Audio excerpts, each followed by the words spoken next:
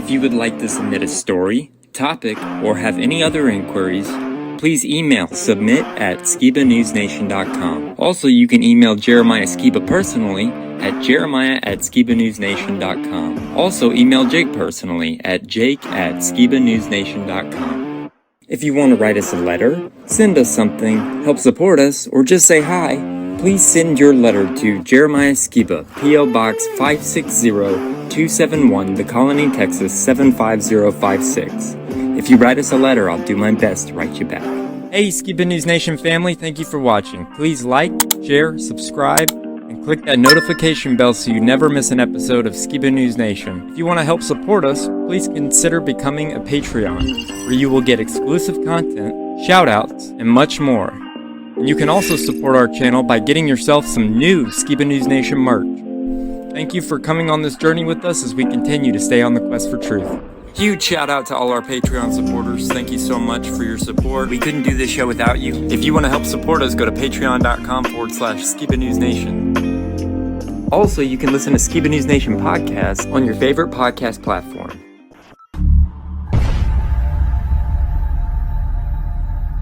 What it costs. I want to know what the truth is. And I hope that people, my son, anybody, if my name comes up, whether you like me, whether you agree with me or not, at least you can respect the fact that he's on a quest for truth. He's on a quest for truth.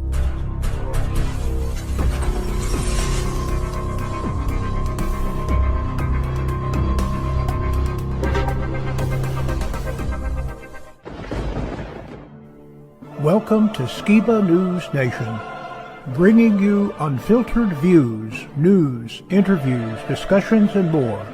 And now, here's your host, Jeremiah Skiba, award-winning musician and son of Rob Skiba.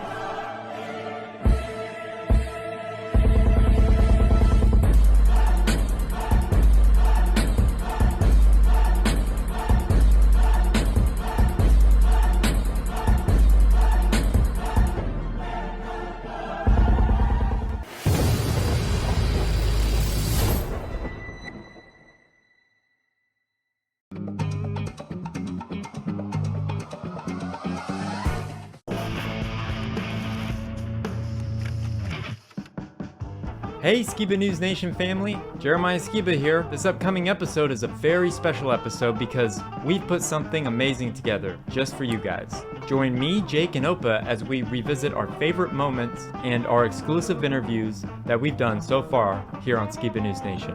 Also, we have a few exciting announcements coming your way. Our first exciting announcement is Jake and I will be filming in the same studio next week.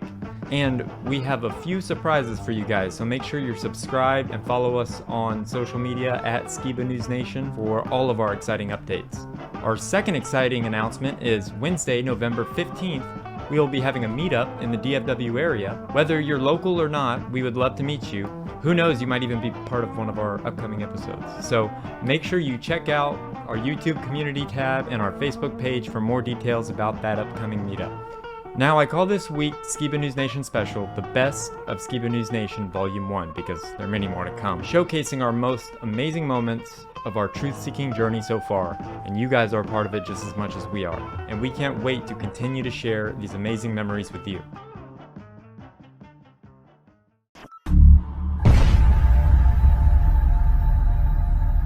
What it costs. I want to know what the truth is. And I hope that people, my son, anybody, if my name comes up, whether you like me, whether you agree with me or not, at least you can respect the fact that he's on a quest for truth. He's on a quest for truth.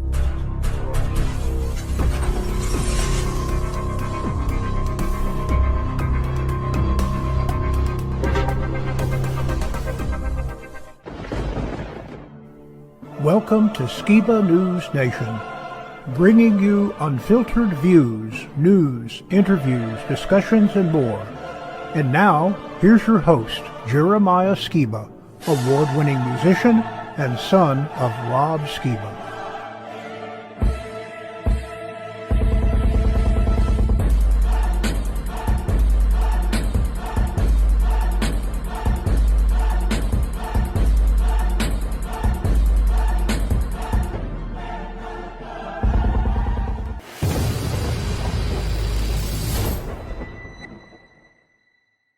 Romans 7 through 11 is all about us being grafted into the cultivated olive tree.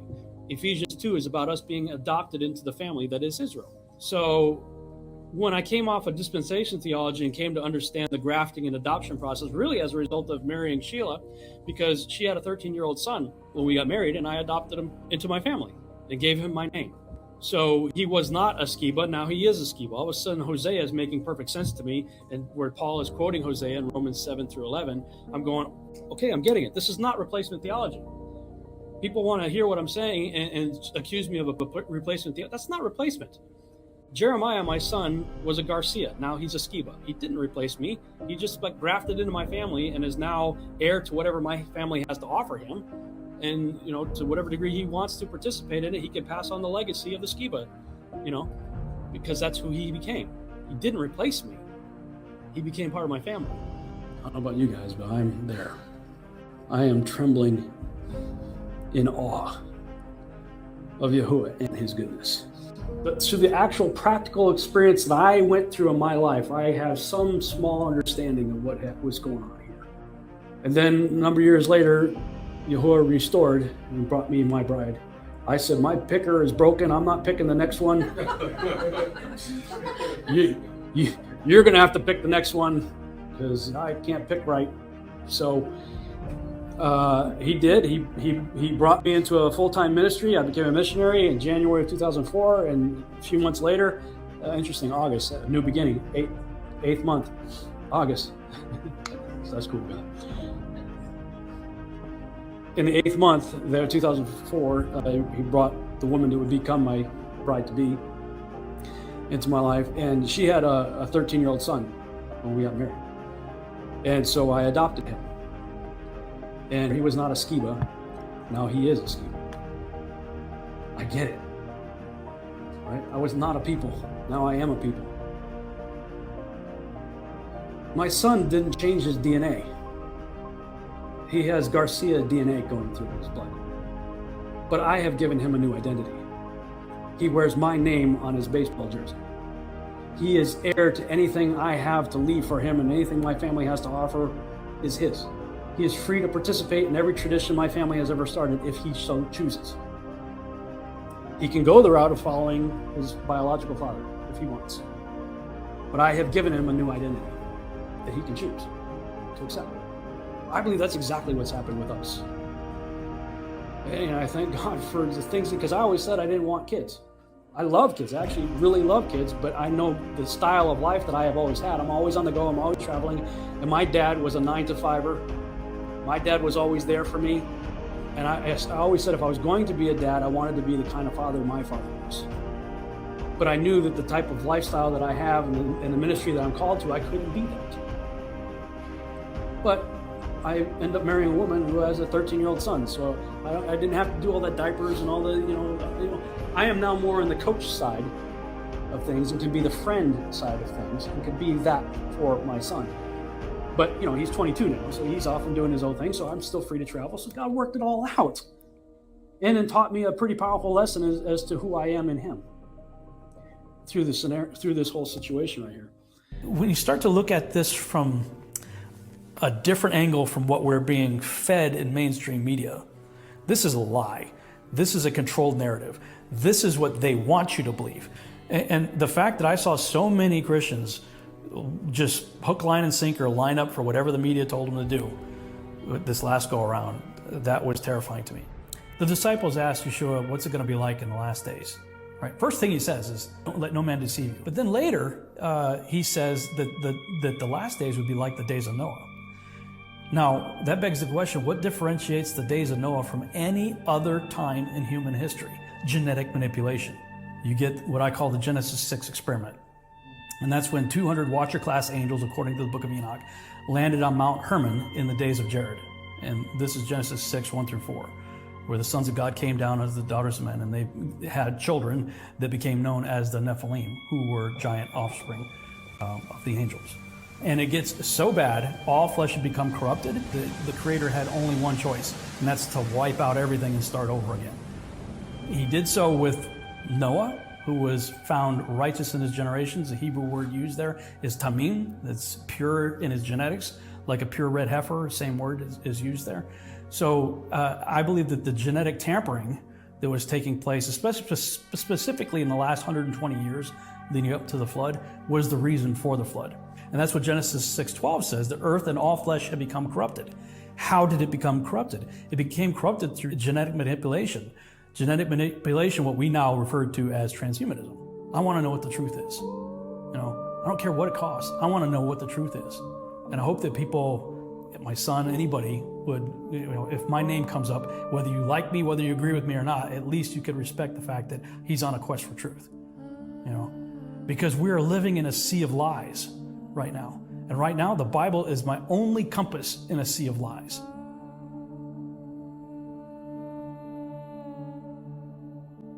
Now, I just want to share with you guys my thoughts and feelings about what he's saying and what it meant to me. I know that he was so upset with how the fake news had infected the church after they were constantly being fed lies by the mainstream media. He's making connections between his years of research on the genetic manipulation during the times of Noah and connecting it to what is happening with genetic manipulation with the V and how it's affecting us today. Today's humans want to make their own flood, aka the Great Reset. He says, I want to know what the truth is, no matter what the cost. To me, he's saying it doesn't matter what the outcome of the quest is, but like every great man, he would die seeking and exposing the truth. Not just with this topic, but in every quest. No matter what anyone else thought, or how much he might have been belittled for questioning what society's reality says, to me, my dad was a hero. He was an honorable man who lived and died for his quest for truth. And I hope to do the same, and would encourage everyone who is watching to let no man deceive you, to do the same and forever stay on the quest for truth, no matter what the cost.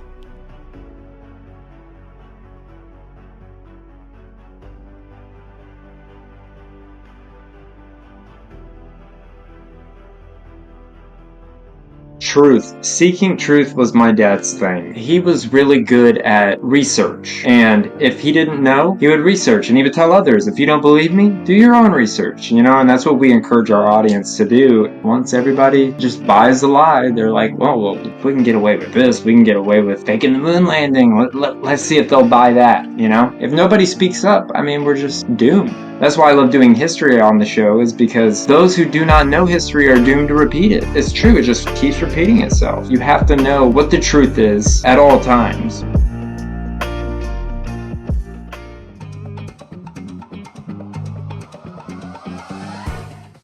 So kind of off topic, last weekend, me and my girlfriend were traveling to go to Waco, and I started telling her about this thing that I've always felt since I was a little kid, and that's that Helen Keller was a fraud. And I've always thought that. And I started explaining it to her, and then she was like, oh my God, she is a fraud. And so we started looking up videos, and you popped up, and I was like, oh, that's awesome. So tell me what you think about Helen Keller. It's literally, if you look back at it, not from the eyes of a child when you were lied to about Helen Keller, with adult eyes, and you watch videos of Helen Keller, it is literally worse than a Mad TV sketch. Yeah, it is so fake. And to say that she has a British accent. So the story goes that she was from Alabama, and she lost her hearing and sight when she was 6 months old. So, but she's like, it is not blindness. Where did she get a British accent, It is not blindness or this that brings me my death. And then you just see this little grabber doing this to her hand, and she's like, We'll even tell her who you are, if she knows you, as she knows our old friend, Holly Thompson. Holly has been with Helen Keller 40 years. For nearly half of these, she has been Helen's only companion. She just keeps rubbing children's faces and stuff. They had her flying an airplane. And isn't everyone flying these days? Helen knows the scene is absurd, and her mother, brother, and Anne Sullivan consider the flight hazardous. Helen Keller herself has never feared physical action. As a child, she learned to dive into the ocean with a rope about her waist, tied to a stake on the shore. She has enjoyed tobogganing, dropping down steep New England slopes. And she knows, too, that if it will serve to rouse the public interest in the capabilities of the blind, almost anything she can do to get attention will be justified.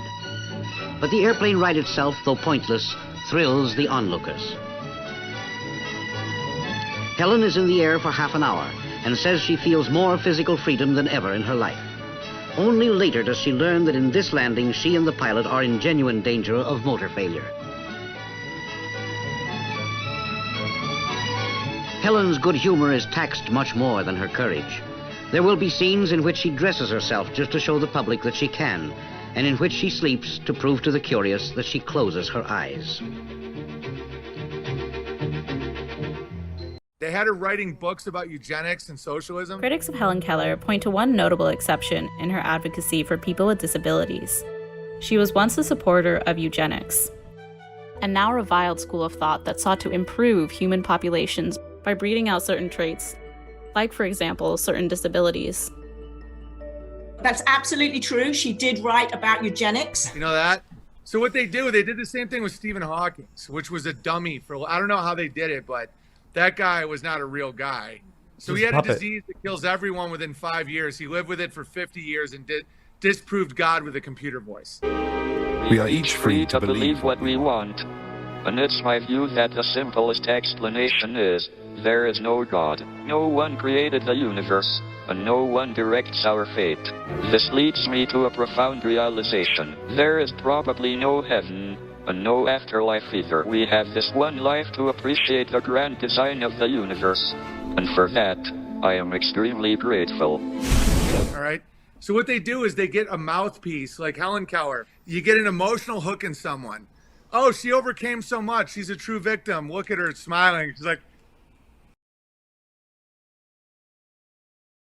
And then so people have this like thing where you can't criticize someone who's like grotesquely ugly or crippled. That's why I make fun of cripples and Jews and blacks and everything, because it's a smokescreen. They use it all the time to hide little poison pills in society.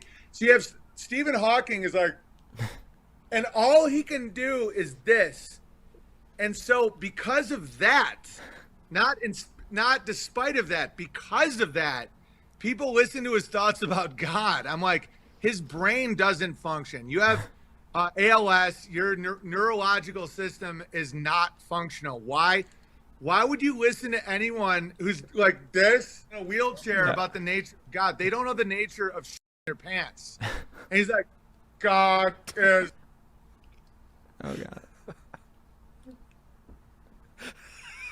That might be our thumbnail right there. Yeah, and Helen Keller's the same way. So someone who hasn't seen or heard anything, all she's felt is this on her hand. Tickling, pretty much, on your palm. Yeah, so then they use that empathy like as a weapon. So the character they did is it's like, okay, you have to like overemphasize your mouth because you must have been taught, but she's British. She's a Brit. I'm glad that you see through Helen Keller. I'm an Helen Keller denier.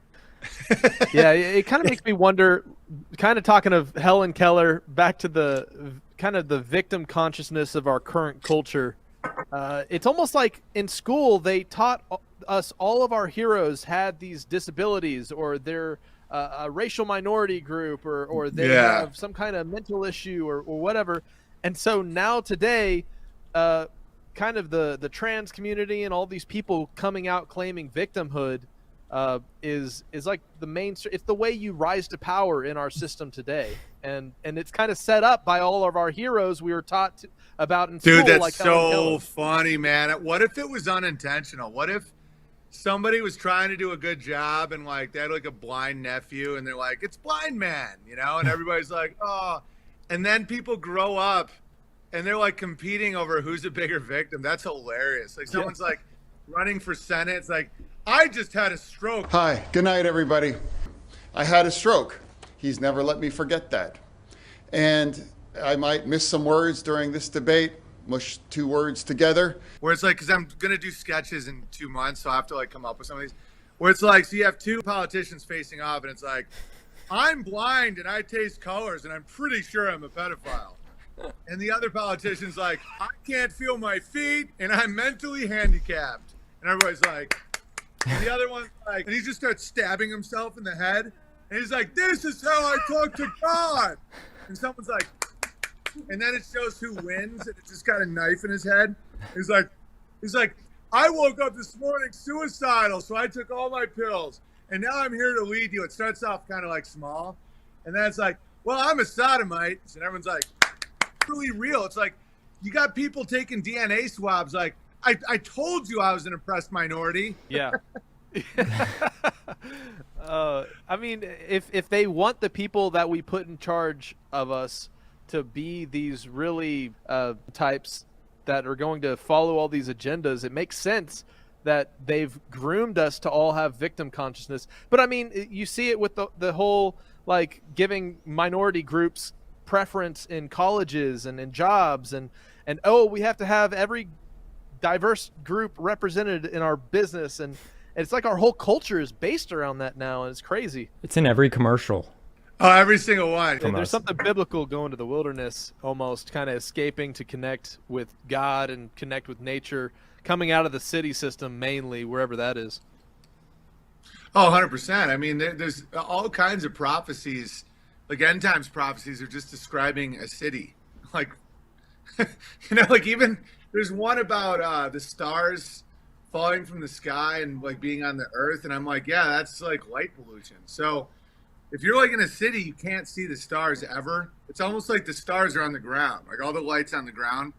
And you come out to the country, and that's what's got me a lot more into, stargazing and gotten like, night vision, all that, because they're just like, boom. I mean, I can look at constellations from my bed. It's just like, the stars are unbelievable. And so coming out here, having goats and cows and alpacas and chickens and ducks and having like a farm where I can raise my 4 sons, it's like, I don't want the conveniences of an urban life because, it makes soft people. And, I'm trying to make sure my kids have a good shot, moving forward. And because there's going to be some real hard times.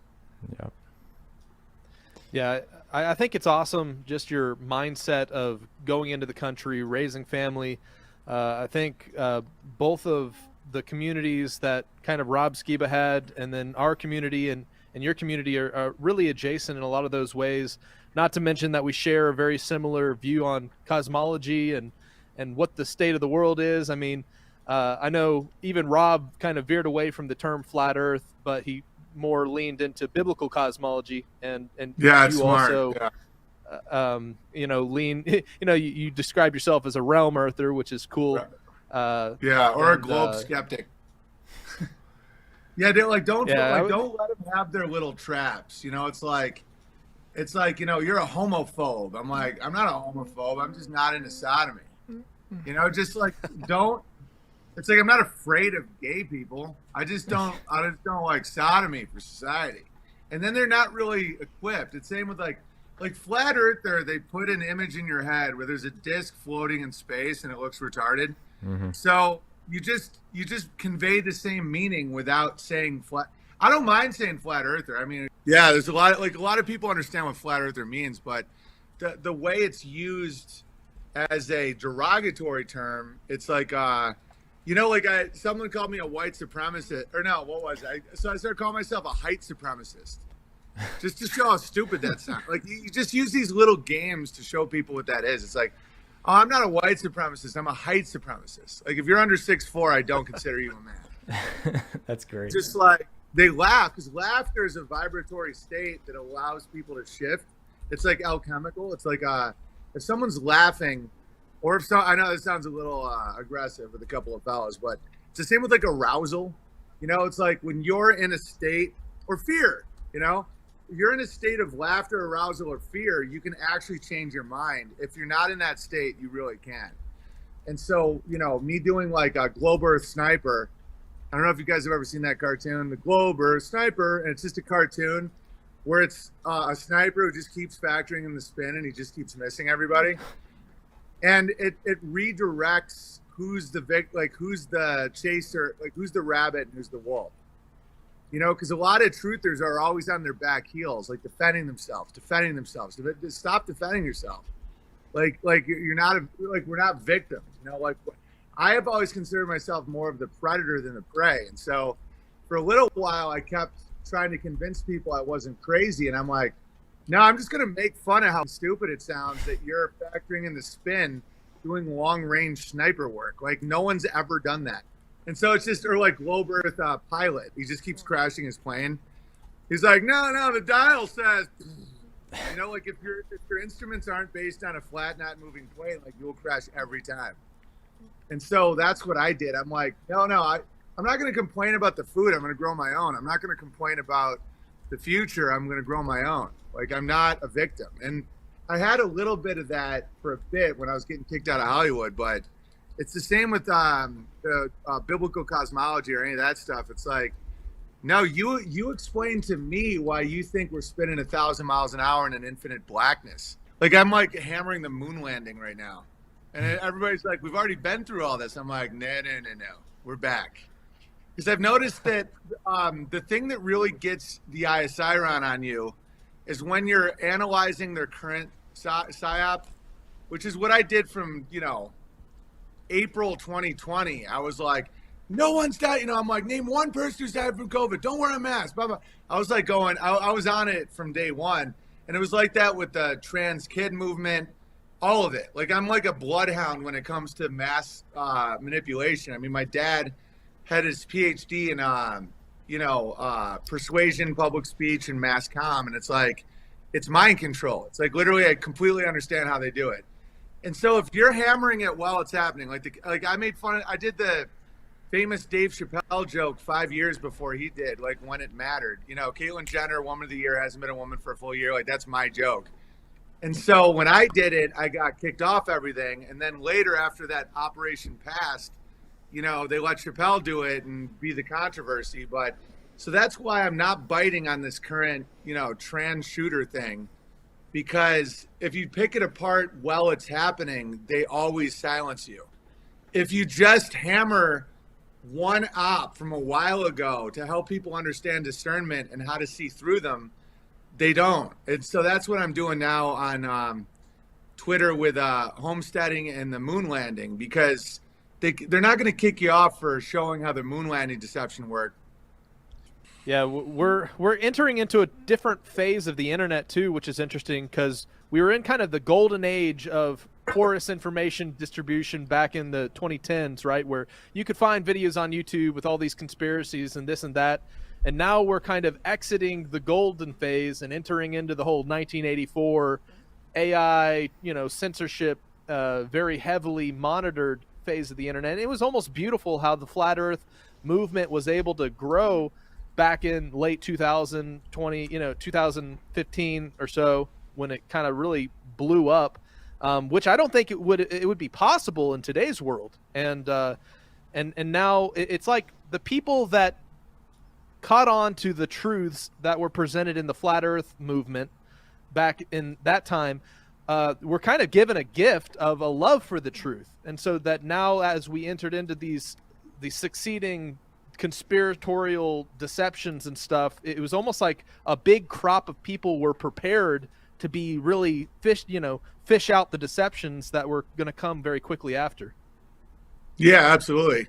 I made my own social media. Like, Veritarian Times is a social media app that we made that is, it's not for truth stuff. It's more for like it is the ultimate truth stuff, but it's not about conspiracies. It's about like growing gardens, families, finding employment, getting through economic hardship, all that. And that's growing every day. And so I'm optimistic about it because, I was doing a bit recently on one of my streams about how the ADL basically works for me now, where it's like, I made it through the looking glass, and now any comedian who wants to make fun of Jews, I'll just call them up and get them shut down.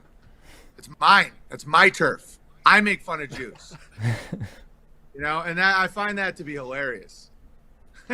Well, and you're actually doing good. Like, instead of normal social media, which is mostly toxic, you're actually doing it for a good purpose. That's pretty awesome. Exactly. Yeah, and it's not because I don't like Jews, and a lot of people realize that now. It's because I won't let people sit in the corner. I won't let people I won't accept protected classes, because that's what you do to the damaged people.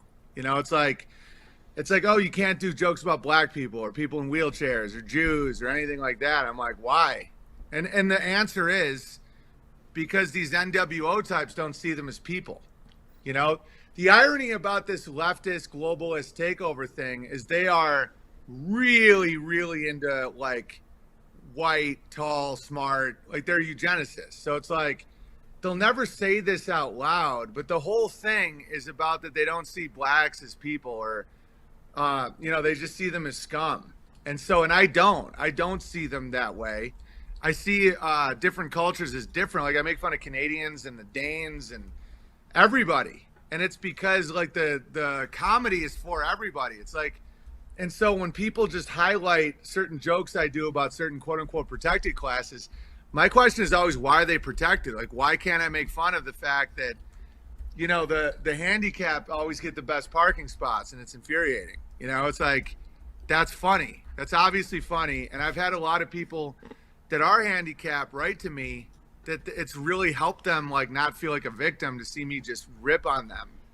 Because it's like, there's really nothing worse you can do to someone than not include them in a joke. It's like, so you're telling me these Jews can't be made fun of at all? Like, really, they're doing nothing that you can make fun of? So I never accepted cancellation because they don't get to cancel me. I'm a living man. Like, they don't have any more power over me than I give them, you know?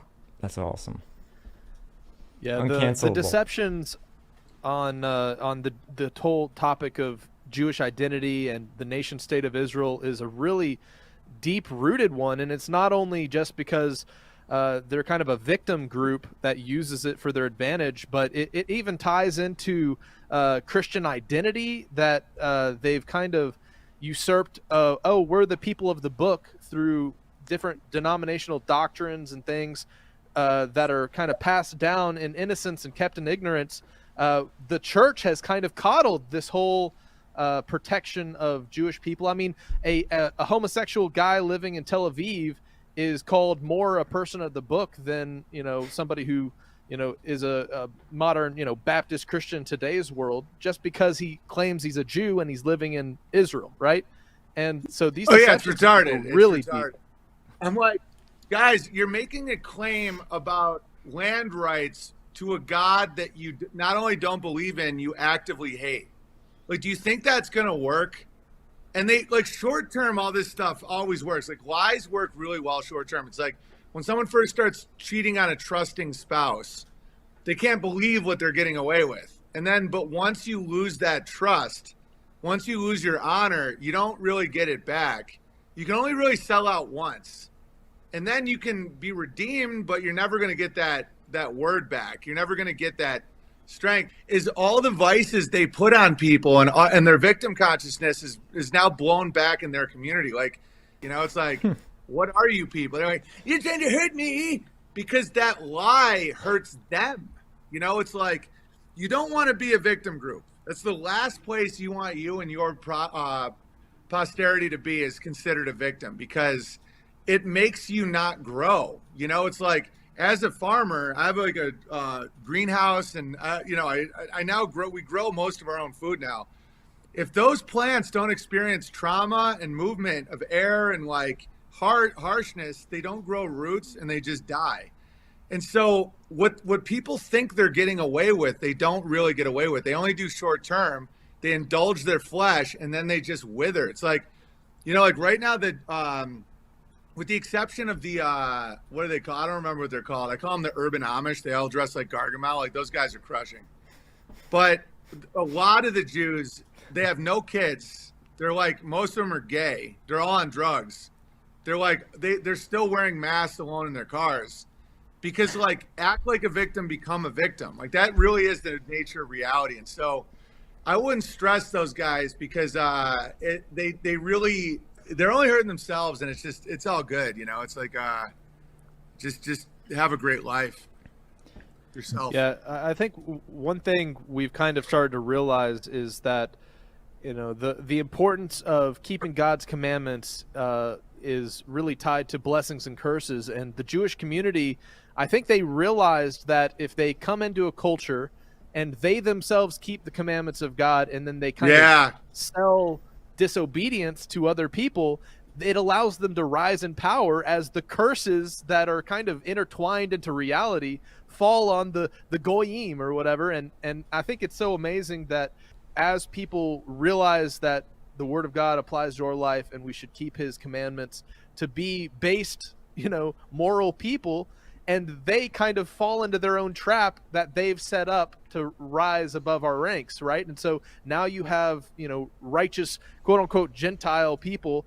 that are keeping God's commandments and getting blessed because of it, while you have this just disastrous state of the modern culture that has trapped a lot of the people that, a few generations ago were, quote unquote, Torah observant, right? And it's a weird. No, exactly. That's why I love that neighbor is so important. And like, well, you do the weakest of me, you do to me, and all that. Like, that's all true. It's like, what they did is they just set traps for themselves, and now the more people see it, like it, if you think generationally, not just today or tomorrow, they're setting their own, they're setting traps for themselves, and it's like, it's a huge advantage when you know something that someone else doesn't know. That's why I think they keep flat Earth and all that stuff secret, because if you convince someone that they're descended from retarded space monkeys and they're on a spinning ball in infinite blackness, they're very easy to control if you know the truth about it.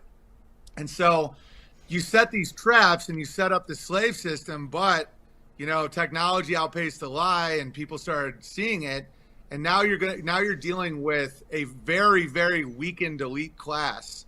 And elite means walk with God, el-eat, of God, And so, a lot of them are keeping the commandments more than a lot of the goyim, but that's shifting. One, they're becoming more sinful, and two, a lot of people that are outside that floating eyeball are seeing it. And it's like, that's why it's important to just grow through it and strengthen. Like, you don't even have to hurt them or get mad at them because they just did it to themselves. It's like, it's like they're now in a state of eternal punishment. Like, the best thing any of us can do is just keep growing, building, and, breaking through the cement and growing through the cement versus getting, pointing at the scum and getting mad at them because they don't deserve it. We are living in a sea of lies. I don't care what it costs. I want to know what the truth is. Whether you like me, whether you agree with me or not, at least you can respect the fact that he's on a quest for truth. He's on a quest for truth. What does it mean to be a stranger in the world that you live? Wicked men will not do you favors in the knowledge that they give. I'm a truth seeker, that's what I am. I see through the scan from the moon landings to 9/11, true shape of the earth. Yeah, we all know it's a flat land. I see the signs in the sky as if I was Batman. These are lies that are starting to sprout. You will become your own god or you will go straight to hell. Human ascension that's destined to fail. Men in the white claim to be the light, but the blind leading the blind are always destined to find a godless, poisoned, indoctrinated lie. I will continue towards the truth, forever on the quest, nothing left to lose. I will continue towards the truth, forever on the quest, nothing left to lose. We dive into topics others won't touch. We self-educate down the rabbit hole, it's never too much. The more we uncover, it will never be quite enough. We're on the quest for truth, so please come along with us. Family will turn against family. May the Most High forgive them for what they can see. Cognitive dissonance is removed painfully. As you awake, you will find the truth is more beautiful than they can hide, than they can hide. Yeah. We're on the quest for truth. I said we're on the quest for truth. Yeah, we're on the quest for truth. Let's stay on the quest for truth. Yeah. This interview is not about religious views. This is about our constitutional rights as Americans and how the government decided to take every right away from the people who died on April 19th, 1993 in Waco, Texas. The purpose of this interview is to give a voice to the people who the media has kept voiceless for so long. This story is their story and is now being told by the members of their congregation and community to set the record straight. So I invite you to please listen and watch with an open heart and an open mind to the true story of what happened that day in Waco, Texas. Like my father often said, evil happens when good men do nothing. Viewer discretion is advised.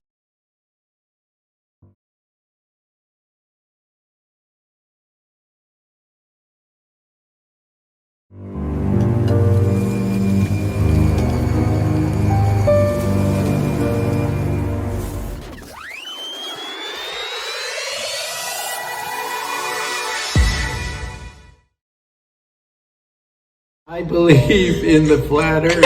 It's not a theory, and I remember Robert Skiba had some fantastic videos and teachings. I've always wanted to meet your dad, but I get to meet his son. Praise God. I'm so honored. Praise God. And when I saw your name on my phone, I thought, Robert Skiba, first thing. Brought tears to my eyes. Really? Yes, because I really loved what your dad taught and how he taught it. Anyway, Peter. Yes. Come and meet Jeremiah. Remember I told you about Robert Skiba, the guy that was teaching about the flat earth in Dallas area? Now I remember, yes. This is That's his my son. dad. Good to meet you. Very nice to meet you. Awesome. Yeah, his dad taught about the flat earth, the Nephilim. Right. He was a believer. Okay, very good. Kept the feasts. Right. Yeah, it was really good. Okay. He was really a good teacher too. Well, whatever you want to do with this subject here, I'm for it. The thing that blows my mind is this could have easily happened to me. This here?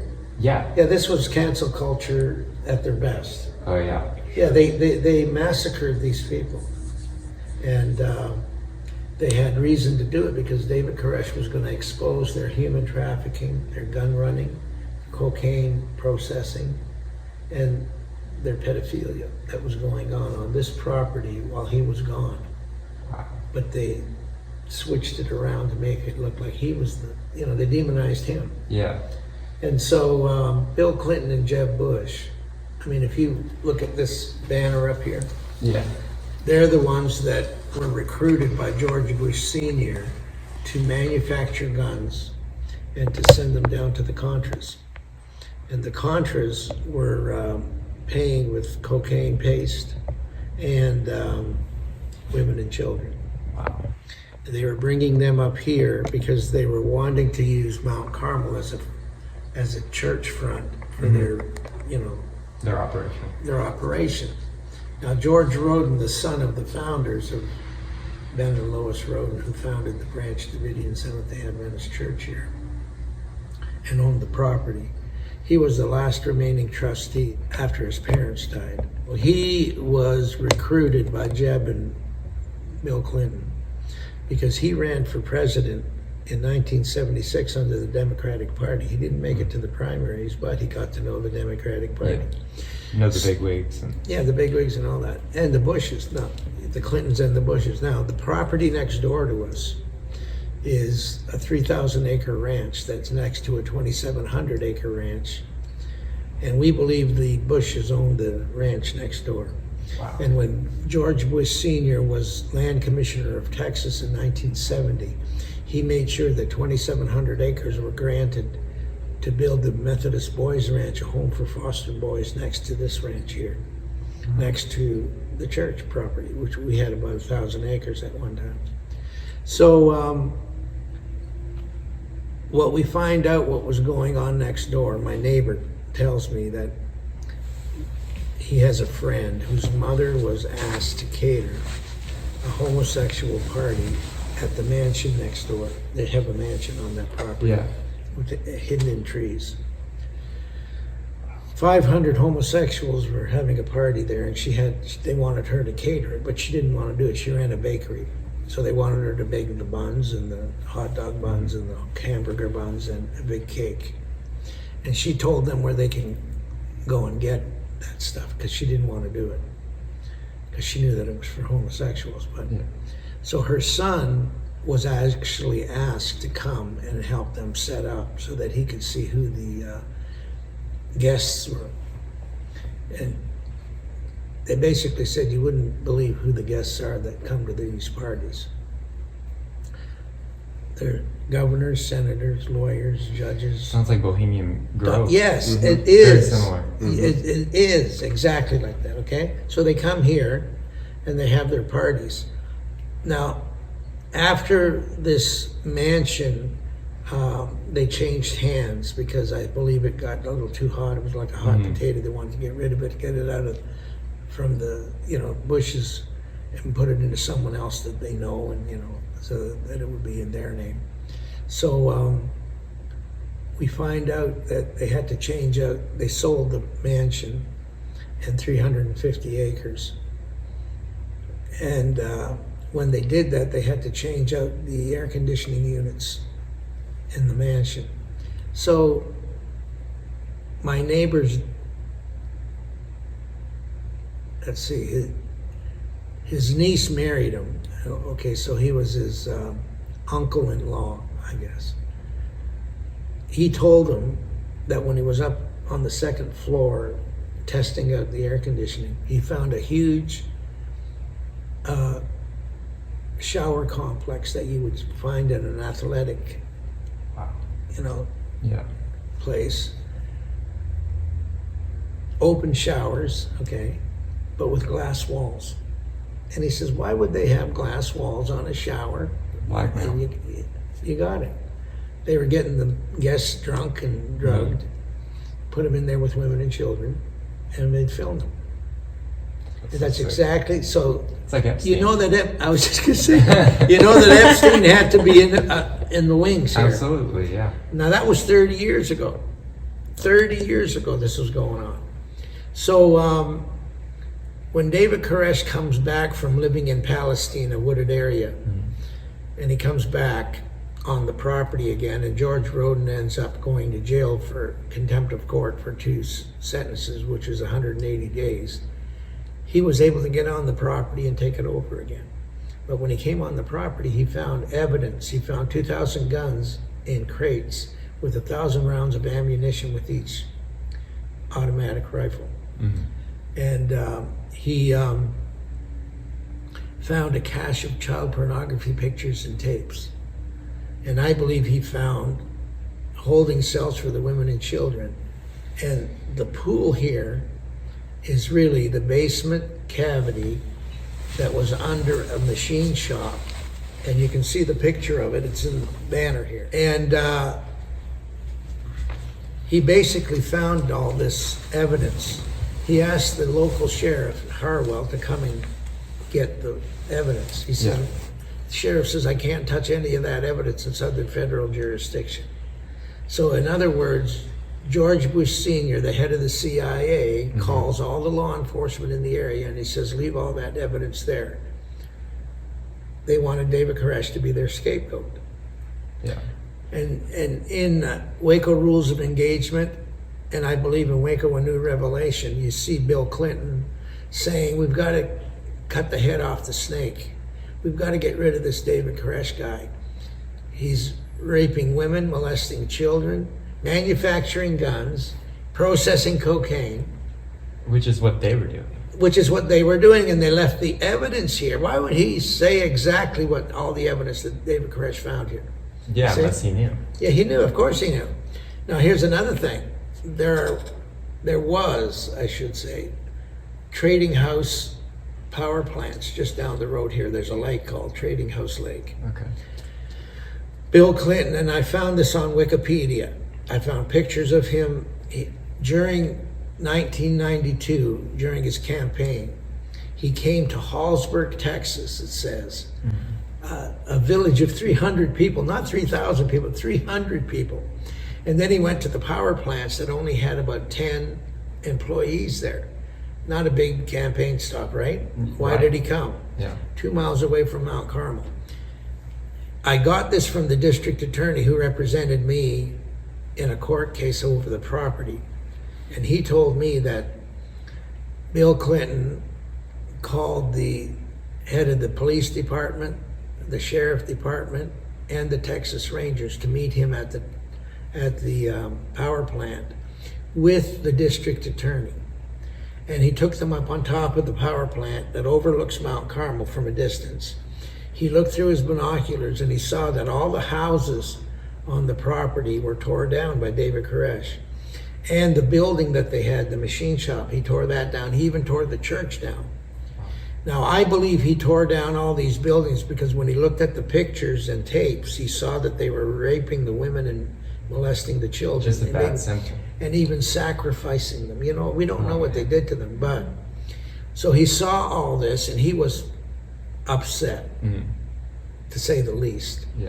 And he felt that they desecrated church property, so he tore everything down. He didn't even, I don't even believe he used the lumber, because it doesn't, the configuration of that building, I call it a hotel. They want to call it a compound, but it's not a compound, it was a hotel. The configuration and the size of the lumber that you would have to have, you couldn't get it out of these little cottages. And there was no metal that was from the metal building, that was the machine shop. So he didn't use any of that stuff. What did he do with it? He got rid of it because he felt it was desecrated. It had bad energy, probably. It had bad, it was cursed. Yeah. And so he, what he did with the basement though, he made it into a pool. He purified it with water and let his women and children swim in it freely. Wow. It was symbolic that he was taking back. But the evidence that was here, what he did with the child pornography pictures and tapes, he had to burn them. Now my neighbor remembers that when they came back, his father-in-law, Perry Jones, the one that got shot first at the door, he went over to say hi to James. He says, "We're your neighbors again," because James has been living here most of his life. And so he was here even when the Branch Davidians first came here, when it was just the Davidians that were here. And so he went over there and told him, he says, "We're your neighbors again, but you'll never guess what we found. We found hundreds of pictures of children being raped and molested." He said, "We had to get rid of all that stuff. We had to burn it. If they caught us with that, we would have been in jail. They would have thrown away the key." And that's why they left it. But David Koresh outsmarted them. He burned the pictures and tapes, and he demilled the guns and made them into semi-automatic legal rifles that he was selling at gun shows. That's how he became a gun dealer. Yeah. He was not a gun dealer before. And that's probably how he made money. Well, yes, he needed to make money, but he had to get rid of those guns, 2,000 guns. You can't even give them away. You'll get arrested if you give them away. Yep. Now, let alone sell them. So he demilled them. That's why, yes, he was manufacturing guns. He was demilling the guns they manufactured to send down to the Contras and making them into legal rifles that he could sell at gun shows. I mean, smart man. Yeah. Okay. Now, he knew because of the prophecy that Ellen White, and you can get a picture of it over there. Ellen White, the founder of the Seventh-day Adventist Church in 1904, made commentary on Ezekiel 28, chapter 28. And she said that this chapter is going to be fulfilled within the Seventh-day Adventist Church. And we'll know better when it's fulfilled, how it's going to be fulfilled.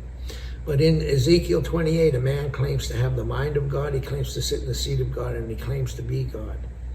And God says, "Because you have declared this, I, the Lord, will send strangers, the terrible of the nations." In the NIV, that's in the King James, but in the NIV it says, "the most ruthless army in the world." Army in the world. And they'll bring you down with their weapons before the whole world. We'll see how much of a God you are in the hands of those that slay you. You are not a God, you're just a man. So I bring that prophecy to David Koresh in front of all the elders and about 180 people in the congregation on April the 17th of 1984. And I asked him, I said, "Are you the man that she's prophesying is coming to declare himself God?" He said, he looked me in the eye and he had a gleam in his eye like, this guy knows who I am finally. because everybody else thought he was God. So he said, yes, I'm that man. And I said, well, you know what God says he's going to do to you. Ellen White also comments on how the judgment for Ezekiel 28 is. It's Ezekiel 9, the Ezekiel 9 chapter. 5 men with slaughter weapons in their hand go through the city and slaughter old and young, men, women, maids, and little children, and kindle a fire in the midst of his complex and burn it all down. Oh my God. Did that happen or not? Okay. That is... See, when I want to know something, I ask God. I don't ask the media. I didn't even want to ask the survivors, because they had their own narrative, because they wanted to prove that David Koresh was God. But God wanted to prove that David Koresh, this man was not God, he was just a man. And that's what David Koresh was used by God to emphasize, that he was not that Lamb of Revelation 5 and 6, because it's no man. So when I brought this to David Koresh, and he was listening, and he was really accepting it. But then when I said to him, you're not the man, you're just a man, you're not God. And I said, because you're claiming to be this God, the Holy Ghost, God's going to judge you severely for blaspheming the Holy Ghost. That's the unpardonable sin, if you don't ask for forgiveness. So he said, yes, I know. I mean, he looked at me and he said, yes, I know. I came to bring judgment. I said, you came on to take on the judgment. And he says, well, somebody's got to fulfill this prophecy for God. It might as well be me. And his people, he had them ready for what was coming. Now, the government had to have a good reason for them to come and slaughter these people, right? Well, it was trying to hide their crimes against humanity. Because David Koresh, there's a snippet in Waco, A New Revelation, where David Koresh says to these people from Australia, there was a documentary team that was here, and they asked him, why do you have guns on the property? A church property, why do you have guns? He says, it makes no difference whether we have guns on this property or not. It's our Second Amendment right. You have guns? Yeah, we have some. Well, can we see that? Is that okay? Well, I guess if you want. Now, it makes nobody's business whether we have a gun or not at this place. Guns are the right of Americans to have. It's bringing up guns in a situation like this is something that can be, how people think. And the United States is one of the greatest countries in the world. It has liberty and justice for all, not for religion, not for some, but for everybody. And he says, he rhymes off a couple of lines of a song he wrote. This, having guns, is for the little children. God knows how it should be. Stars and stripes are flying, bringing justice and liberty. And then he looks straight in the camera and he says, for the children's sake, you may have to take up a gun in the future. Well, what do you think's going on right now with the deep state? The white hats are taking up their guns. The army are taking up their guns. The patriots are going after these pedophiles worldwide, not just in the United States, but worldwide. So David Koresh, I believe that was a prophetic utterance that he made. But he was willing to die for the children's sake. And that's why I wrote the book. Jeremiah, I want you to have this book. I call it Waco, A New Revelation, for the children's sake. Why the deep state massacred David Koresh. This is why they did it, because for the children's sake, because he was standing up for the children. He wouldn't let his own children and his wives, I'm not condoning, his sin, but God had to judge him as an apostate, because that's what the prophecy says. He's an apostate claiming to be God. Well, that's an apostasy, and it's blasphemy. And he had to commit that sin for God to judge him, according to the prophecy. So he committed sin. Yes, he was a sinner, but God used him as a sinner. Remember, Christ took on sin, and he used him to die in our stead so that we don't have to die eternally. But he died for us.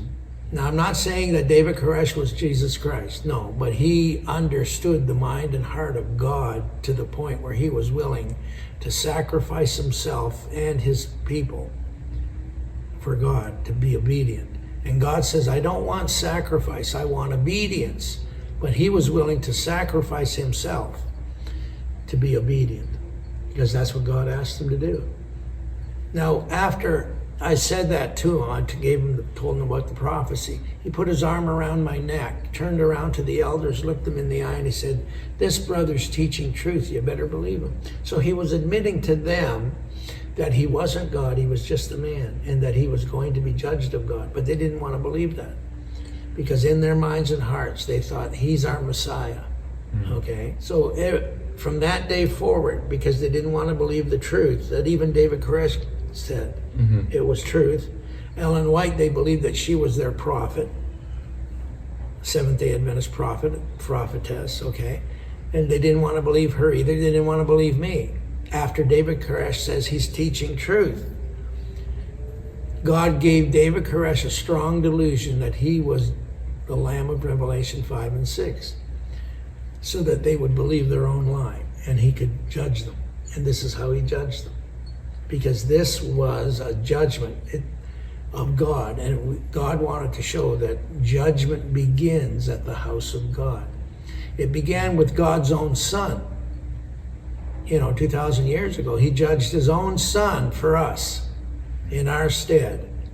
So David Koresh was willing to die like God's Son died for us, so that you and I would understand what the heck was going on with this pedophilia, the deep state, 30 years ago. Not what we're finding out now. It's coming out now. Oh yeah, the reawakening. Yeah, we're being awakened now. But what we really need to be awakened to is who the Holy Ghost is, who he was claiming to be.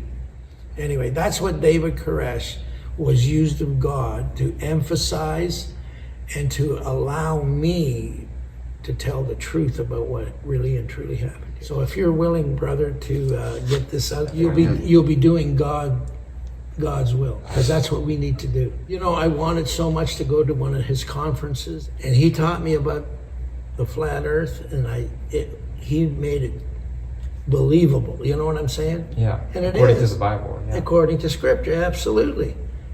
And I've got all his videos. I mean, really? I watch them. It's a shame they killed him. Yeah. But looking to see if they're going to try to kill me because of what I'm saying. God's protecting me. Unclassifying all the information here, because it was classified by Bill Clinton for 25 years, and then when Obama came in, he classified it for another 25 years. Why? Because these guys are the pedophiles. Right? They didn't want it to come out. Now, Donald Trump, I hope, will unclassify it.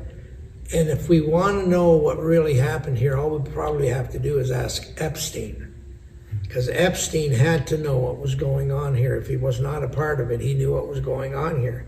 Because they were providing him with women and children to sell around the world. Sounds like the same operation almost. Yes. So if Epstein got out of jail because Trump wanted him to talk and tell him who these pedophiles were that went to his island and all, well, then he must know what happened here. And I would like this to be exposed and the truth come out so that these people can be exonerated and they can actually be reimbursed and compensated for all the damages to their families and their loved ones and all the property here.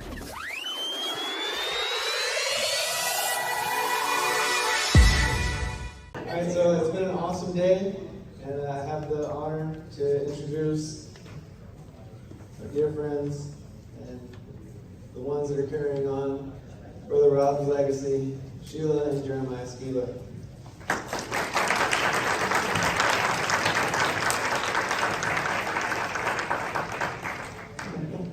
Thank you so much for being here, first of all. And this is way outside my comfort zone, but so bear with me. But first, I wanted to start with the lighthearted thing as we get into more serious things. So I'm gonna play this video. Look, tell her destiny brought you together. Tell her that she is the most beautiful girl you've ever seen in the world. Girls like that stuff. What are you doing, George? I'm writing this down. This is good stuff. Yeah, okay. Oh, let's go. Oh, take care of that.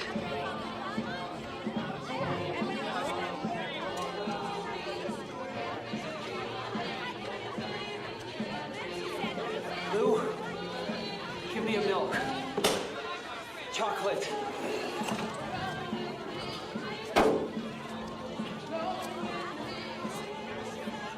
Sherry, go.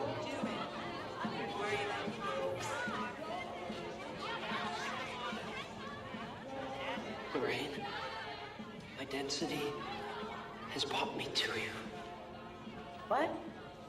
Oh, what I meant to say was... Wait a minute. Don't I know you from somewhere? Yes, yes, I'm George. George McFly. I'm your density. I mean, your destiny. So I played that video because Rob was the most joyful, happy person that you will ever know. And so often when we were out in the field doing ministry and going to conferences, and we went to South Africa, which was a kiss from the Father because we had been through a rough time, and he was the only speaker, and we went to several, I think he did 6 or 7, he did one in Cape Town and one in Pretoria, or however you say it, anyway. And so it was a blessing, and we went to Amsterdam and Canada and all over. Austin, we did one a year, and Lubbock, we did one a year. Anywhere people would have us, we went. And he would just say, as long as you pay for myself and my wife, we'll come. We don't charge and all that. And so it was a journey of fun and excitement. And so he often said, "You are my density." Just like that guy. And so with this, I used it because this morning, the Father told me before the conference, don't prepare, just go. So that's what I did. And when I woke up this morning, I'm like, okay, Father, I need something. And this popped in my head. So I asked my son, do you know where that clip is? Not thinking he could find it because, it was kind of last minute. He said, yeah. And in two minutes, he had it downloaded. So anyway, thank you, Jeremiah.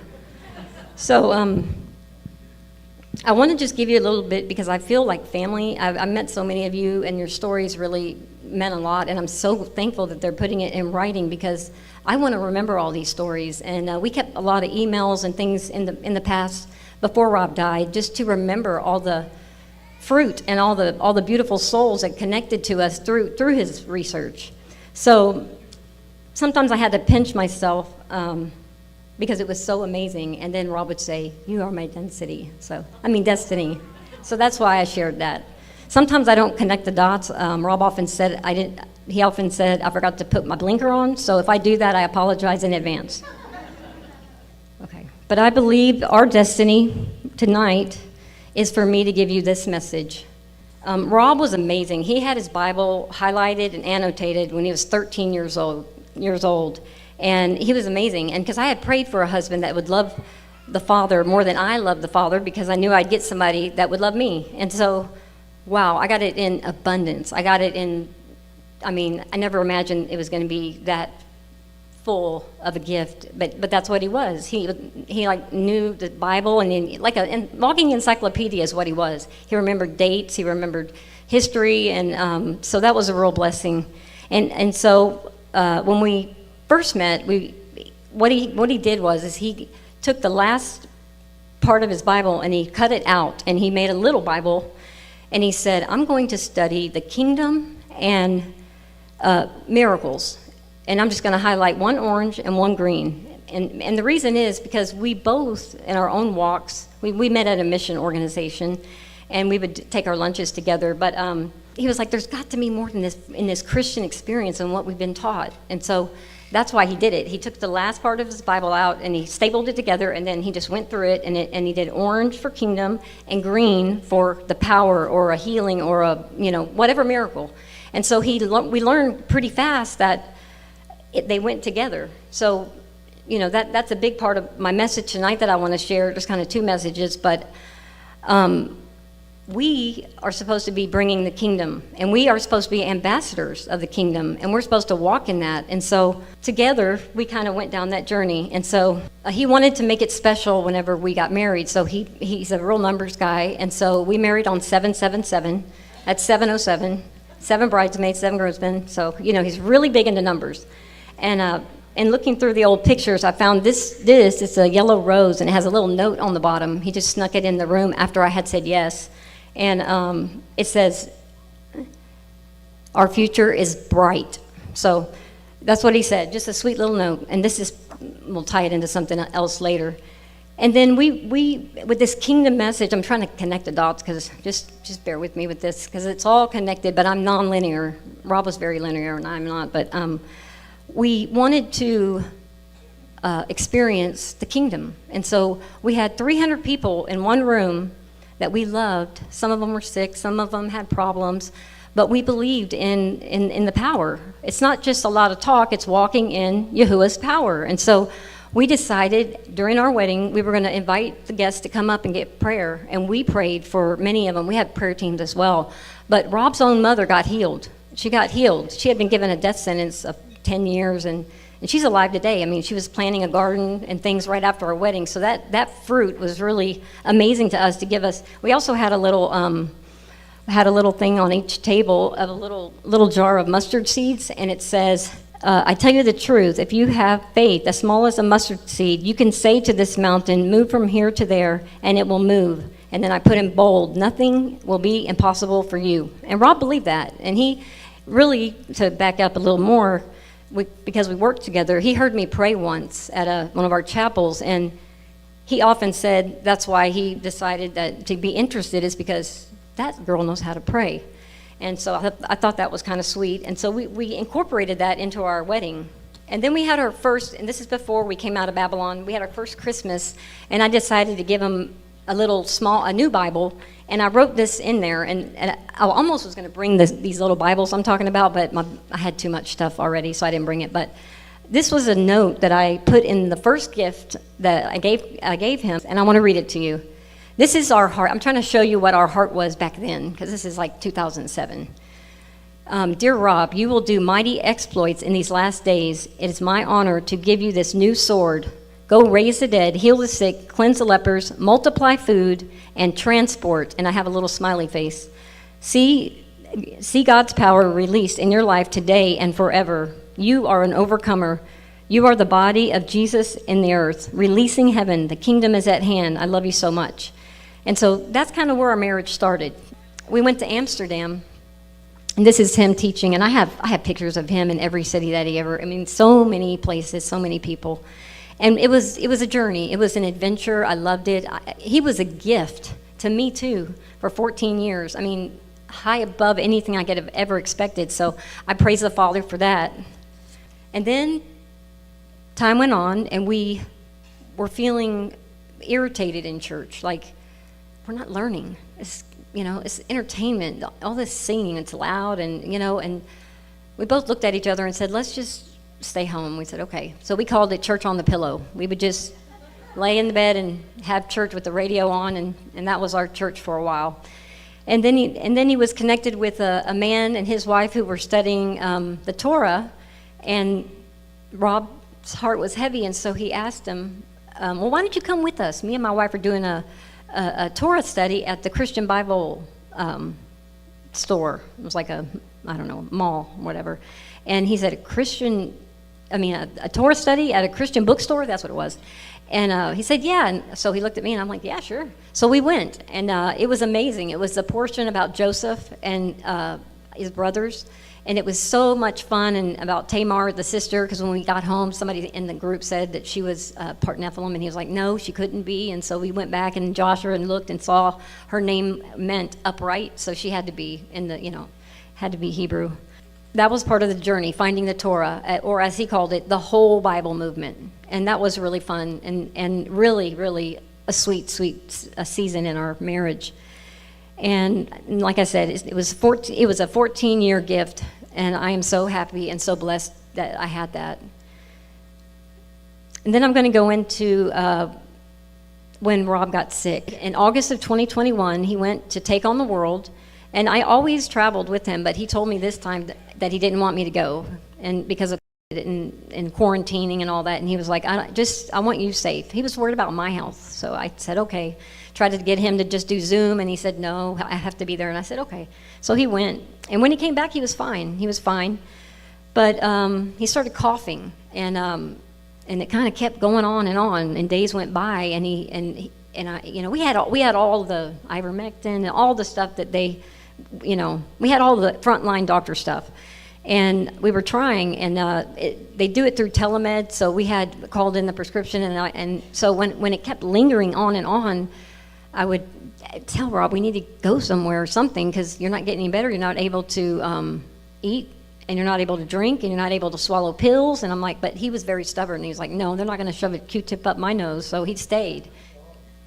So I called them, and they said, take him to the ER. So I felt like, since they were frontline aligned, I thought, okay, because I had been to the hospital many times. Like my dad got a pacemaker there. They had excellent emergency care in the years past. And so I didn't think anything of it, and I took him. And it was a nightmare, really. And I'm not going to go into the details because I've spent the last year and a half of my life working on this book, The Protocol That Kills, I guess what was up there. And I'm just going to give you a few nuggets of what I've gotten from this. And I apologize. I'm so nervous. Trying to make it flow, but no, thank you. Thank you. Thank you.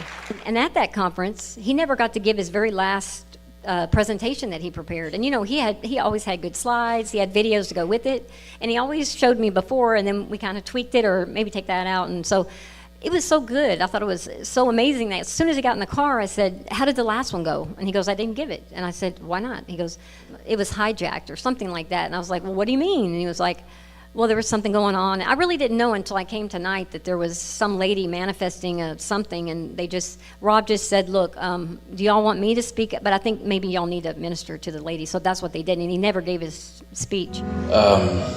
Wow. I don't even know if I'm supposed to be doing this.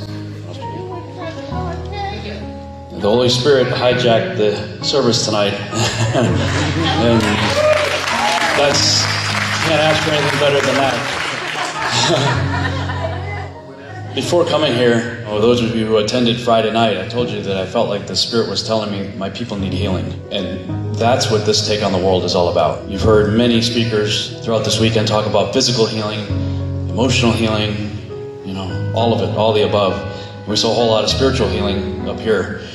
And guys, this presentation that I prepared here, I just think is cool. I really don't know if I should do it. I know some people are expecting, let me ask you, should I do it or not? Because there may be more of that is needed than this. I guess is what I'm saying. And I don't want to interrupt that. If the Spirit is still moving and people still need deliverance, then that's way more important than talking about aliens and Revelation and whatever I'm going to talk about. I'm conflicted, I really am. I truly am, because that was amazing. That was fantastic. And if that needs to continue, then we need to continue that. So, you guys tell me. Anybody else that needs healing, please come up here. Any prayer partners, please come up here. But it was called Revelation 12 and the Nuremberg Connection. So I find that very interesting.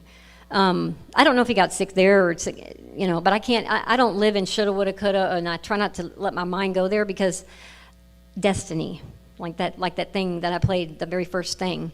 That's kind of the season of or the reason for all of this, and that's kind of, I guess, why the Father gave me that word today. So it was 40 days. He lived 40 days in the hospital. And it was during the fall feast, which, I never in a million years thought I was going to lose him, ever. And so,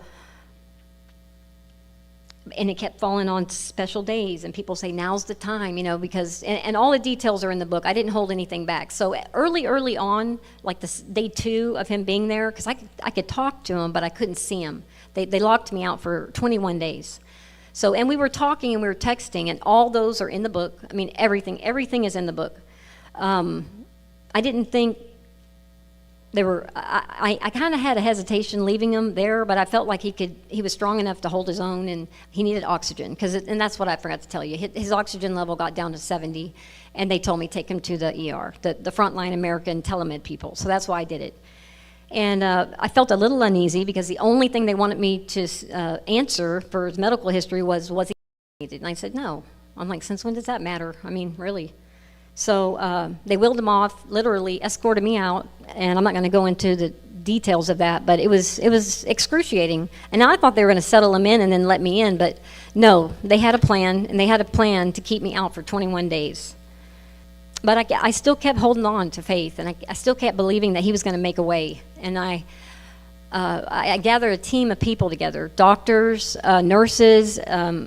He was strong enough to get me into my chart, which is interesting because one of the nurses said, you don't get that until after discharge. And I said, no, because I take care of senior citizens. You get it real time. We need it. And he was actually able to call me and help me do that. And so I had a team of people looking at his charts like every day. But anyway, back to the day 2 when he was in there, I got hit. My phone was ringing. It was Rob. And my mom and sister were with me. I said, oh, it's Rob, it's Rob. So we answered it. And it wasn't Rob, it was a doctor, and he was literally yelling at me that my husband needed to be put on a ventilator. And I said, no, he doesn't need a ventilator. His oxygen went from 70 to 96 actually. And they said, and then he just kept on. He said, if your husband doesn't get put on a ventilator, he's going to die. Do you want your husband to die? And he was talking to me like that in front of my mom, my sister, and Rob. I mean, since when do you talk like that in front of the patient? It's just so weird. And I will say that it's not a one-off story, because I've met so many, probably hundreds of people that had the same exact story, same exact script. So I have a piece of paper back there that's free. It's called Script of Death.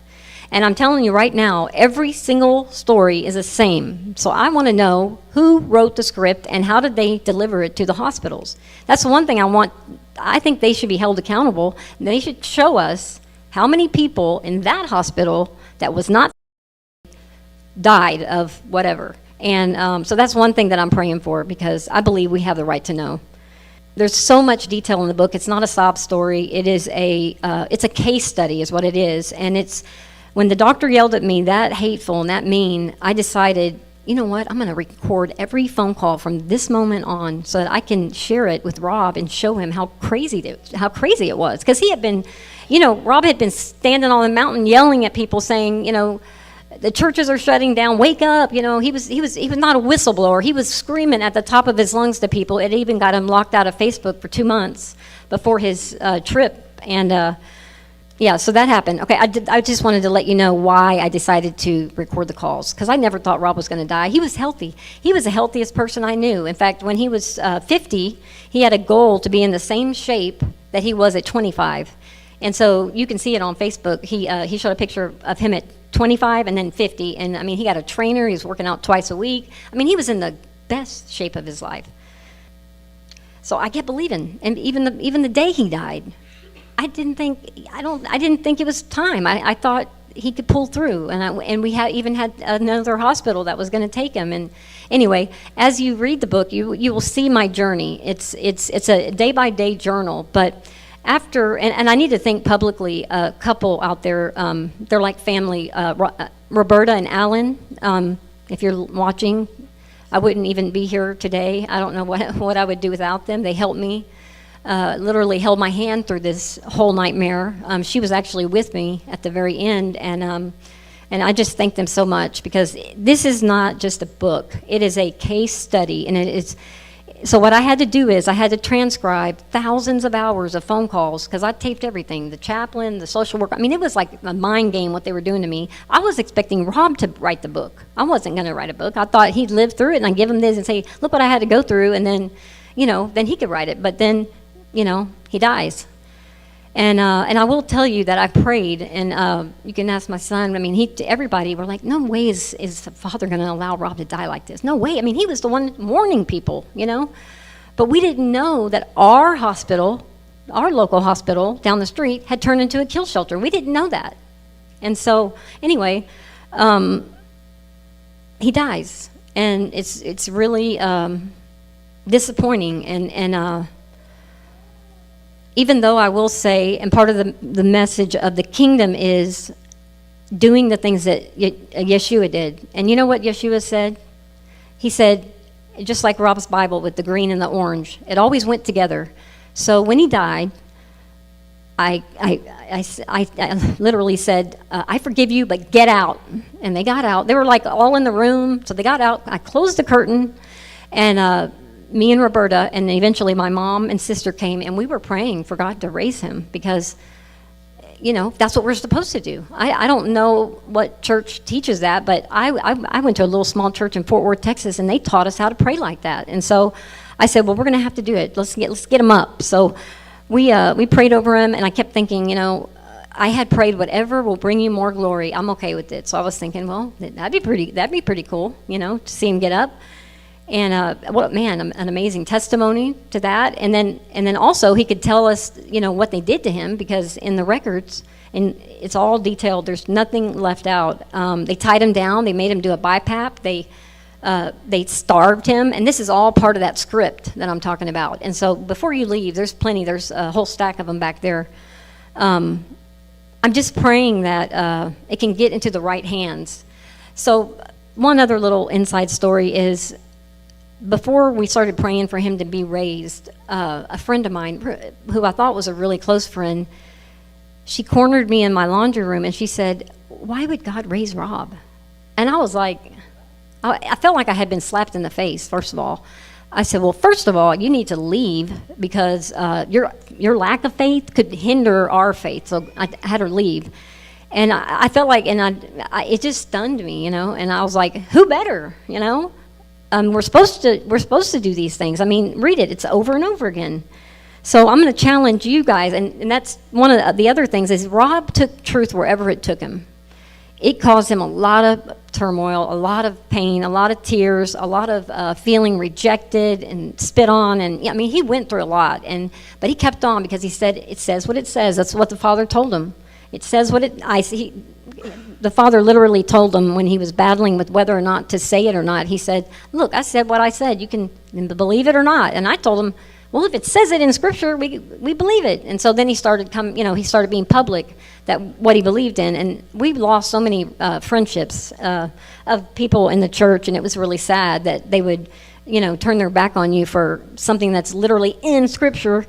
And so I was going to open it up with, I'm going to take you to one more level of taking the Bible literally, because that's what this message is kind of about. And it's a little bit out there, but I felt like this is what I was supposed to share.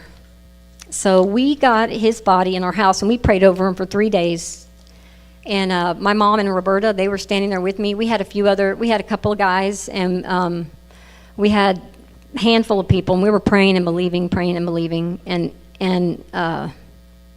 then I had to let him go because he had to be buried. And it was hard to say, that's the next level. And so the next day, actually that night when they took him, I had my friend Roberta had a really close friend that said, "I want to pray for Sheila." And I said, okay. So we went upstairs, me and my mom and sister, and we were all huddled together. And there was a lady on the other end, and she gave a prayer over me. And she said, "I see immense love, and I see words like, you can do it." And I thought, do what, live? Because I was devastated. And then she said, "Your sword is your pen." And she said, "I see light beams, light beams, light beams." And I didn't know what that meant. But then looking at the flower that he sent me on the day he asked me to marry him, it said, "Our future is bright." So that kind of tied, that's what I saw the connection there earlier today. But so this prayer was prayed over me, and it rings in my ear, and I'm thinking, okay, and then we go to the cemetery and we have to bury him. And I took a few pictures of somebody blowing the shofar over it, and we were believing. We were believing. And I took pictures and videos, a handful. And then I'm trying not to get off track here, but my mom wanted to get there before we did. So she got there about 2 hours before we did, and then we got there, and then we just did our prayer. We stayed for several hours, just believing. And And then we had to go. So we left. And then a couple weeks pass, and I'm looking at my mom's phone, and I'm like, oh my gosh, did you see what was in that picture? She said, no. I said, oh my gosh, Mom, there's a light beam in your picture. And I'm like, oh my gosh, that is amazing. Let me look at mine. Let me look at the pictures I took. Maybe I have some. So I took, all my pictures had light beams. Every single one of them. And even the video has a light beam. Now, Rob was real, skeptical about people that take pictures and it's dust, and he would say, that's not an orb, that's, whatever. So I'm hoping that's not what it is. But anyway, I'm going to take it as prophetic, and this is a light beam. And maybe he's putting his little toe down, say bye or hi or whatever. Because, our bodies are light beings. We lost that, during the fall. And then here's one of them. And it's also in the video, and I don't know how photography works, but for it to be in the pictures and the video and my mom's, it gave me a little bit of comfort, But I didn't quite know what was to come next. So, and like I said, Alan and Roberta, they really, really helped me through this because, Rob did everything. I mean, I didn't know how to do anything. I didn't know how to insurance and planning a funeral. I mean, all this stuff is so much. I mean, he did everything. The cars and everything. And so they really helped me. And I asked Roberta, I said, I'd like to go through the medical record because I got the whole entire big 5,000 page record. And I said, I want to see, I want to understand what they did to him. And so she said, okay, I'll help you. So we went through it, and I'm talking to all-nighters. I mean, we spent hours and hours, thousands of hours, just on the summary. This isn't even my book. This is a summary before my book. And our thought was, if we could get the understanding, maybe we could find an attorney to take it. Because it was definitely murder. It was definitely premeditated murder because they got paid so much money. And that's all in the book, too. My book has laws that they broke. It has charts, and it has how much oxygen they were giving him, which was way more than he needed. The damage they did to him from a BiPAP that was contraindicated because he had a pneumomediastinum. And we also hired a medical expert witness who gave 9 causes of action that killed him. Now, Rob is a face of millions, I really believe. And I think it's 1.2 million Americans died the same way. And so he's the face of many. And so I made the names of the doctors and social workers. I gave them pseudonyms and I will admit they're not very nice. But I have Dr. Killer and Nurse Malicious, and they're all like that. So, because I want people to be able to relate to it, because they had a Dr. Dead End, they had a Nurse Malicious. I mean, really, this was barbaric. I mean, I even yelled once, what country is this? And I kept saying, show me in writing where it says I can't see my husband.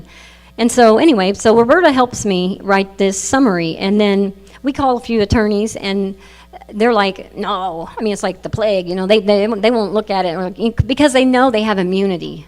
The doctors are protected, and they're not going to make any money on it because I think it's capped at $250 for malpractice. So I said, you know what? Forget that. I'm going to do what Rob did. I'm going to write a book. So I asked Roberta, will you help me write the book?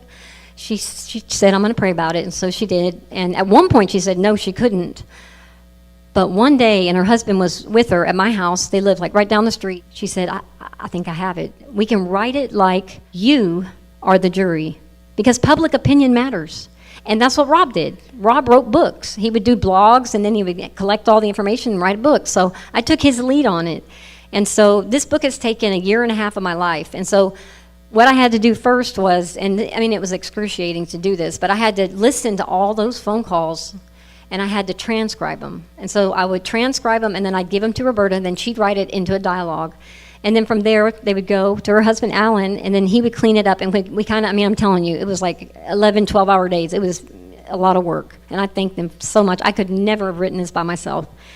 And he's very analytical and, with numbers and just making sure it all lines up. This is fact only. This is not feelings. This is dialogue from the mouths of the doctors themselves. It's not anything made up. And hopefully if somebody is bold enough to take this case, we already have the case already done. All they need are the audio files themselves. I think that it's already done. So we start writing the book. It takes a long time. The lady that told me, why would God raise Rob, that story, well, I remembered a scripture that said, when I come back, will there be faith in the earth? I remembered that scripture because, and I couldn't remember where it was. So after his death and after all this, I went into the Bible and I was like, where is that? And so I was looking, found it in Luke 18. So the name of the title of that chapter is, guess what? Persistent Widow. It's a story about a persistent widow. Now, I didn't even consider myself a widow at this time because it was so fresh. But I think it was the Father showing me that he has something better. He had something great. He had something way bigger than I had ever imagined. So I held on to that. And I encourage all of you to read that story because this widow was on and on and on this judge. It even says the judge was ungodly and not just, but because of this nagging widow, he did whatever it was that she needed to be done. And so I am the persistent widow, just so you know. And I'm going to keep on, whatever that may look like, until I get answers, until...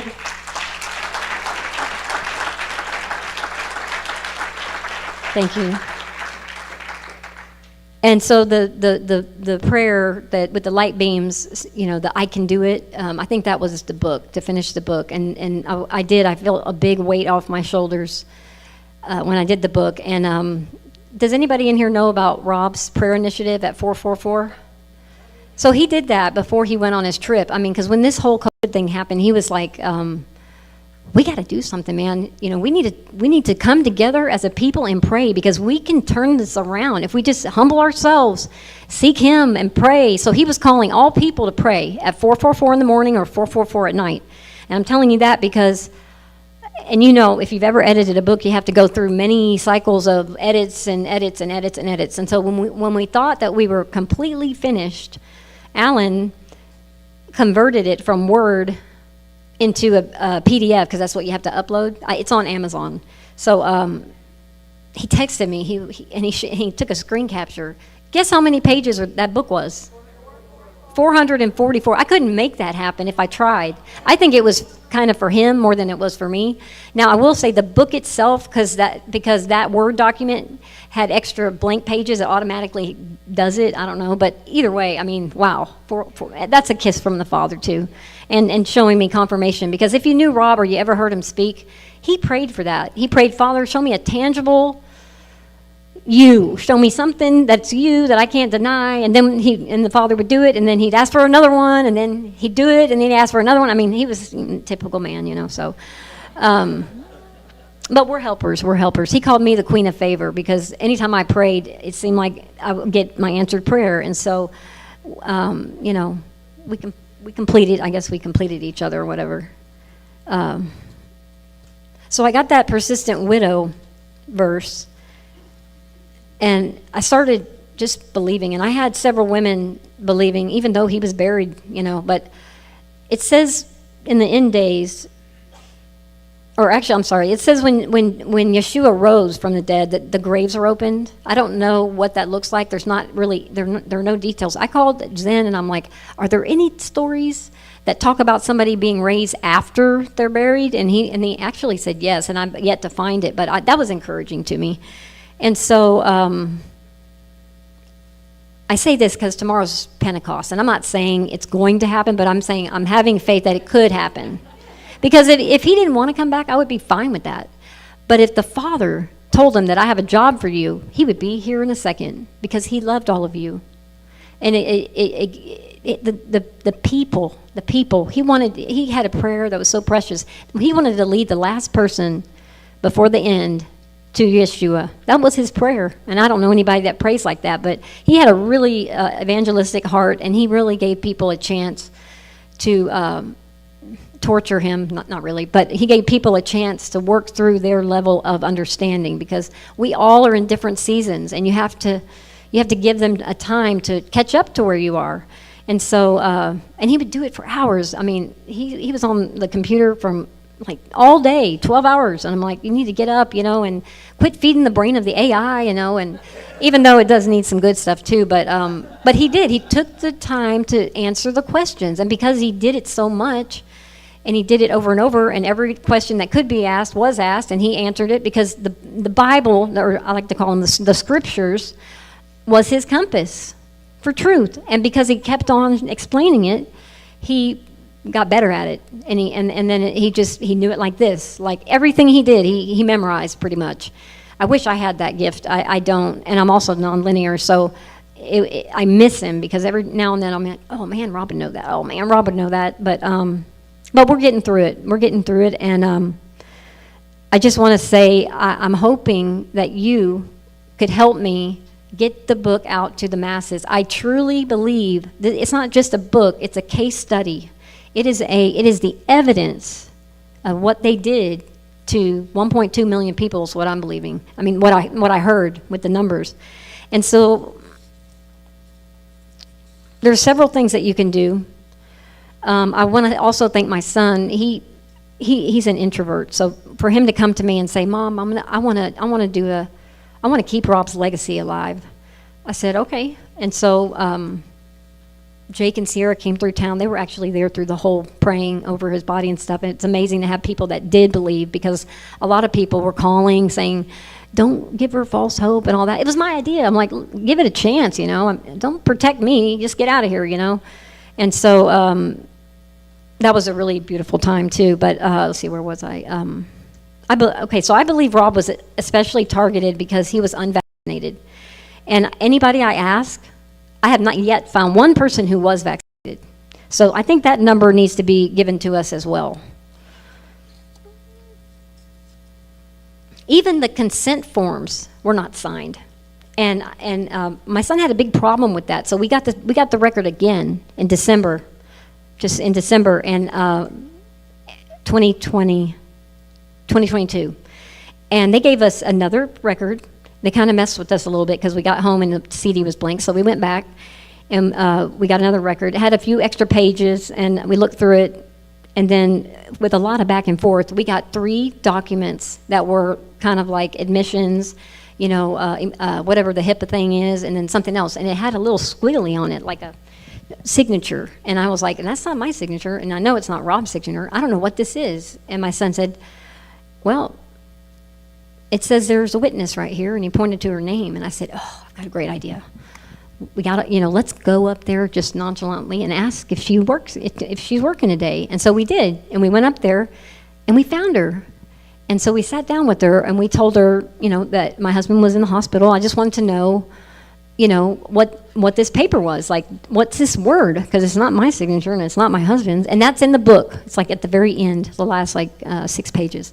All of this is in the book. And I think that's fraud, I think. I'm not 100%, I'm not an attorney, but I think that's fraud. And they did it really weird. Like they circled the word spouse, but they put the word verbal. And then there's another place that says, if you are not the person, the patient, sign your name and an address, and that was blank. So it was kind of like a hodgepodge of answers, and it really bothered me. And so we went up there to confront it, and they said, well, we probably called him because he was in isolation to see, and then we would have put verbal, and that it's our procedure to record it. And I said, well, I need that. I need to hear my husband's voice saying yes, because he wasn't going to do it. He told me, trying everything they can to get me to get on a ventilator. I'm dead if I do. So he wasn't ever going to do it. In fact, he had a wristband that said DNI, do not intubate. And I want to know someday who took that off of his wrist, because I talked to him that morning. And so I can't live in the past, though. I can't, because if he had told me to come get him, I would have busted the door down. I would literally bust the door down. I was breaking stuff at my house because I was so mad I couldn't get in there. But this is for a purpose. There's destiny. Remember that? Or density. So I want to let you know the reason why this book is special. Okay, it's a true crime docudrama. It's a legal brief. It's as a body of evidence, and like I said, we hired a medical expert that put their analysis in there that has that 9 causes of action. And it's also a complete day-by-day chronological story of our 40-day nightmare. Now, I say nightmare, it was a total nightmare, but the 40 days, I receive that as something from the Father, because 40 days. I mean, really? I mean, and when you see how many drugs they were giving him, it's a miracle he lived through 40 days. And I couldn't get in there for 21 days, and I'm sad because I don't know what they did to him. I don't know what they did to him. When I would call, because I had all the calls recorded, you can hear how rude they are and how, do you even know what that means? And I'm like, yes, I do know what it means, and I think I can get my husband's vitals twice a day. You know, I mean, just real hateful. And they did this to everybody. And, Rob said, there are more of us than there are of them. And that's why the book is important, because I need you. I need all of you. And we need to get this message out to the masses. And I don't think there's a book like this. I mean, this is a case study on a loved person that's a face of thousands with detail that nobody has seen. And some people may think their loved one died of whatever, COVID, and this book will show you, no, they didn't. They died of paralytics and sedatives and drugs that are going to shut your kidneys down and all this kind of stuff. So there was so much done wrong to him, and it's so detailed in the book. I've been doing interviews, and so my website is The Protocol That Kills, and this is way outside of my comfort zone too, but they get easier. Like Rob always told me, you're only good at what you practice. So we've done 6, and they're all on my website.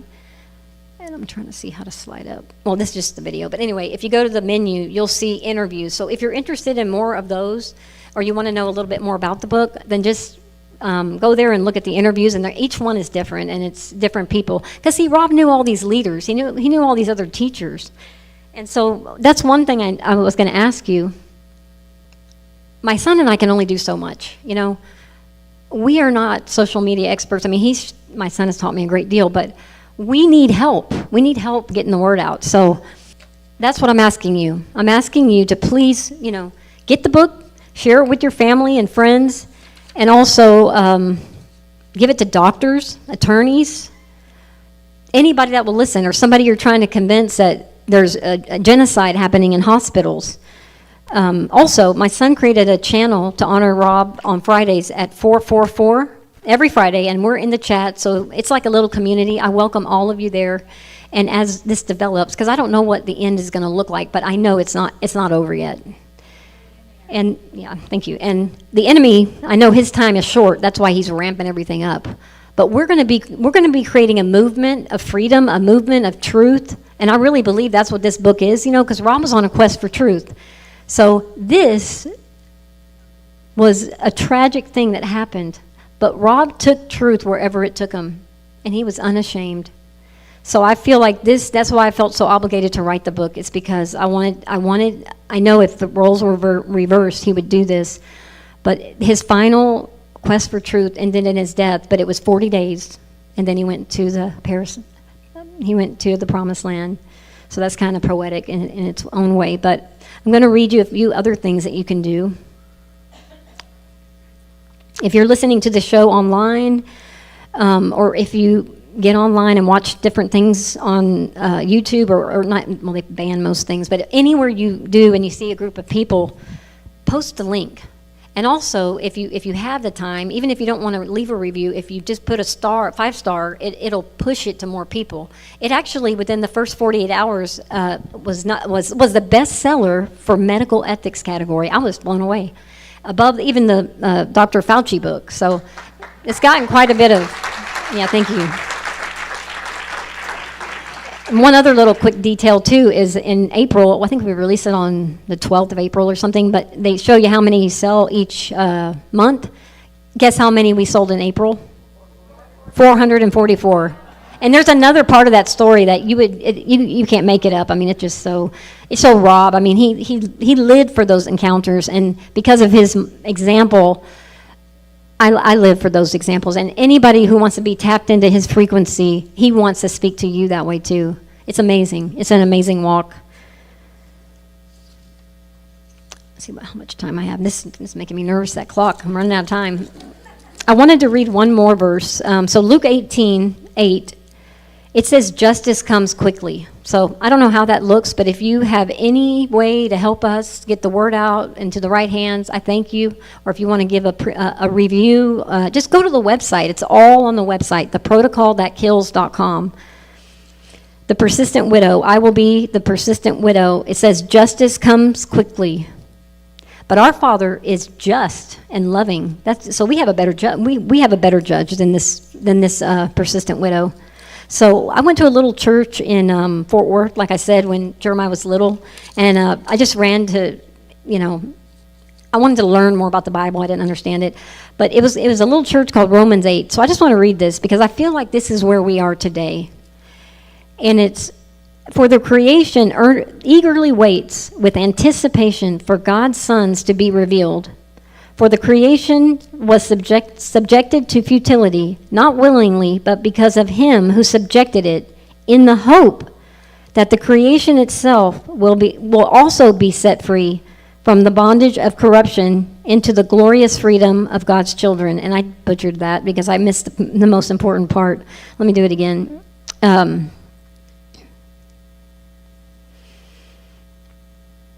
Okay, so for the creation, it's eagerly waiting, because they're really messing up the ecosystem that the Father created for life. They're really messing that up. They've been doing it for years.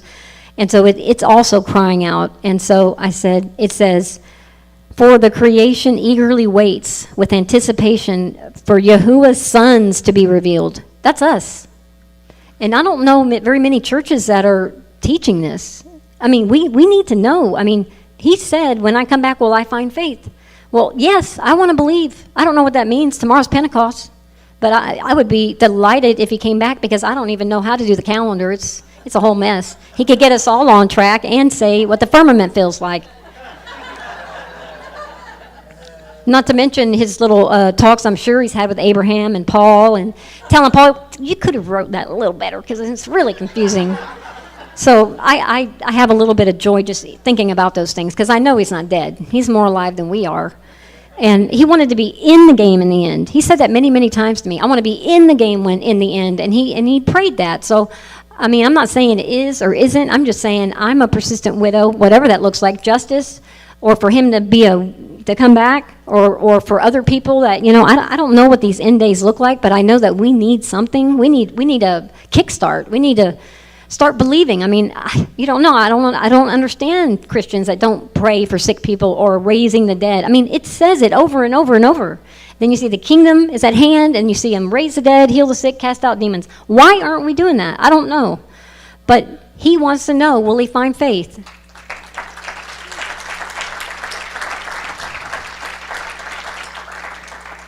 And Rob believed that too. And that's why I showed you the wedding stuff. It's because his heart, that's how our whole relationship started, was believing that there was more to this experience, this Christian experience, than what we had been given.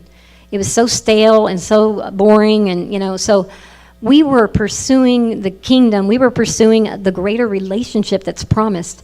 And now we're living, 14 years later, and I wanted you to get a taste of where we were then, and then the Torah, and then the truth. We get the Spirit, and then the truth. And that was a whole nother level and a blessing. But I want to believe for even a greater blessing. And I want to believe for the body of Yeshua to start believing. We need to be, it says to occupy until he comes. Well, occupy is not just to sit around and exist. No, occupy is a military term. It means to take over. So I want to encourage each one of you to don't be on the defensive. Be on the offense. They should be afraid of us, not the other way around.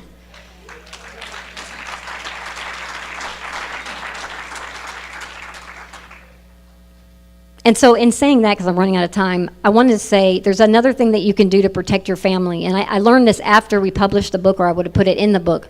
But there's a few people, it's kind of interesting. Their website is Protocol Kills, and my book is The Protocol That Kills. So when I was looking for the domain, I found their website, and I got to know them a little bit. They have found a way to help people stay alive if, God forbid, they go to the hospital for a broken arm or whatever. Because as soon as you go, you're not going to have, the same thing that I experienced. I'm sure it's not going to stop. But it's a document that you, so on my website, The Protocol That Kills, if you go to my resources, you will see those forms and those directions. And I encourage each one of you, you never know what could happen. Just have them in your glove box and with a loved one, for the children, for everybody, because we need to protect ourselves to stay alive. So that's one thing I wanted to share. And then let me go to my list real quick, and then I'll have a promo. if you have anybody in the that influences people, like radio show hosts or whatever, if you have connections like that, I'm asking you to please plant that seed, or, you know, let me know and I'll send them a complimentary book. I've already sent it to quite a few, but it's hard to find, it's hard to do all of the steps, you know, to get this message out. Even if you have like insights on social media tricks, or, you know, we're just living day by day, you know, kind of faking it till you make it. But I really feel like, and somebody prayed over me for the team that the Father's created, because we need to be, like I said, on the offense, not the defense. And that those papers are part of that. So I really do encourage all of you to do that. And then also connect with us with Skiba News Nation on Fridays at 444. And then the website, theprotocolthatkills.com. There's tons of information. If you have a loved one that thinks it's a one-off, I encourage you to look at this website, because we put a page called Outcries. And I mean, I've met, I don't know, at least 5 or 6 people in this room that said they had a loved one that died the same way. And I get that everywhere I go. And so I encourage you to look there. You can also leave an outcry, or you can communicate with me through there. There's Alan's so awesome. He made it easy where you could go to the interview page, and if you want to, you know, set an interview up, you can go there and just, you know, send a message there. Let me make sure I got everything else. So first, I got a few seconds. I want to say prayer is the most important thing, and that I'm taking Rob's lead on that, because he thought if we all pray, we could hold it back a little bit. I don't know, it's ramping up. So I know either way I'm going to see him sooner than later. But I encourage you, as things, you know, it says, as you see the day approaching, don't forsake the assembling of yourselves. So stay connected to your family. That's one thing we didn't do. That's why what happened, part of the reason, and that was our fault, because he was a workaholic, and he was in an island, you know, and I didn't know who to call. So that's another reason why the Father probably says that. So I think that's good. So I'll go ahead and play the promo. Did you know that a government-incentivized hospital protocol has led to the deaths of untold numbers of unsuspecting people? The Association of American Physicians and Surgeons noted, "We now see government-dictated medical care at its worst in our history, since the federal government mandated these ineffective and dangerous treatments, and then created financial incentives for hospitals and doctors to use only those approved and paid for approaches." The book, The Protocol That Kills, exposes the lethal regimen adopted by hospitals to maximize profits at the expense of patients' lives. This exhaustive expose provides a first-hand account of the protocol in action as it was invoked on an otherwise strong and healthy 52-year-old Rob Skiba, who was diagnosed with a viral infection by the admitting hospital. Within 40 days, this valiant Army veteran, who had sworn to support and defend the Constitution of the United States against all enemies, foreign and domestic, had fallen at the hands of a government-incentivized domestic enemy. This over 400-page true crime story uncovers every aspect of this lethal protocol in action, despite the protests of Rob Skiba and his wife. It includes disheartening text messages from Rob, who was locked away from his wife because she was forbidden to enter the hospital in the name of the protocol. Lawfully recorded detailed conversations his wife had with doctors, therapists, nurses, and hospital staff. Numerous pages extracted from the over 5,000-page hospital record that exposed the protocol that led to his tragic death. The testimony of a medical expert who provided his detailed analysis of the case. Invaluable and timely insights of a legal counsel who provides the story behind the story by providing crucial details and evidence, along with over 100 citations from clinical studies, medical journals, federal regulations, and relevant books and articles that prove Rob did not die of natural causes, but due to the perpetrator's insistence that he follow the mandated and inhumane protocol that kills. As Richard Bartlett, MD, says, this book shares a wealth of critical insights that will greatly aid in preventing future needless losses of life. The purpose of this book is to sound an alarm of a clear and present danger, as this lethal protocol is still being used against patients in hospitals all across America, and to provide you with essential insights that can help save your life or the life of someone you love. To be forewarned is to be forearmed. Get a copy today at theprotocolthatkills.com.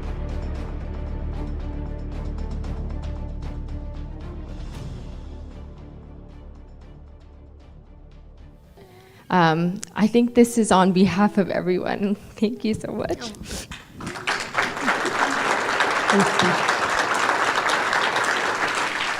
You've been through a lot. Thank you. And I think that you're definitely the person to take it on. So whatever we can do to help, we're grateful to do it. But thank you. The persistent widow got justice quickly, and I want to join in agreement in prayer because enough is enough. Amen. Rob said that too. There are more of us than there are of them, and I don't know how that looks, but he does. So let's join together. I don't know how it's going to happen. You know, the Nuremberg trials were 75-year anniversary was last year, but nobody was talking about it. I had to find it online from a Holocaust survivor who republished it, kind of like Zen, and I was so thankful because I read through it, and they broke every single rule in there. And the reason why is because they have an agenda. It's a government incentivized protocol that is designed to kill, and it's killing a lot of people. Now, we have other problems too, but they've been killing people in the medical system for years. This just gave them a blank check, pretty much. You know, Sheila, 2.5 years ago, we prayed at the Georgia Guidestones, and they've fallen down. So everybody stand up. I think it was Rob that kicked it down. That's what I think. I don't know. Let's join hands in whatever way you want to do that. You can circle, or let's honor Sheila with that prayer. Pray with all your heart.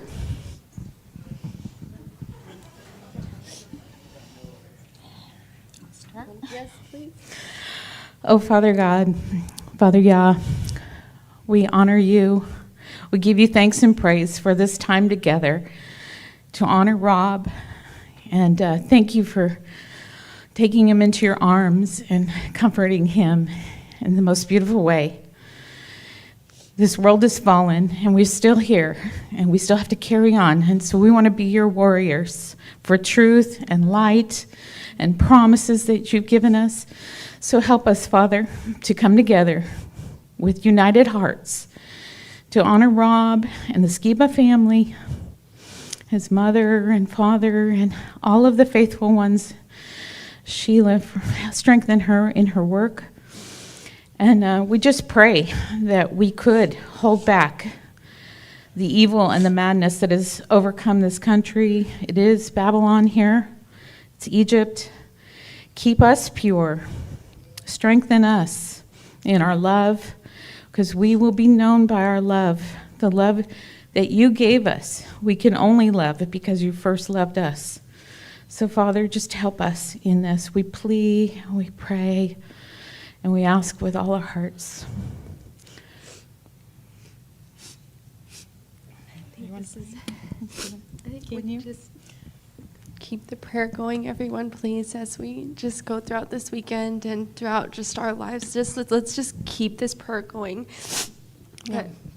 Some people set their alarm at 444, and then just if we can unite our prayers and our hearts. Each one of you deserves justice for your grandmother, for your uncle, for your brother, for your sister. I mean, this enough is enough. We need to stand strong. If we don't stand strong together, we're going to end up dying alone. And I know that there's got to be a silver lining. And Rob had such a authentic personality. I think that he really connected. I mean, everybody that's talked to me tonight, it feels like family. I mean, your tears are real, and it's like that's how he touched people. So I know he's the face of many, but I think maybe this unity and this love for him maybe can help get it out there.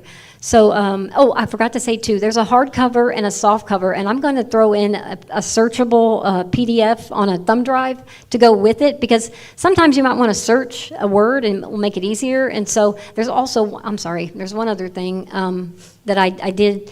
So Rob had these DVD ROMs. They don't make computers with CD players anymore, which is so annoying. So he was starting to convert things, and so he made these DVD ROMs, and which is like the 6 videos. And then he did the Yahuwah Triangle, which is like a whole bunch of workbooks, timelines, and Babylon Rising, everything. And then there was the Ephraim Awakening, and it has like a whole year's worth of virtual house church.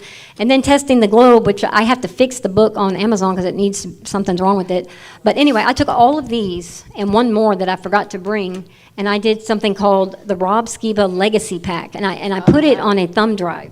Because computers are not shipping with CD players.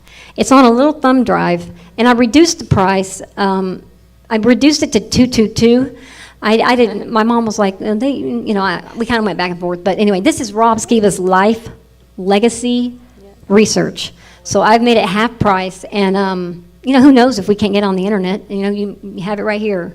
So I encourage you to look at this as well. And then Jeremiah's book. This is the sweeter story to read first. This is the man that nobody knew except us. But Jeremiah, it's a sweet story about adoption. It really helped Rob understand the Ephraim Awakening. So, and it's a lot of pictures. It was like therapy for me to do this one first because I had to remember the good times, which I needed to because I was in a dark place. So I encourage all of you to read this one first and then this one. And like I said, if you want to send it to somebody and you have access to somebody like Glenn Beck or whoever, I would love to send a complimentary book or, just any advice, any connections, or, let's do it for Rob. Let's do it for all those that died the same way. Because he's at the throne saying, how long?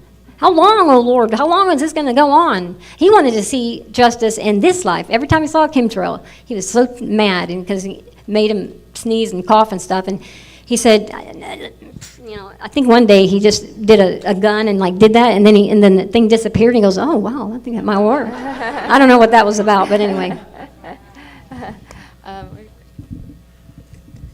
Don't use Sheila. And Rob loved this man. Rob loved him. He really did. Giving Rob to us. Just that when I grew up in church. And the first time I knew a man that won't truth, even the dark, the quest for truth, The Quest for Truth with Doug Hamp is a good one to watch if y'all haven't seen it. It's just how years and years, just 1,000 miles away. This is my family. You are my sister. You're my mother. You are what a woman should be.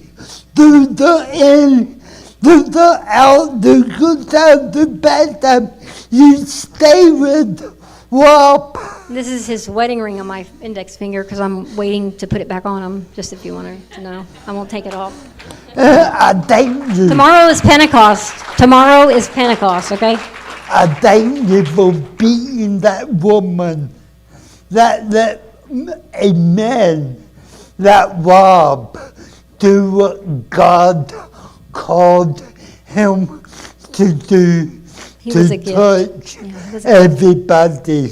So I thank you. I thank you.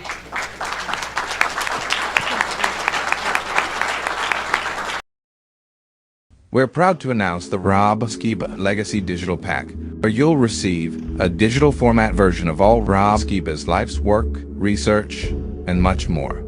As a bonus, you'll receive Jeremiah Skiba's book, Never Got to Say Goodbye, along with Sheila Skiba's best-selling expose, The Protocol That Kills. Find out what truly happened to Rob Skiba. Buy yours today. The link is in the bio or description of this video.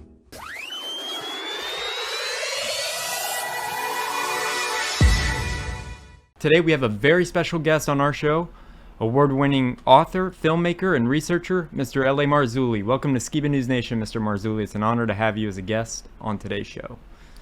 How are you? Great to be here. Thanks for having me on. What is the most fascinating thing that you have learned during your years and years of research, do you think?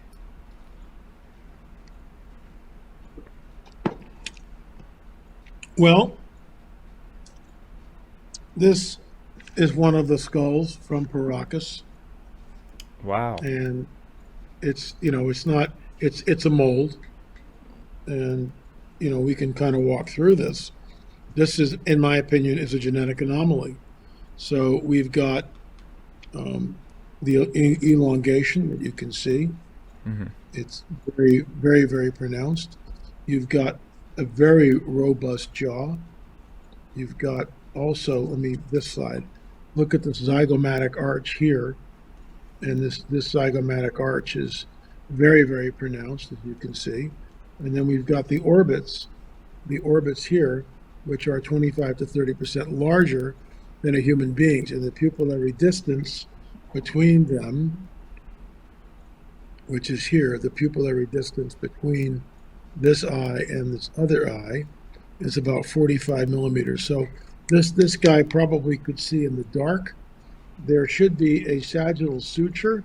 These are the sutures right here. You can see that. And there should be one that goes from the center here all the way back. And of course, there's not. Wow. There's absolutely no suture at all. The smoking gun, and this is the work of our anthropologist on our team, Rick Woodward. So you can see right here the foramen magnum. This is the foramen magnum right there. Now the pen will go in there, and the area around the pen is just to keep the pen in place. But the actual foramen magnum is this area right here. Mm. The outline where my finger is, this outline right here. Let me see so I can see it. Right there. That's where the skeleton and all the tubing, the wires that are inside our spinal column connect to the brain. It's actually amazing. The problem is the foramen magnum is all the way to the exterior, all the way to the exterior of the skull. If it's any further out, it's outside the skull. That foramen magnum should be right about here. Let me tilt this down. Wow. Kind of hard to do things upside down. It should be in the center of the skull, and it's not. It should be like right there, and it's not. So the bottom line is you cannot genetically, or you cannot cradle board an infant and move the foramen magnum. You just can't do it. This is done in utero.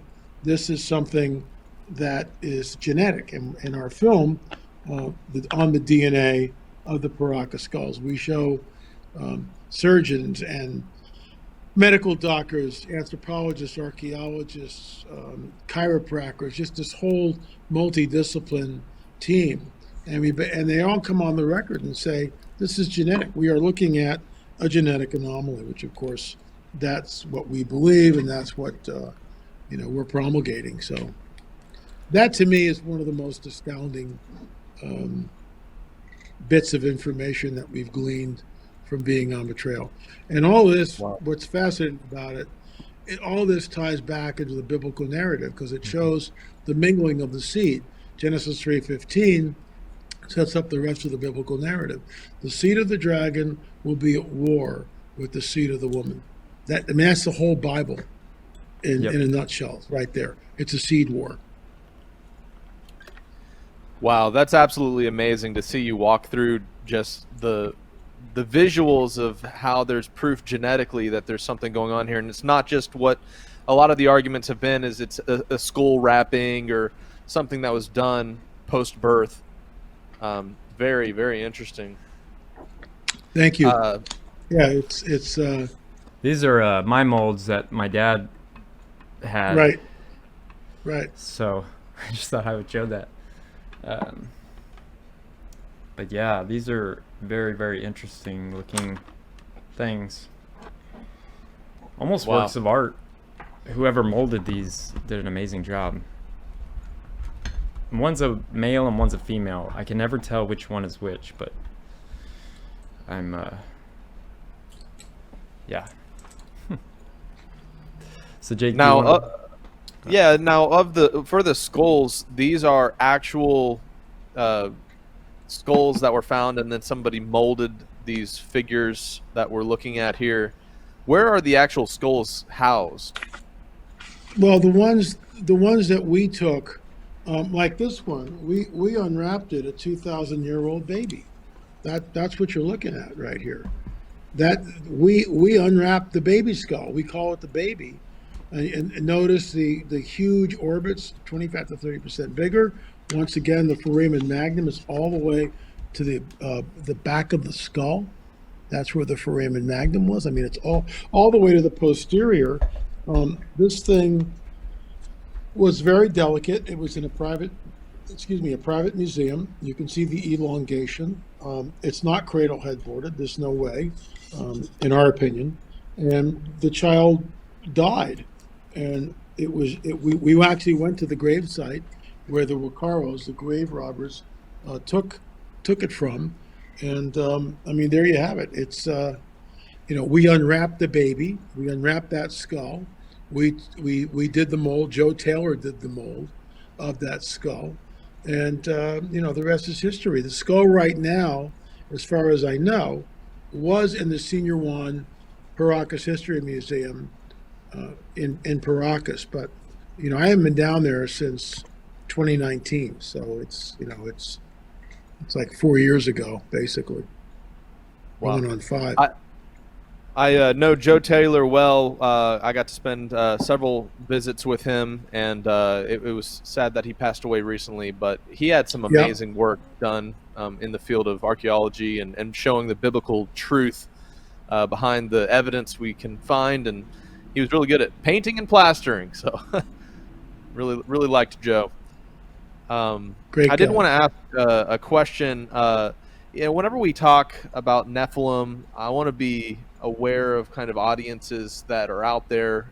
For most part, it's the mainstream of Christianity that is really opposed to this idea of genetic corruption and Nephilim. And I wanted to ask you, what is the motivation behind Christian doctrinal perspectives that make believing in a supernatural world so difficult to believe? For example, like, why is the Sethite theory so prevalent in church teaching today?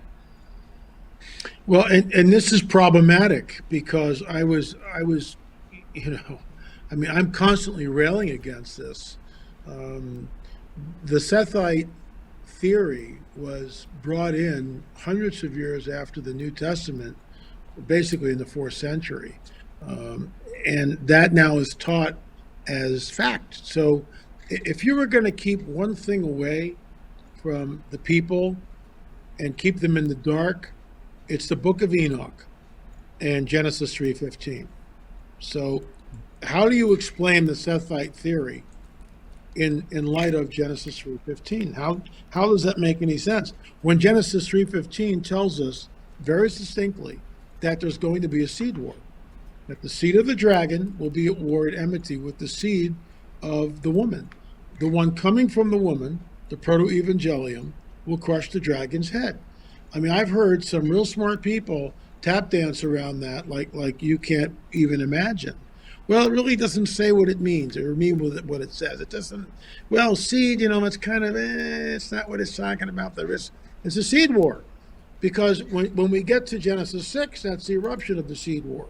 When we get to the Tower of Babel, we see that Nimrod becomes Gibborim, Nephilim, through some sort of ritualistic sex magic. When we get to the destruction of Sodom and Gomorrah, the Nephilim are there. How do we know? Because Jude tells us. That I got a little itch back here. Because Jude tells us that they left their first estate. The angels left their first estate. Then he goes in a similar matter, Sodom and Gomorrah giving themselves over. I mean, what do you think they're giving themselves over? To the angels who left their first estate. That's not a stretch. Anytime the Nephilim are present, the judgment is always the same. There's never any grace and mercy because these entities are soulless. They're hybrid entities. They're never supposed to be here. The Lord, God, allows it to happen for a period of time. For instance, when he talks to Abraham, Abe, you're going to be a great nation. From your seed, all the nations of the earth will be blessed. But you're going to get down to Egypt for 40 years, and so the sin of the Amorites comes into its fullness. So there's precedent. We've got scripture. We've got precedent that tells us that God, could blink his eyes and destroy them all. He doesn't do that. Finally, and most people don't understand this, when Joshua and Caleb and all the tribes of Israel go into the promised land, that is the full-blown manifestation of the seed war. On the field of battle, you have what's going to be the seed of the woman. It's right there, because from those 12 tribes, that's where Messiah comes from, even though no one knows at that point yet, how it's all going to come about. But the seed war manifests completely in the field of battle. Joshua and Caleb are there, and then you got the seed of the dragon. You got the Nephilim tribe, the Zanzamim, the Emims, the Rephaim, the Nephilim, the Anakim. They're all there in the promised land. So that's the culmination, the manifestation of the seed war. Wow, it brings to mind that, quote, the greatest trick of the devil ever pulled was convincing the world he didn't exist. And perhaps that's why this Sethite theory is so pushed heavily on the church, is to convince us, hey, there's no boogie monster out there. There's no Nephilim hybrids or anything like that. And it definitely does seem like there's an element to Scripture that's unlocked, understanding the whole seed war between these Nephilim entities and mankind. You brought up the book of Enoch. I wanted to ask, is there any parts of the book of Enoch that are your favorite, that really stand out to you as something that's been instrumental in some of these pursuits? Well, in chapter 6 mirrors our chapter 6 in the Bible, almost exactly word for word, with a couple of exceptions. It amplifies what we're looking at and tells us exactly who the sons of God are. The angels of heaven. That's what it is. So when you read Enoch 6, it parallels the Genesis 6 account almost verbatim. And then it gives us an insight where it tells us what happens on Mount Hermon, why they do what they do, why this, we're going to do this thing no matter what. And so it's like, it's in your face. Yeah, I think that's so important for our audience to understand kind of the backstory. Bereshit, Genesis, chapter 6. And it came to pass, when men began to multiply on the face of the earth, and daughters were born unto them, that the sons of Elohim saw the daughters of men that they were fair, and they took them women of all which they chose. Chapter 6. And it came to pass, when the children of men had multiplied, that in those days were born unto them beautiful and comely daughters. And the angels, the children of the heaven, saw and lusted after them, and said to one another, Come, let us choose us wives from among the children of men, and beget us children. And Semyaza, who was their leader, said unto them, I fear ye will not indeed agree to do this deed, and I alone shall have to pay the penalty of a great sin. And they all answered him and said, Let us all swear an oath, and all bind ourselves by mutual imprecations, not to abandon this plan, but to do this thing. Then sware they all together, and bound themselves by mutual imprecations upon it. And they were in all 200, who descended in the days of Jared on the summit of Mount Hermon. And they called it Mount Hermon, because they had sworn and bound themselves by mutual imprecations upon it. I also find it interesting that we get what the fallen angels taught the men. And we see this quid pro quo happening, where we'll give you technology, just give us access to the women, which I believe is happening today, right here in modernity. So, Enoch is essential. Enoch 1 is essential reading, and why people argue whether it's, canonicity it should be part of the canon, it shouldn't be part of the canon, and people just argue that till the cows come home. And, my answer to that is, it's the book of Enoch. In the Ethiopian Bible, it precedes Genesis. So that is a 9-footer right there. That's a 9-footer. Wow. So when you take Ralph and you stand them up like that. He's 5'8", and then you take the skeleton out, and you take him out, and that's what you look like. And then it's this. So you're basically a 9-footer. Wow. So I discovered that picture out on Catalina Island. That's my discovery. Other people have taken it and they make it sound like they discovered it. But I was the guy in the archives who found the picture and then took the picture of the picture. So later on, they came back to museum, and let me see if I can find that real quick, which is just incredible. So they showed us what that was. But lo and behold, where's Ralph? Ralph. Hold on. Yeah, and it's they. Let me see if I can. Yeah, it's really a fascinating book, if I do say so myself, because it's got a lot of information. I mean, we are talking a ton of information here. How can our viewers find it? Just go to my website, lamarzulli.net. Sweet. lamarzulli.net. And yeah, you can. Sorry, guys. No worries.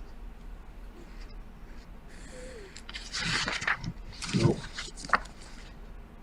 Elongated pictures of elongated skulls. That was on Catalina Island also. You see that? Mm-hmm.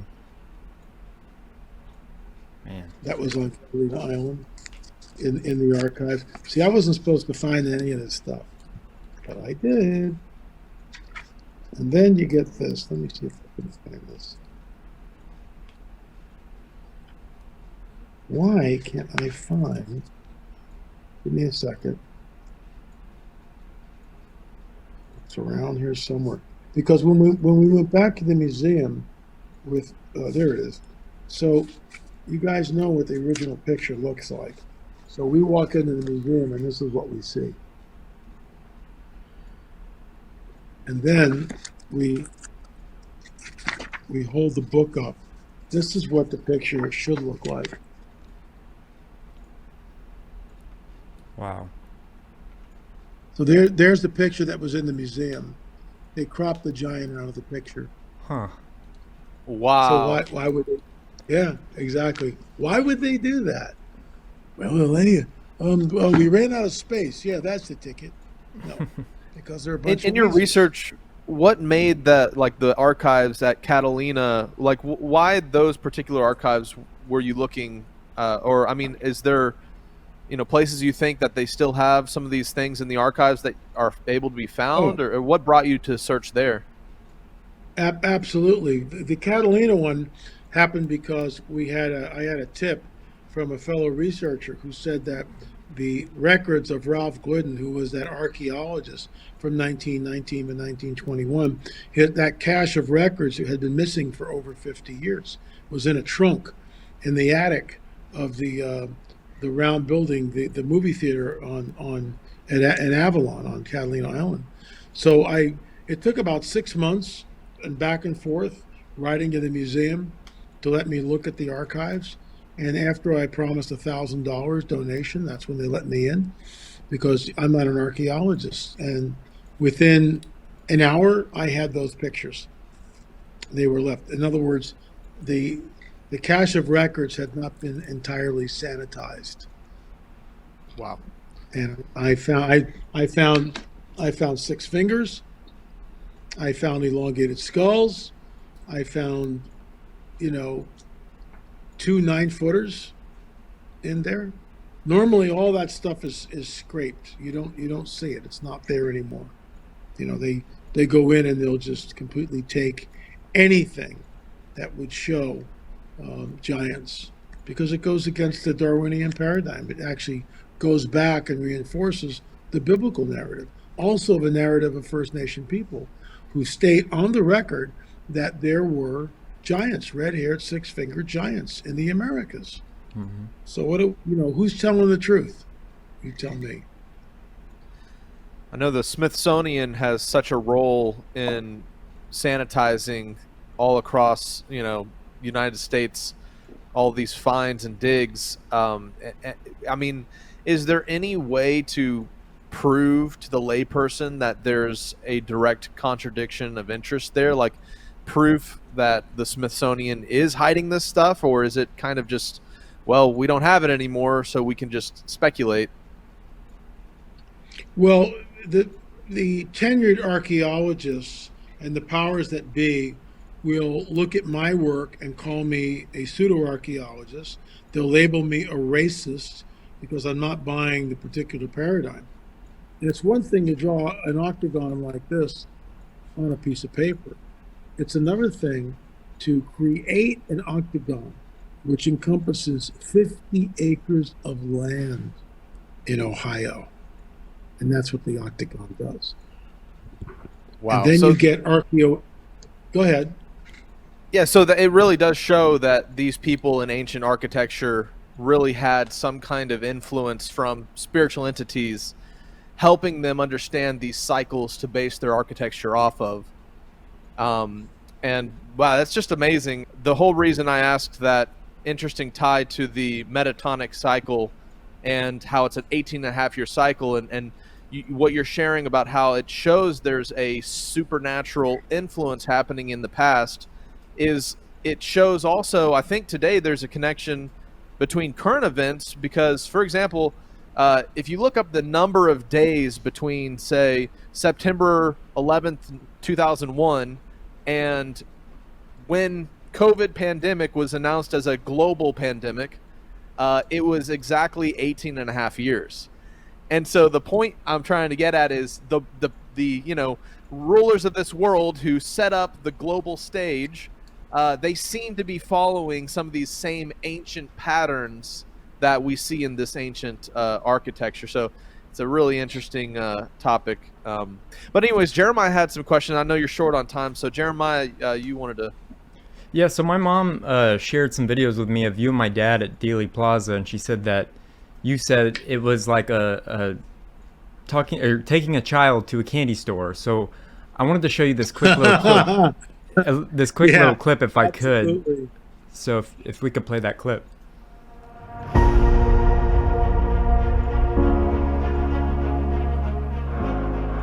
Some never before seen video and photos.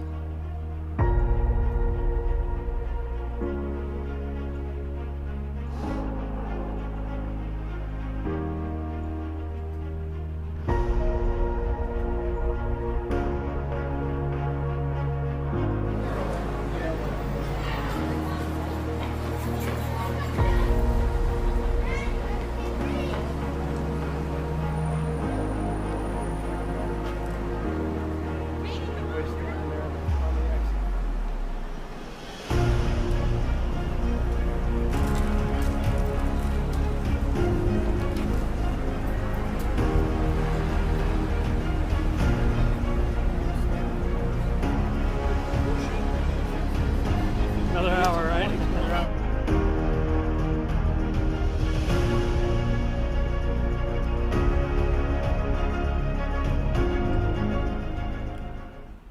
Wow. So I thought I'd play that since you were friends with my dad, and you may have disagreed on several things, but he loved you, and it's an honor to have you on Skiba News Nation. This is the way that I honor his legacy. And if I could ask you one more question, what is your theory on the JFK assassination? Like, where do you think the fatal shot was shot after going to Dealey Plaza? Well, there's a couple of places. Some people say the storm drain, but I've been to the storm drain and I've looked at it, and the angles just don't match up. I think the headshot came from the grassy knoll. There were multiple shooters. The Dow Tech building probably was the throat wound that came from the back. They know. For instance, he goes like this. This throat wound was an entrance wound, and they know that the windshield had a hole in it. Yep. So he goes like this. He brings his hands up, and then he's kind of like, and see there's the smoke. One of the smoking guns is, and this was in I think the the 50th anniversary, something like that, or the 40th anniversary. It doesn't matter, but it was on the History Channel. You can go on YouTube and find it, but it's hard to find because they've scrubbed it. Yep. So Kennedy and the crew, they all land at Love Field. Now they're in the limousines. Behind the limousine are welded to the bumper are two stands, one on the left, one on the right. So Secret Service guys stand up like this on the back of a limousine. Yep. Which means anything happens, they're springing into action immediately. And at the sound of gunfire, that would have been it. He never would have been killed. But they're told on film, they're told to stand down. And the Secret Service guy's going like, what? He does it 3 times. What? And he watches the limousine, and JFK's got no protection. Fox News showed this very recently, like last year. Somebody had a clip of a Secret Service guy straddling on the back bumper right before the assassination, right before there. He's climbed on, he's like punched down like this, and then he's told to come off, and he turns and his hands are up like, what? Because he knows they're breaking protocol. He knows they're breaking protocol. And wow. Minutes later, Kennedy's dead. So Kennedy's head goes back and to the left. And when you stand in Dallas behind the picket fence and you just sight like this, you pretend you're holding a rifle, and you look at the X, which is on the street. You look at the big X with the kill shot. It's the grassy knoll, in my opinion, all day long. It's like you can track that trajectory back and to the left. And the autopsy was fudged. I mean, the cover-up is unbelievable. And we've never had a president since, except for Reagan. And they tried to kill him too. And President Trump. And President Trump was 24/7, 365-day hit pieces by all the media against him, including Russian collusion, which was proven to be concocted by Hillary Clinton, and the FBI allegedly was complicit, and nothing happens. No one's brought to justice. The greatest political travesty in the nation's history, and no one's accountable. But they're going to get Trump on, the January 6ers. Oh my God! Dang Trump. No, I'm of course a big Trump fan, but as you can see. But next time you come to Dallas, I would love to give you a personal tour of like the footsteps of Lee Harvey Oswald and like where he's buried, because not a whole lot of people know where he's buried, and you have to actually ask somebody. I need directions to where Nick Beef is buried. So I don't know what Nick Beef has to do with anything, but I always thought that was interesting. I could do a deep dive on that for I heard that when they exhumed him, there was nothing in the casket. That's what I heard too. Yeah. And Marina holds the key, but she's not squawking. Marina Oswald. And the daughters, may know something, but she knows how the game is played. And, she was, I believe, conjecture. She's not going to say a word. Very special guest. We interviewed Alex Michael, or you might know him as the conspiracy music guru. So I hope you guys enjoy this interview. Yeah, I've noticed that comedy and music is very, very similar. Like musicians and comedians can really connect on the same level because it's all an art form. It's all, and it's trying to be censored. Everybody's trying to censor you and censor the truth. And that's what I've come to learn. I know my dad got a lot of hate for what he did. And like I posted something yesterday and I'm getting so much hate for it. And I'm like, well, that must mean I'm doing something right, I guess. Yeah, you're always going to get that. Yeah, I mean, thankfully I created the character, right? So I can hide behind that. So, and that's why I say it was a genius move, because when I first did it, I was like, people are going to call me crazy if I start singing about flat Earth, like, as Alex Michael. So to hide behind that character, I can just hand wave dismiss it, say it's just comedy, it's just a song. It's just a song, that's all it is. Just, so I don't really get that much hate. I get the odd, Or they will email me and tell me how much of a joke I am. But, you know, I don't, you have to have very thick skin when you're doing this sort of stuff. I don't bite. I don't get involved in comment sections or debates or anything like that. I just do my music. Do what you want with it. I know what, you know, I know how powerful it is. I know what I believe. Yeah, we're living in a completely different world than 2018, 2019, those last couple big international FE conferences. And I wanted to ask you about kind of the state of the world now. Like, back in 2019, Flat Earth was one of the biggest topics on some of these late night shows. It was so interesting to people. But now we're living in a world where World War III is around the corner, and COVID nonsense, this and that, and the World Economic Forum, this and that. And, you know, there's all these changes in the world. And conspiracy people seem to have been vindicated so much. And so it kind of makes me wonder what your opinion is now, and how receptive people are to the FE topic now that, like, I guess more prevalent conspiracies and doom and gloom kind of topics have kind of come into the mainstream limelight. I mean, you talk about vindication there, like, you know, the conspiracy people. It's like, that's one of the reasons I wrote the song "I Told You So," right? Because it was like, all of this stuff I've been ranting about, where you thought I was this crazy tinfoil hat wearing conspiracy theorist, is now coming to light. So it was very frustrating. So, you know, I channel my frustration through music. That's why during the whole COVID thing, the three of the songs that I made were the hardest rocking sort of heavy metal stuff, because it was me being frustrated. It's like, because of you, we're in this mess. And it was all very metallic kind of sounding and heavy. And so it was just very frustrating. But in terms of like how people feel, I mean, I don't really integrate into the Spanish community because I'm an English speaker. I'm trying to learn the language, but it's really hard to learn a new language, especially when you're 50, 51. But so I have a bunch of friends like who are conscious, like, I don't know, maybe 6 to 10 sort of friends that I hook up with every few weeks. But trying to put my message out there on the street or in restaurants, I just keep my mouth shut, because I know where that can get you. So I just use my music to communicate. You know, I don't want to be a talking head or, you know, preaching on the street. No, that's not what I'm here to do. I think what I'm here to do is to push my message and my frustration through music. So, and so it depends on what's going on in the world. I mean, I'd love to do a song on, like, you know, I've touched the a little bit. I'd like to do germ theory stuff, or I don't know. There's just, I said to Jeremiah earlier, there's so many conspiracies and so little time. Everything's a conspiracy, right? Everything is just like music worthy. So I think I'm going to be very busy. But yeah, it's just, I just put my frustrations into music. I don't try and communicate like normal people. I don't try and convince people. I just go, here's my channel, these are my songs, this is what, you know, make of it what you will.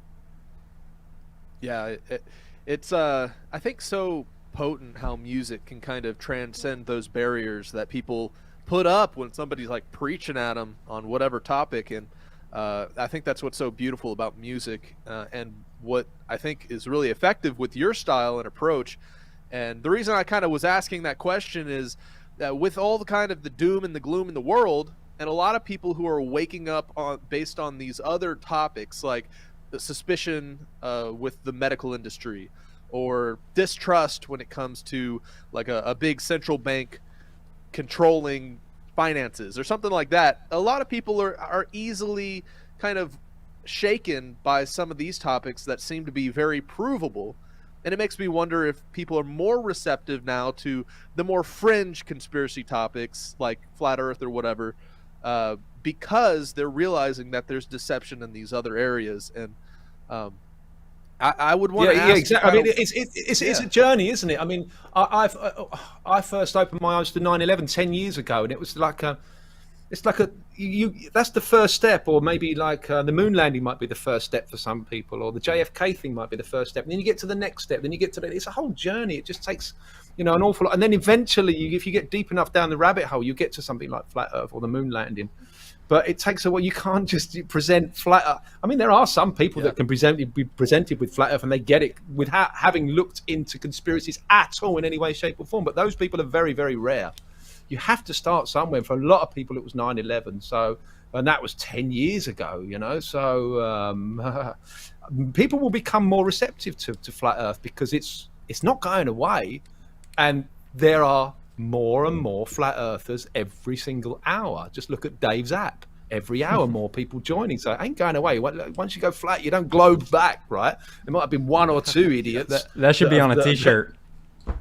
Yeah, it should be. Yeah.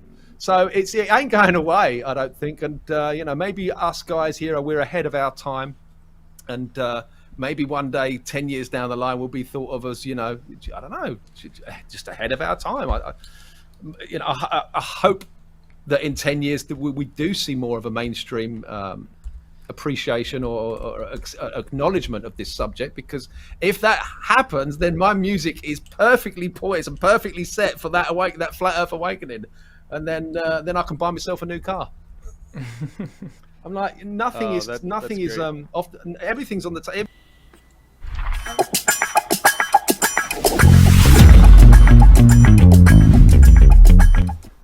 Hey, Skiba News Nation family, we have a very special guest today.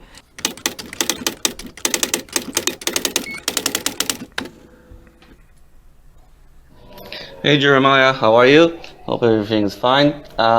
Here in Israel, 2 hours ago, just freaking war just started. It's like really crazy over here. It's been sirens and bombings for a few hours now. And also penetration of terrorists inside Israel settlements.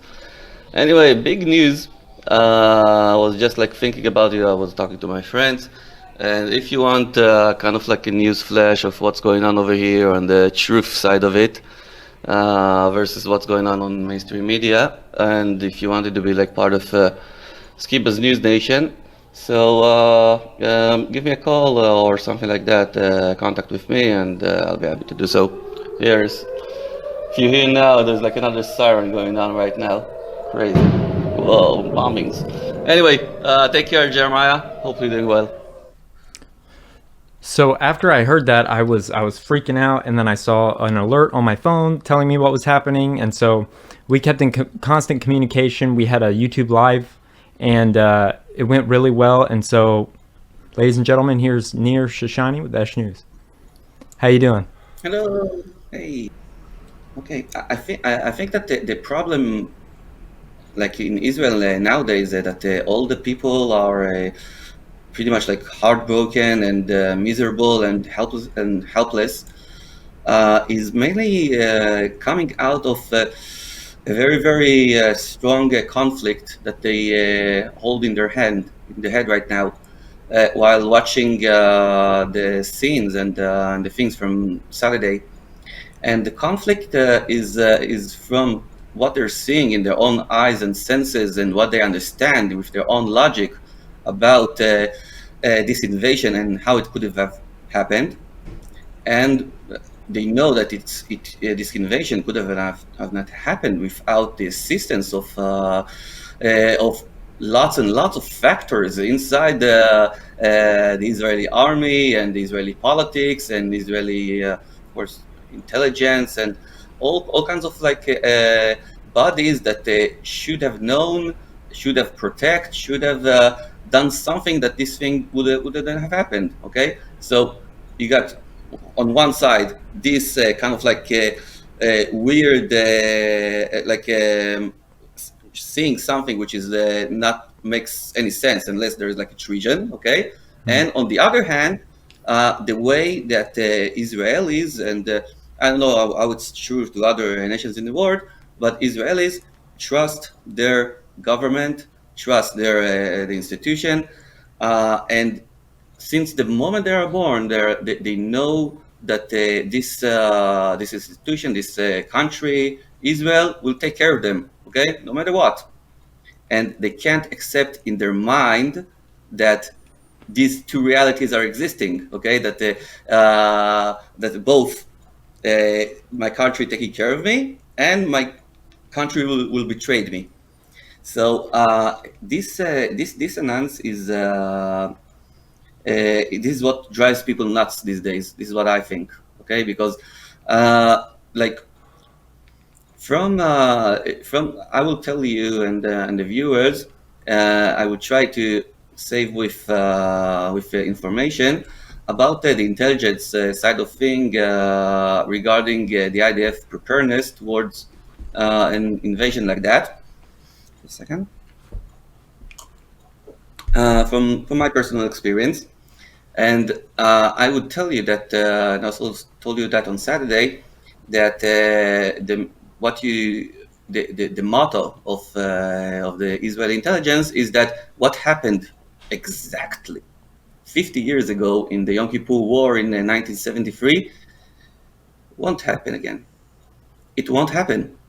It won't happen because we have a whole corp over here, and we have whole bases spread out through all the borders that gather information about the enemy, and our worst dream ever that will never happen is that we will have another Yom Kippur War.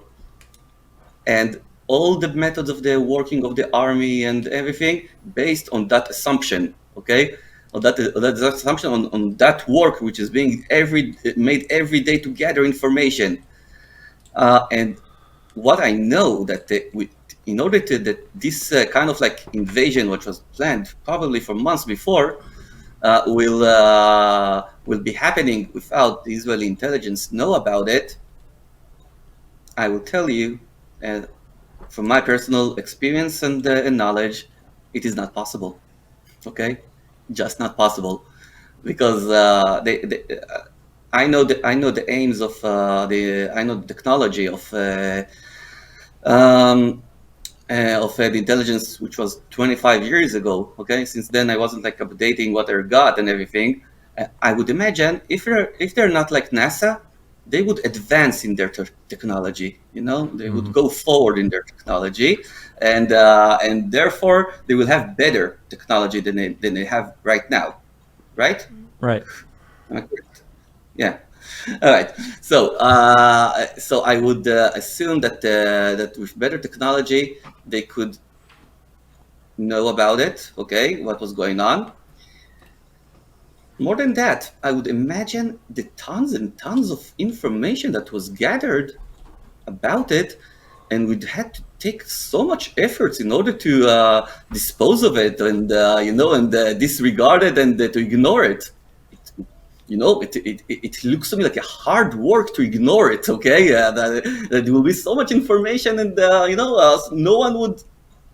There have to be someone that will once you're getting something like information about this and this, and trash it away.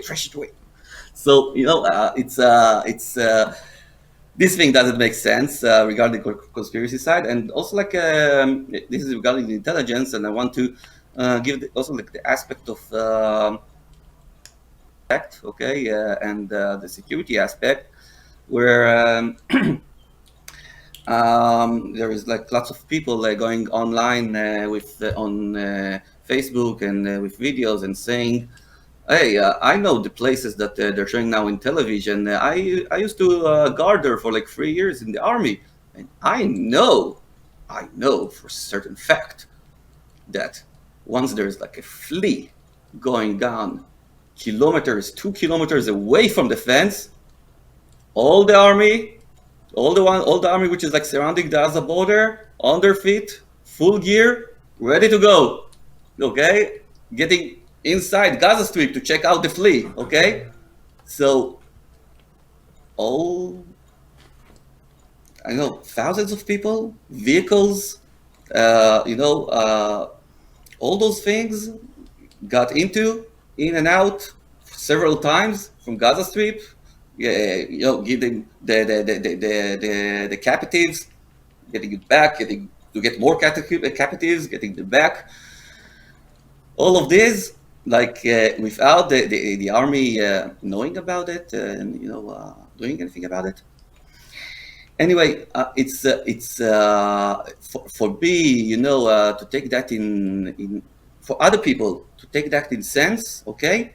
It can drive you mad, okay? I'm for myself when I'm like, when I think that I know, again, humbling myself, I think that I know the forces which are involved with that. It's so easy, okay? It's so easy. Yeah, that's what went down over there. And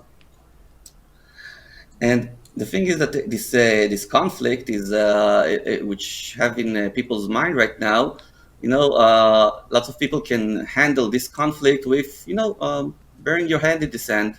Okay, my mother is telling me, told me in the COVID time. I remember she told me, "Yeah, I have like a floor, like a square floor. This is what I'm interesting about. I'm not interested about anything."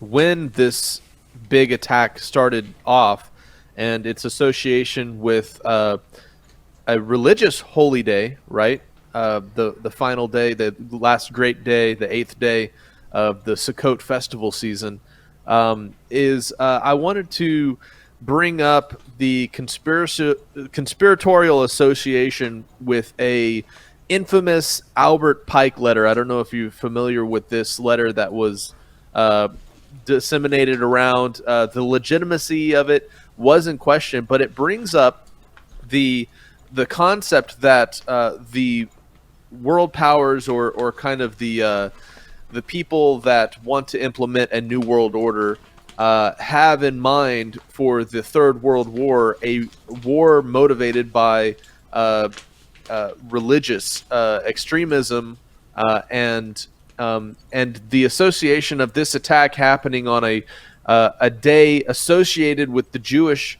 community, and then now kind of the association with Islam versus Judaism.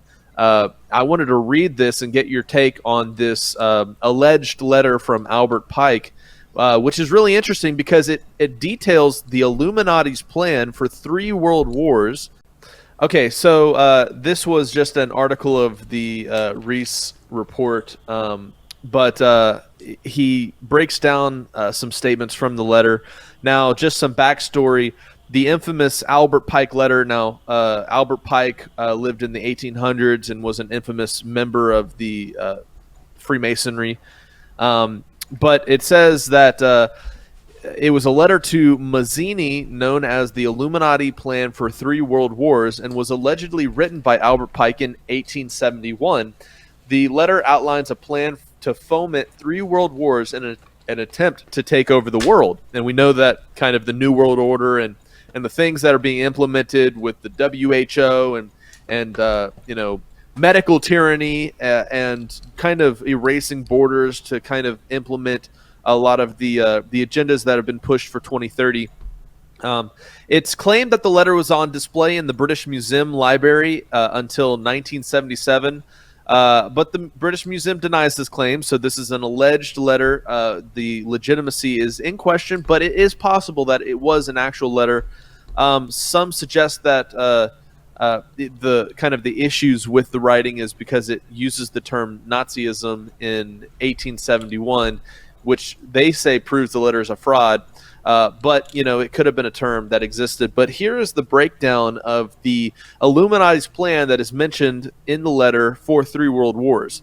And the first world war it mentioned must be brought about in order to overthrow the czars in Russia and make the country a fortress for atheistic communism. The divergence caused by agents of the Illuminati between the British and Germanic empires will be used to foment this war. After the war, communism will be used to destroy other governments and weaken the religions. The Second World War must be fomented by taking advantage of the differences between fascists and political Zionists, and this war must be brought about that Nazism is destroyed and political Zionism is strong enough to institute a sovereign state in Israel and Palestine. And if you're familiar with some of Rob's positions on the creation of the nation state of Israel, going into this during the Second World War, international communism must become strong enough to balance Christendom, which would be restrained and held in check until the time when we would need it for the final social cataclysm. And this is why I bring this up in relation to kind of the now publicized and mainstream Islam versus Judaism, kind of, the association with this attack being on a high holy day. The Third World War must be fomented by taking advantage of the differences caused by the agents of the Illuminati between political Zionists and the leaders of Islam. The war must be conducted in a way that Islam and political Zionism mutually destroy each other. And these are the words of Albert Pike, kind of explaining, how they're going to kick off this Third World War, being kind of motivated by different faith systems.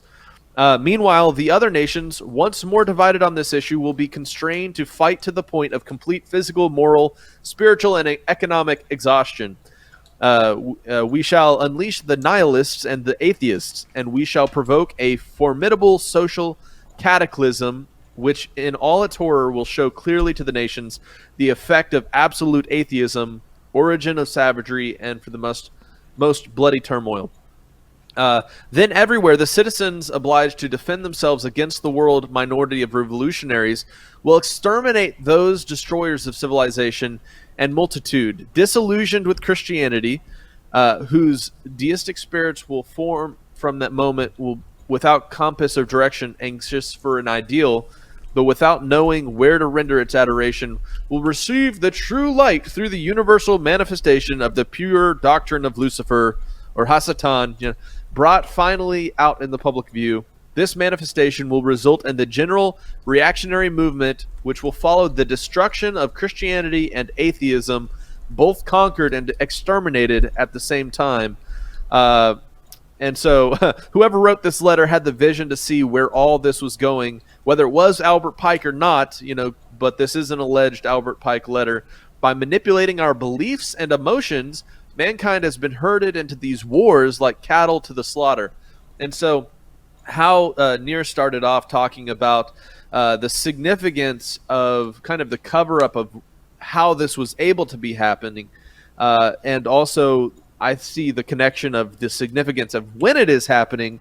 I find also the timing very interesting. So I wanted to, have you ever heard of that letter from the 1800s, Nir? Or are you familiar with some of that? Yeah, I heard about this letter, and there is also like a big conspiracy going on that about this website. I don't remember its name. That it shows that like in 2025, I think, something like that, there will be like the population of Israel will be like half of what it is today, and yeah, maybe it was okay for the COVID time, okay, but now you can bury your head in the sand and you still have this conflict in your head, okay, and the only way for you to start understanding and start resolving this conflict and start accepting it is to understand the forces which are behind it. And I will give now in this part of the show the biggest assumption or like baseline that I'm gonna go on for the rest of the show, and is that this war and all that got to do with it, and all the events and things that happened in the last years in the world, okay, all the crises, all the terrible disasters, it's a spiritual war. Mm-hmm. It's a spiritual war which is happening, okay? We here on ground only get the reflections of it, how it looks like in reality on ground, while the actual war is being made right now as we speak in different levels, with different entities, and with forces that we can't understand them, okay? That we can understand them. And to be honest, once I personally got this grasp of understanding that this is not an earthly war and this is a spiritual war, it gave me a lot of comfort. Okay, it gave me a lot of comfort. I was feeling a little bit from all the community of Flat Earth. I felt a little bit of like resentment, hostility, something which is kind of like felt weird to me. Okay, kind of like groups and stuff. And after reading the New Testament, I got like a big revelation about the way of Yeshua. I finally read the whole story, and I got all those consciousness and moral issues that I got solved, and I was so pumped up and excited, and I revealed also like being awakened from the religious life. Okay, for first off, which is something which was very exciting for me, and I discovered a story which was amazing and I know beautiful, and I think it happened. Okay, so so I was pretty much overjoyed, but God, He came over and told me, "Hey, Nir, you read down now. You now read the New Testament, right?" Yeah, I told him yes, and he told me, "Okay, let's see what you learned." Okay, and what God did, He brought me into reality, the story of the gospel, in order for me to see if I learned well, if I'm indeed going in Yeshua's way. Okay, if I just read it without like implementing what I learned, and it got into a feud with this guy that I was talking to you about. Okay, when he insisted that we will not talk about Yeshua in his groups, in his content, and also like got to the level that he expelled me and the other Yeshua believers from his groups, because he bluntly said that he doesn't want the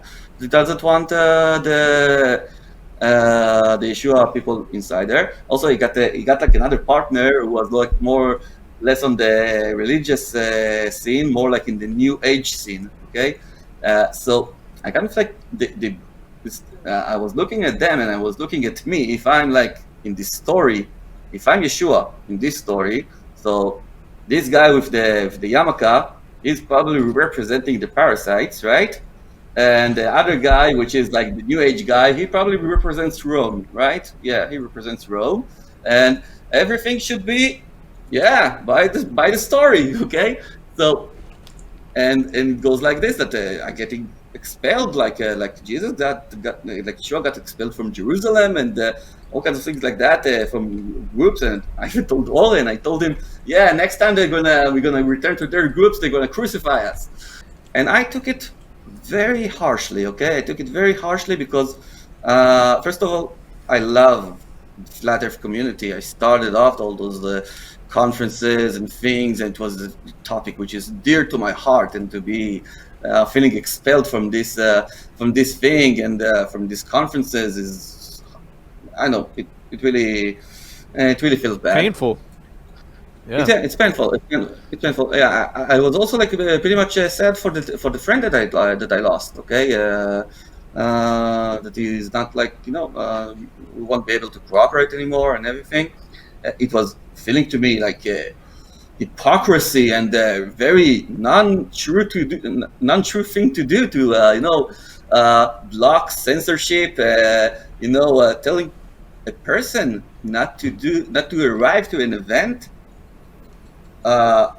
And those people who are considered like truthers, who pass through like the COVID times, right? They remember how like the green passport looks like, that you've not vaccinated, something is like wrong with you and you can't go into places or something like that.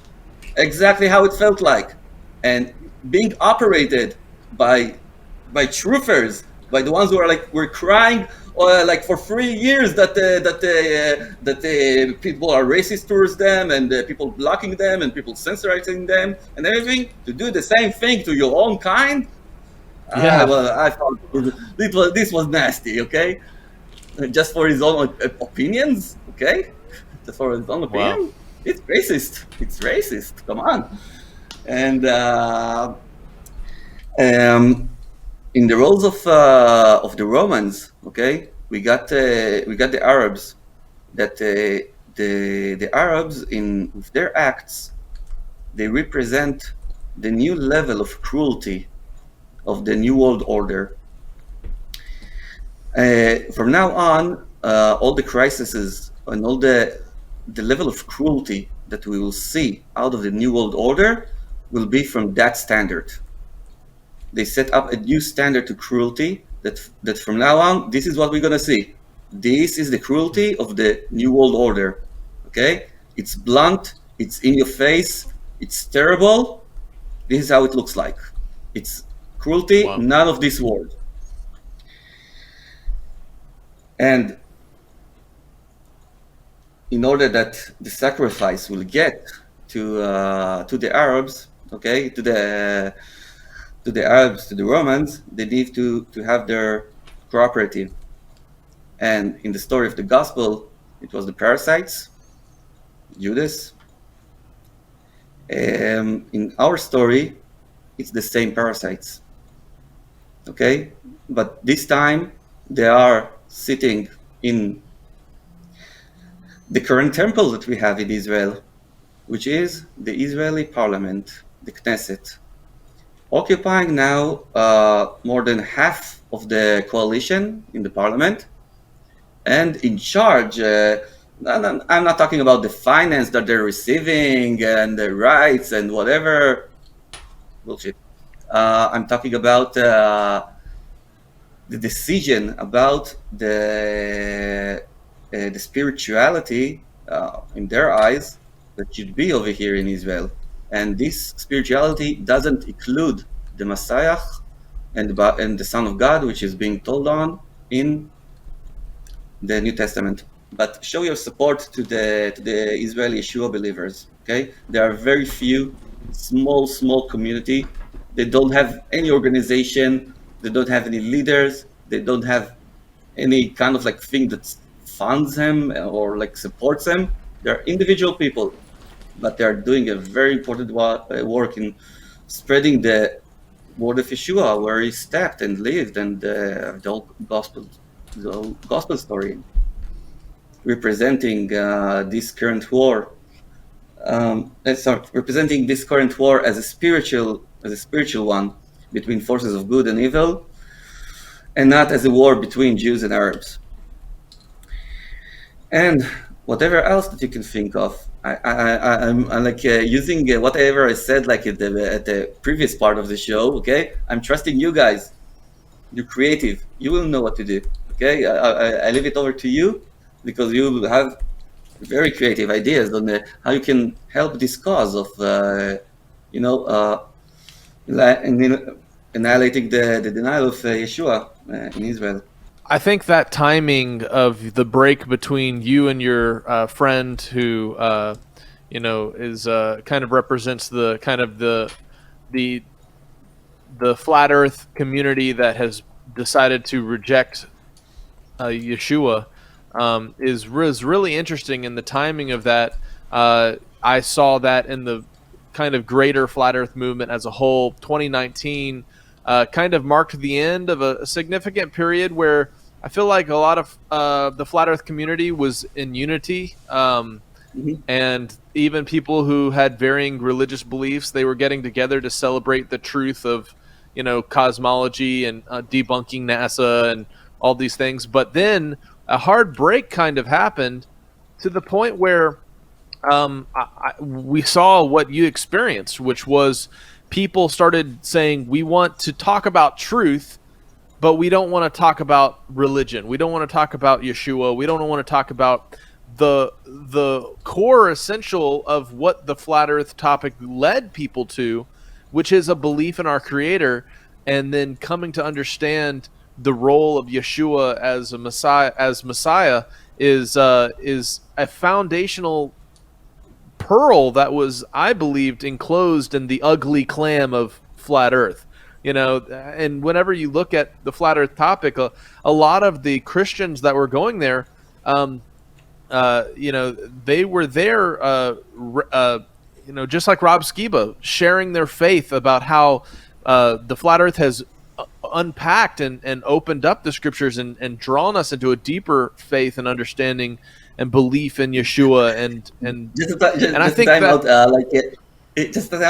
just want to mention up once there were all kinds of times when Owen, my partner, the Yeshua believer, was fighting with this guy and everything, and he used to tell him and of course the other guy that I'm talking about, he was a big Rob Skiba fan as well, and so Owen used to tell him what you can play all the time. Rob Skiba's fan regarding like flat Earth, and you keeps like quoting him. But do you know that he's a Yeshua believer himself? Like so how do you like you have to resolve this contradiction between yourself, okay?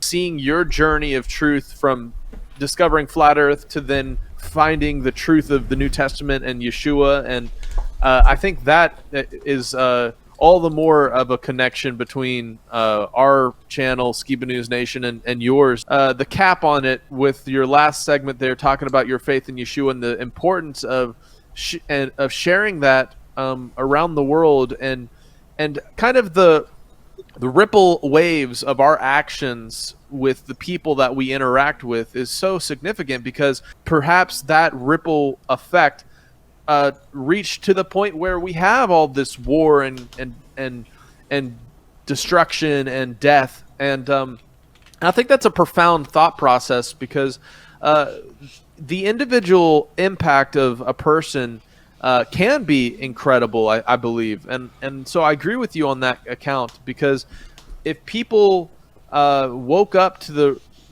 realization of the way of Yeshua and belief and faith in him as the Messiah and as the example for how we're to walk out our faith and interaction with the Almighty, I think the world would be a very different place. And I think it's very significant what you're pointing out, because part of the deception, I believe, with the modern kind of Zionistic support of Israel in the modern Christian church in the United States is a lot of money is being funneled to Israel because people want to support Jews, but they don't realize they're pouring money into organizations that hate anybody who believes in Yeshua. They're pouring money into organizations that push the propaganda you're talking about that even impacted you. And I think having you on the show and as an example of somebody who has been personally affected by that propaganda is really profound, and helps show people that might not be aware of that situation.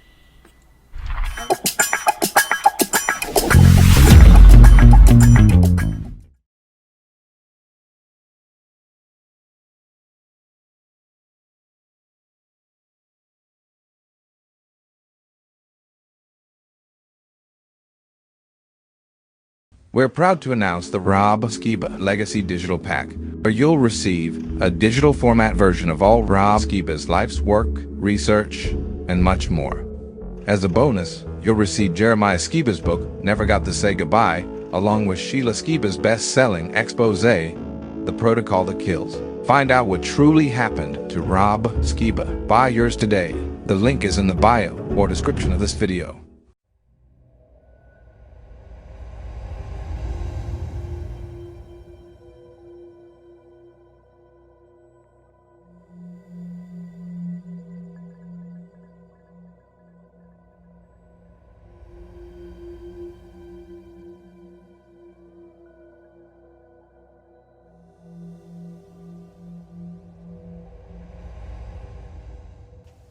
Okay, part 3. The Seed War begins.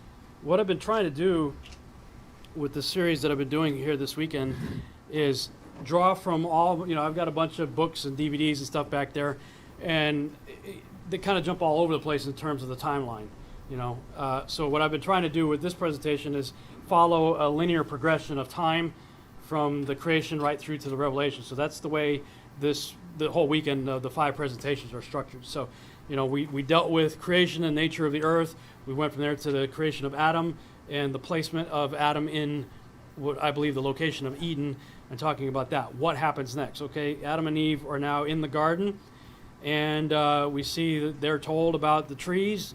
You can eat from this one, but you can't eat from that one. And then we turn the page to chapter 3, and the devil's right there, starting out with the question, hath God really said? Yea, did God really say this? That's a lot of people, when it comes to especially like the flat earth issue, once their mind starts going crazy on that, if that's true, what would be the motive? Why would they, whoever they are, why would they lie to us? Well, I mean, if that is in fact true, then we got to go further back than NASA. We got to go back to the garden. Because if you remember the questions that or the statements that I made, science says the Bible says, science says the Bible says, science says the Bible said. Well, you have the devil right away going, well, did God really say that?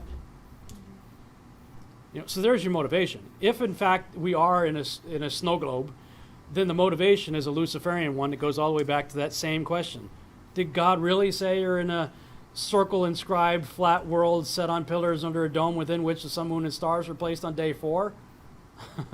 So that's where the motive goes all the way back to. Now, when they have this dialogue, the woman said unto the serpent, we may eat of the fruit of the trees of the garden, but of the fruit of the tree which is in the midst of the garden, God hath said, ye shall not eat of it, neither shall you touch it, lest you die. And the serpent said unto the woman, you're not going to die. God knows the day you eat of it, then your eyes are going to be open. You're going to be like gods, knowing good and evil. Keep those promises of Lucifer in mind, because we'll deal with them again later. So they tempted him, Satan tempted them in the garden. Now, whose fault was it when they got kicked out? Whose fault was it, Adam or Eve? Adam. Yeah. Now, Eve partook first, but we see in Scripture that Paul says, wherefore, as by one man sin entered into the world, and death by sin, and so death passed upon all men, for that all have sinned. What is sin? What's the definition of sin? Transgression of Torah. Bingo. Sin is transgression of law. In the garden, they only had one law, didn't they? Don't eat from that one tree. What did they do? They could have done anything else they wanted to do. They did the one thing they were told not to do. And they got booted out. Well, that's where we start to see the principle of disobedience equals exile from the garden. But it's actually an act of mercy, wasn't it? Because if they would have eaten from the tree of life after the knowledge of good and evil, what would have happened to them? Yeah, they would have been living in an eternal damnation. Right? So it was an act of mercy, really, an act of love that they were cast out. And like I talked about in the previous sessions there, if in fact this Yahuwah triangle thing is true, then they were sent to the east. From Shechem, if you go almost directly east, you end up in Babylon, which is a principle we see later, that when they were disobedient in the land of Israel, the Assyrians would take you out. And the Jews, of course, ended up in Babylon for 70 years. And that's because Leviticus 18, we find later, it talks about, the land will vomit you out. So I'm just going to ask the question, if we all agree, like I asked in the previous session, if the current nation sitting over there calling itself Israel is not obeying God, what do you think is going to happen to them? What's that going to do to standard evangelical Christian ideas about the promised land? It's going to rock the world and destroy them. I think it will too. Yeah. It'll cause a great falling away. Well, it sure would. Because so much of the modern eschatology is built on saying Israel became a nation in 1948. This generation shall not pass away till, Actually, if you go back and read that, it's not really and when it says this generation shall not pass away, it has nothing to do with the nation of Israel being reestablished. He goes through all this list of things that are going to happen, But in the list of Matthew 24, you don't see him saying. But then when you see the regathering together of Israel, this generation that sees that's not going to pass away. But that's what everybody teaches, isn't it? Yes. No, go back and read Matthew 24. See if it says anywhere Israel's going to be founded as a nation first, and then when you see this generation is not going to pass away until it's all fulfilled. Right? That's sort of like where it says, heaven and earth will pass away, but my words will never pass away. But of that day knoweth no man, only my Father in heaven. And not even the angels know. How many of you have heard, well, Jesus doesn't even know when he's coming back. The rapture is a secret event. See, only the Father knows. Go read that scripture. It says, heaven and earth will pass away, my words will not pass away, but of that day, what's the antecedent? What's the subject? The destruction of heaven and earth. Yeah. Of that day, which day? The previous sentence, heaven and earth are going to pass away, but my words are not going to pass away, but of that day. So we've been taught wrong and we've just accepted it. Yeah. And I've went around parroting that myself. See, Jesus doesn't even know when he comes back. Only Dad knows. That's not what it's talking about there. So the land spews them out, and I fear for a lot of people who have wrapped their whole belief system around the 1948 thing, because Zephaniah 2 says, "Gather yourselves together, O nation undesired," and the connotation is you're going to be judged. And Zechariah 13 tells you 2/3 of that place is going to die, and 1/3 going through the fire. How is that the promise we've all been waiting for? So, I really worry for a lot of my, eschatological, buddies and prophecy and whatnot that are dispensational preacher of rapture. When 2/3 are killed, and what does 1/3 going through the fire mean? I don't know, but it doesn't sound good. What's that going to do? I'm worried for them. Now, obviously, a nation calling itself Israel needs to be in place because we do see things that take place in the last days in that context. But the promise that we're all looking for, that everybody wants to assign to 1948, Isaiah 66:8, can a nation be born in a day? Yeah, May 14th, 1948. No. Chapter 66 is in a millennial reign context. Read chapter 65 to understand the context of chapter 66. Chapter 65 is in a millennial reign context. In chapter 66, everybody quotes 66:8, but if you read 4 verses later, 66:12 says, peace will flow like a river from that place. Have we had anything but peace? We've had anything but peace since 1948. We haven't had peace there. So clearly, Isaiah 66:8 cannot apply to 1948.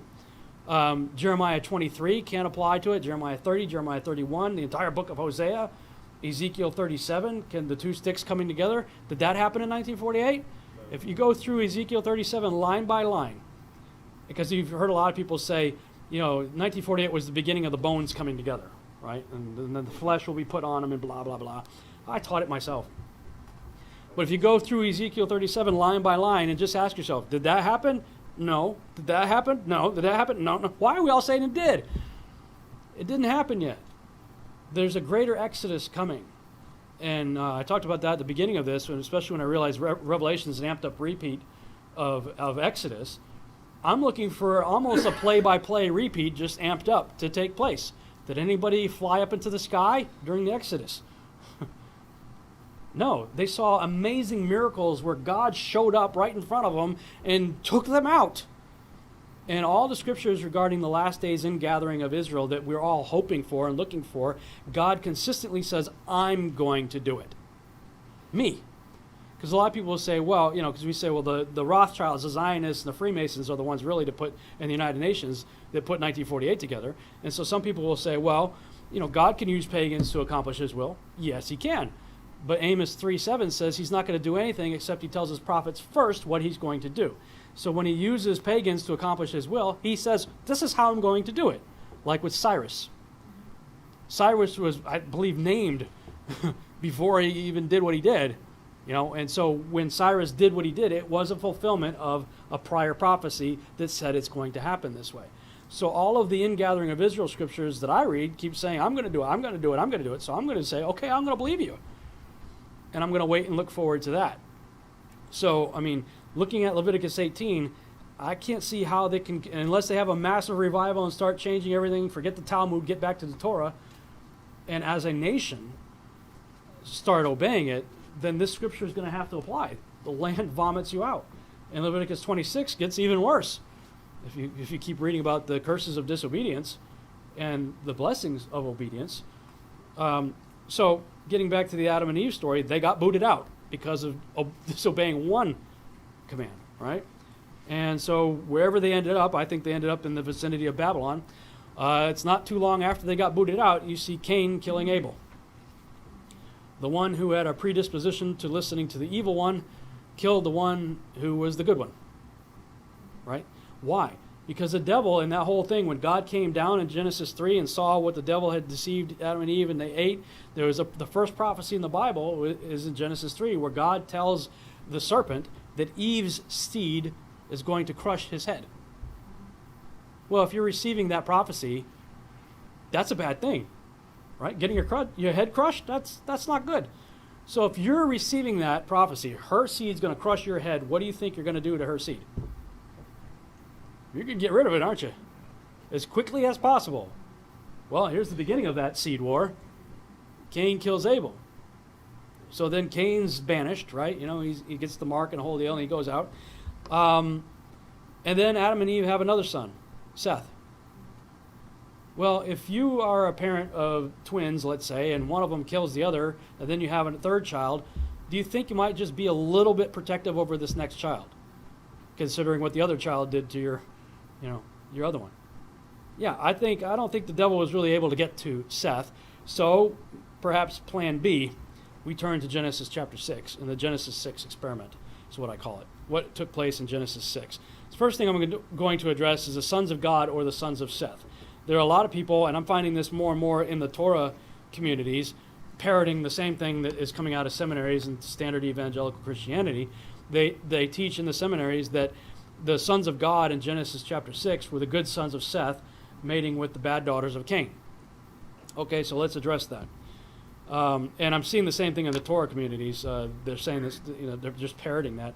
Going back to the whisper down the lane idea, is you get the closer you get to the original source material, they all believed that it was angels.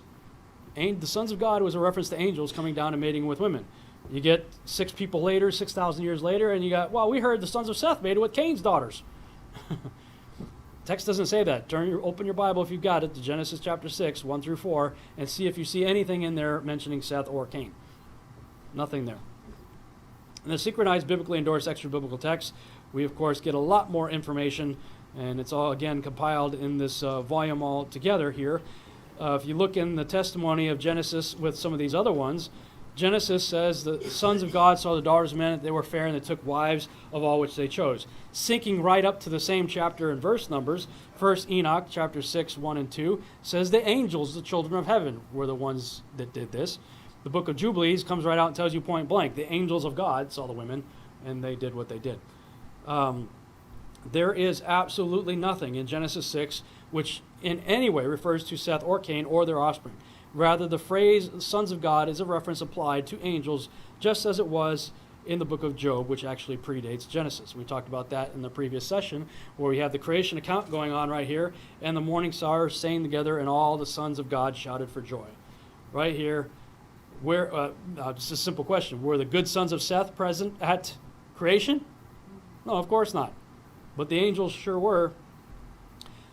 We have numerous other accounts of other writers. 50 AD, Philo, in his work Questions and Answers on Genesis, Book 1, point number 92, says, these giants were sprung from a combined procreation of two natures, namely, from angels and mortal women. But sometimes Moses styles the angels the sons of God. So he's saying, Moses chose the title for angels sometimes to be referred to as sons of God, which maybe he got it from Job or from Enoch, either way. Clement is a disciple of Peter. He talks about the same thing in excerpt from a homily number 8, chapter 13. It says, but when having assumed these forms, the angels, they convicted as covetous those who stole them and changed themselves into the nature of men, in order that, living holily and showing the possibility of so living, they might subject ungrateful to punishment, yet having become in all respects men, they also partook of human lust, and being brought tinder its subjection, they fell into cohabitation with women. A little bit cryptic, but you get the idea of what he's talking about there. Josephus, writing in Antiquities of the Jews, Book 1, Chapter 3, and Book 5, Chapter 2.3, Josephus says, for many angels of God accompanied with women and begat sons that proved unjust and despisers of all that was good on account of the confidence they had in their own strength. For the tradition is that these men did what resembled the acts of those whom the Grecians call giants. And he says again, for which reason they removed their camp to Hebron, and when they had taken it, they slew the inhabitants. There were till then left the race of giants who had bodies so large and countenances so entirely different from other men, that they were surprising to the sight and terrible to the hearing. The bones of these men are still shown to this day, unlike to any credible relations of other men. So he's basically saying, we've got the museum of the giants here, this is the first 100 years AD or so, 100 AD thereabouts, that they still had the museum of the bones of the giants that were the offspring of the angels. Now, reading through the text, we see that this is where they landed. Oh, by the way, this map right here, this is a variation of the Mercator map. The Mercator map is the map where they unroll the ball into a flat map. We've all seen it in the classrooms. We've seen, this is a variation of it. The one we've seen in the classrooms, this one you can tell everything looks kind of curved at the top, even though it's a, it's a rectangular thing, but you can see the sort of the perspective skewing there. The Mercator map, though, and even in this map, look how big Greenland looks right there. On the Mercator map, Greenland's almost as big as Africa. But if you look up the actual dimensions of Greenland, it's like not a whole lot bigger than Texas. So even on the ball maps that we've all seen our whole life, the maps are all wrong. There was a West Wing episode, in fact, on the TV show West Wing, where they had some experts come in and they were showing all the problems, and they were trying to lobby for the new maps to be put into schools. And they're showing how all the scales are completely wrong of everything that we've all seen, that we all grew up with. It's all wrong. The German cartographer, Mercator, originally designed this map in 1569 as a navigational tool for European sailors. The map enlarges areas at the poles to create straight lines of constant bearing or geographic direction. So it makes it easier to cross an ocean. But Yes. it distorts the relative size of nations and continents. Are you saying the map is wrong? Oh dear, yes. Look at Greenland. Okay. Now look at Africa. Okay. The two land masses appear to be roughly the same size. Yes. Would it blow your mind if I told you that Africa is in reality 14 times larger? Yes. Here we have Europe drawn considerably larger than South America. When it's 6.9 million square miles, South America is almost double the size of Europe's 3.8 million. Alaska appears 3 times as large as Mexico, when Mexico is larger by 0.1 million square miles. Germany appears in the middle of the map when it's in the northernmost quarter of the Earth. Wait. Relative size is one thing, but you're telling me that Germany isn't where we think it is? Nothing's where you think it is.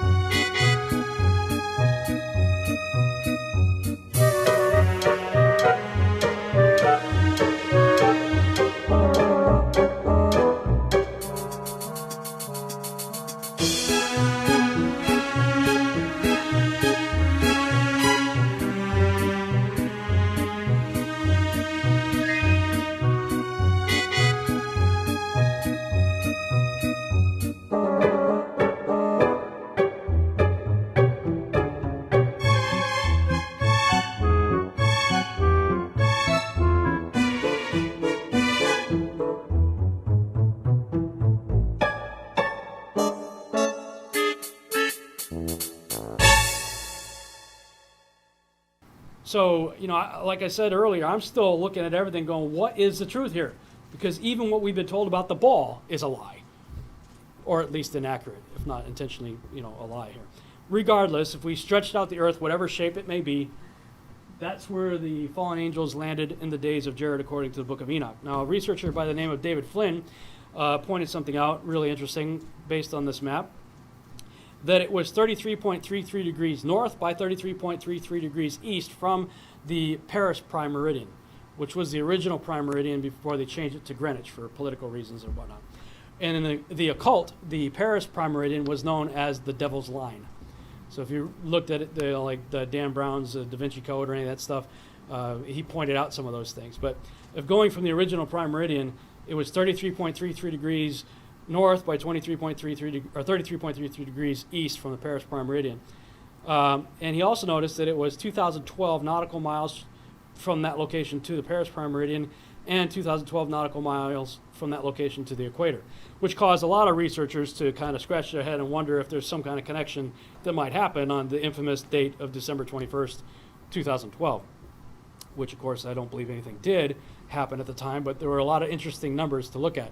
Now, while those numbers may be interesting, if in fact the whole globe thing is a lie, then these numbers probably go out the window anyway. But interesting nonetheless. So Genesis 6, Nephilim were in the earth in those days, and also after that when the sons of God, angels, came unto the daughters of men. Now, even in the Sethite theory, that doesn't make sense, the wording, does it? Because Seth is still men. They're still people, right?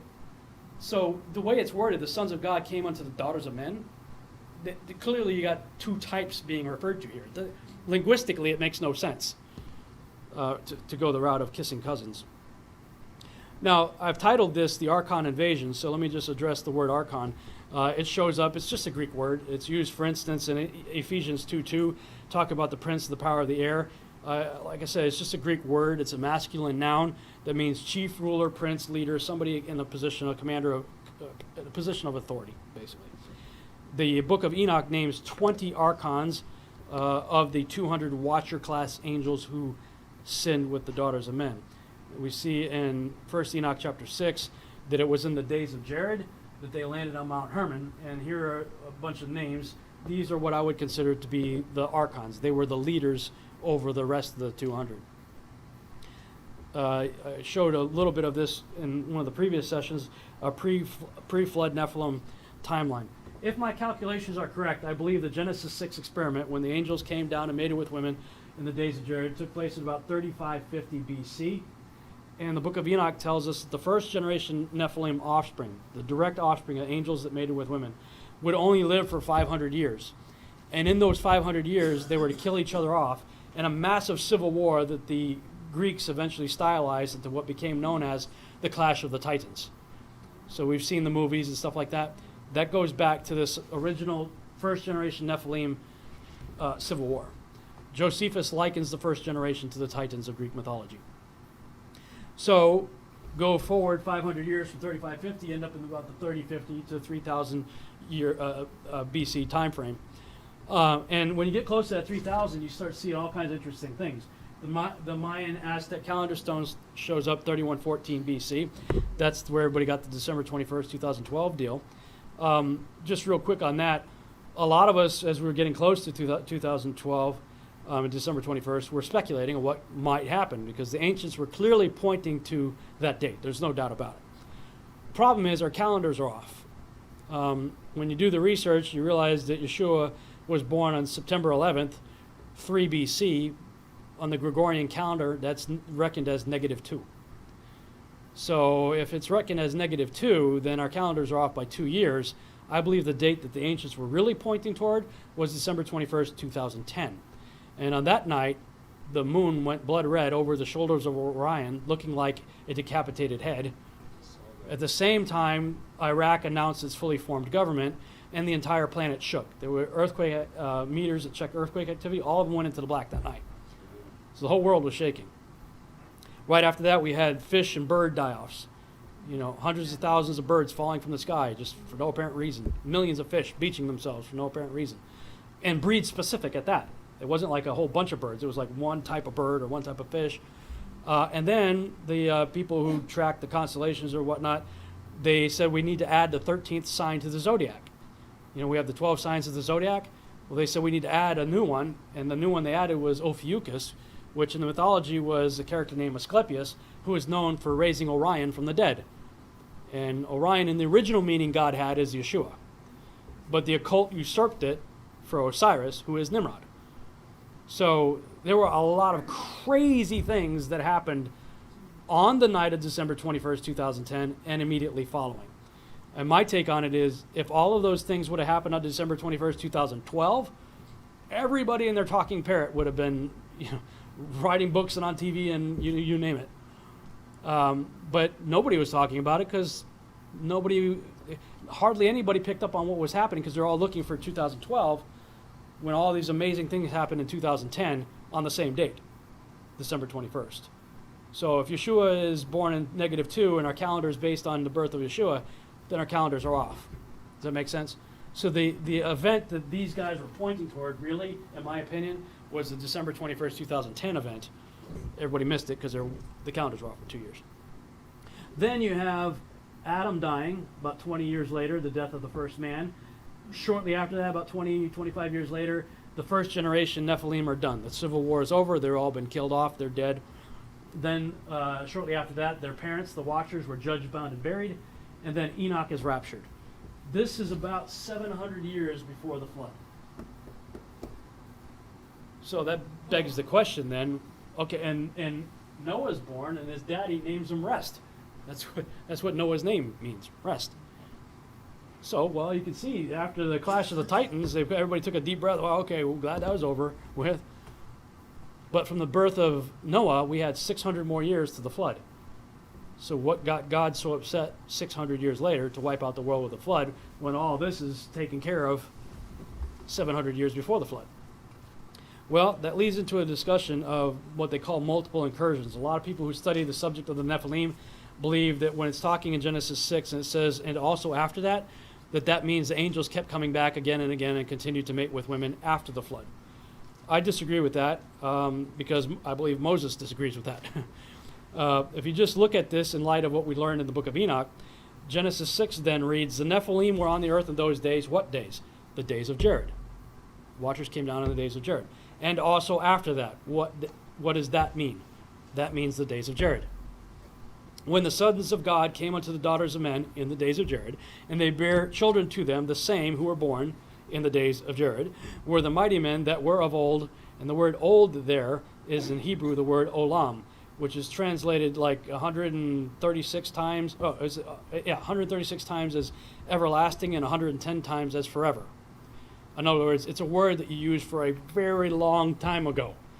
It's not the word Moses would have used for the giants they just saw in the land of Canaan last week. You know, he's saying the same that we're talking about here are from Olam, long time ago. It became the men of renown, the gods of the mythology, essentially. So there's nothing in Genesis 6 that would throw you into the post-flood world. Everything's still very much in a pre-flood context. Now, we have to realize that when the angels did what they did, they faced a severe judgment by God.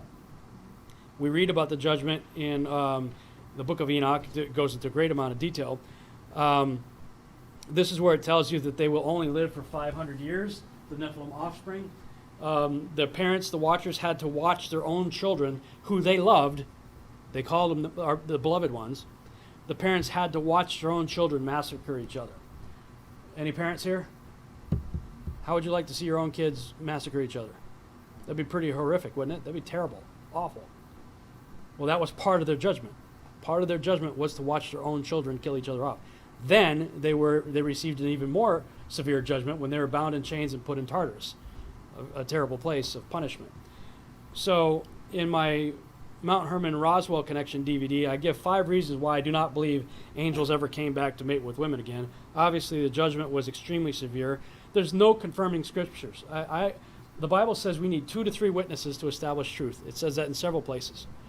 So if the assumption is that Genesis 6, where it says, and also after that, is a reference to another incursion of angels mating with women, where's your confirming scripture? Give me one other verse that says that angels mated with women. Not there.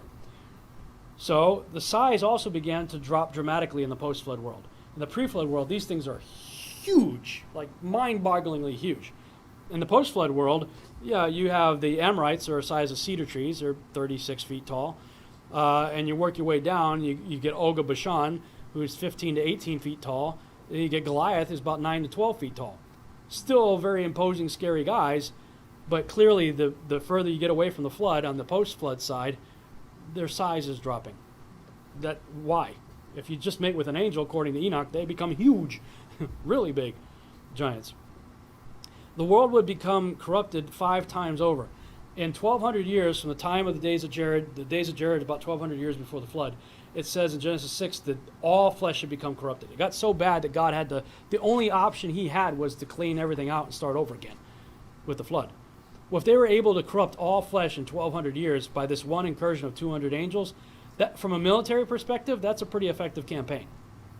If I was a general, let's say like Lucifer, and the 200 watchers were a platoon for a military campaign, and my platoon was so successful that they corrupted all of my enemy's creation in 1,200 years, round 2, 400. Let's get this thing over with. Get 500, you know. They've had 5 times the amount of time to completely corrupt all flesh if they're going to do multiple incursions. How come we're still here?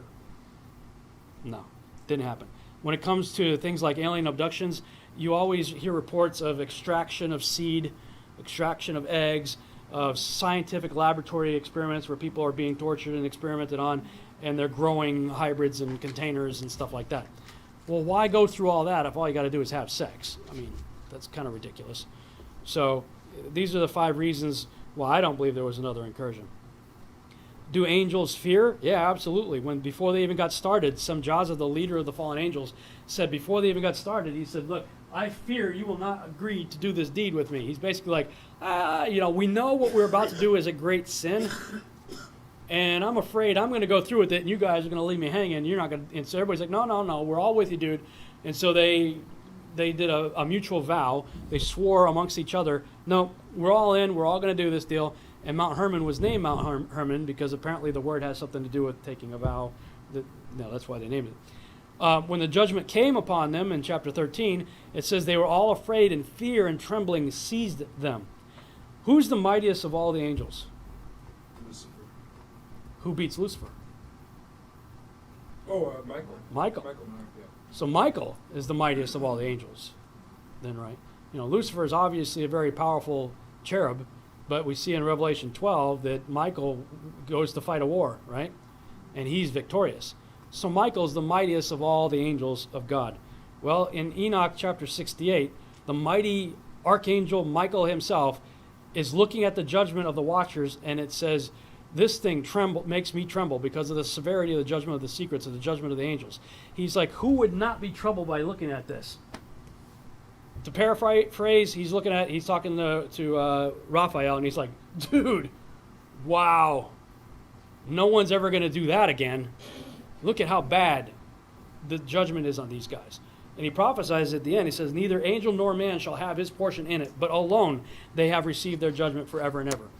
He just prophesied, nobody else is going to do this, because the penalty for doing it is so severe that even Michael, the archangel himself, is like, whoa, wow, I'm trembling in my boots here, Raphael.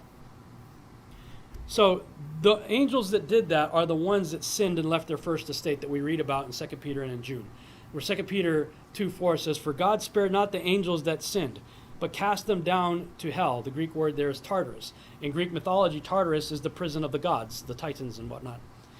So a lot of people who don't believe in the angels version of Genesis 6 and believe the Sethite view, they've got a big problem with these verses. Because who's he talking about there? Satan and his angels? No, they haven't been bound in chains. They're still out and about, aren't they? They don't get defeated until Revelation 12. And there's a war in heaven. They're all kicked out. He's still going about as a roaring lion. Paul said we wrestle not against flesh and blood, but against principalities, powers, spiritual wickedness. These are the guys that are still with Lucifer. They haven't been bound up yet. The only ones that got bound up were the ones who participated in the Genesis 6 experiment. And Jude says, the angels which kept not the first estate, but left their own habitation, he hath reserved in everlasting chains under darkness unto the judgment of the great day. Where did these two guys get that information? There's nowhere in the canonized text that even remotely hints at what they're talking about. Well, obviously they had read the book of Enoch, because that book gives all the details that's perfectly in line with what both of these guys said right there. So, for me, I'm like, well, if it's good enough for these guys to read the book, maybe I should read it too. Maybe it might teach me a thing or two. Work for these guys. So again, this is what's going on here. There is no further written documentation of any other incursions of angels mating with women in the Bible. But there is evidence of a pre-flood return of the Nephilim. So you have the first generation Nephilim had the Clash of the Titans civil war, and they're all killed off by about 3000 BC. Well, you still got 700 more years for the flood. So what's going on in the 700 years that got God so upset and that's corrupted all flesh? Well, this is where I really began to see the value of the books of Enoch, Joshua, and Jubilees, and why I started calling them the synchronized, biblically endorsed extra-biblical texts. Because when you sync them up in chronological order with the story given in Genesis, we are given a really detailed account of what happened. In Genesis 6, 1 through 4, we see angels mating with women. That syncs up with the text you see there in red. Genesis 6, 5 through 7 shows how God feels about the resulting violence. That syncs up with the text you see there in red. And Genesis 8 through 10 reveals how Noah and his sons were genetically pure, where it says that Noah was found pure, righteous in his generations, the word there is tamim. It's the same Hebrew word used for the red heifer without spot or blemish. It's a word used for genetic purity. So, and he married, according to the text, Naamah, who was the daughter of Enoch. And Enoch was, of course, so righteous that God took him. So clearly it was a good pick for Noah. Married an older woman. I think she was about 100 years older than him.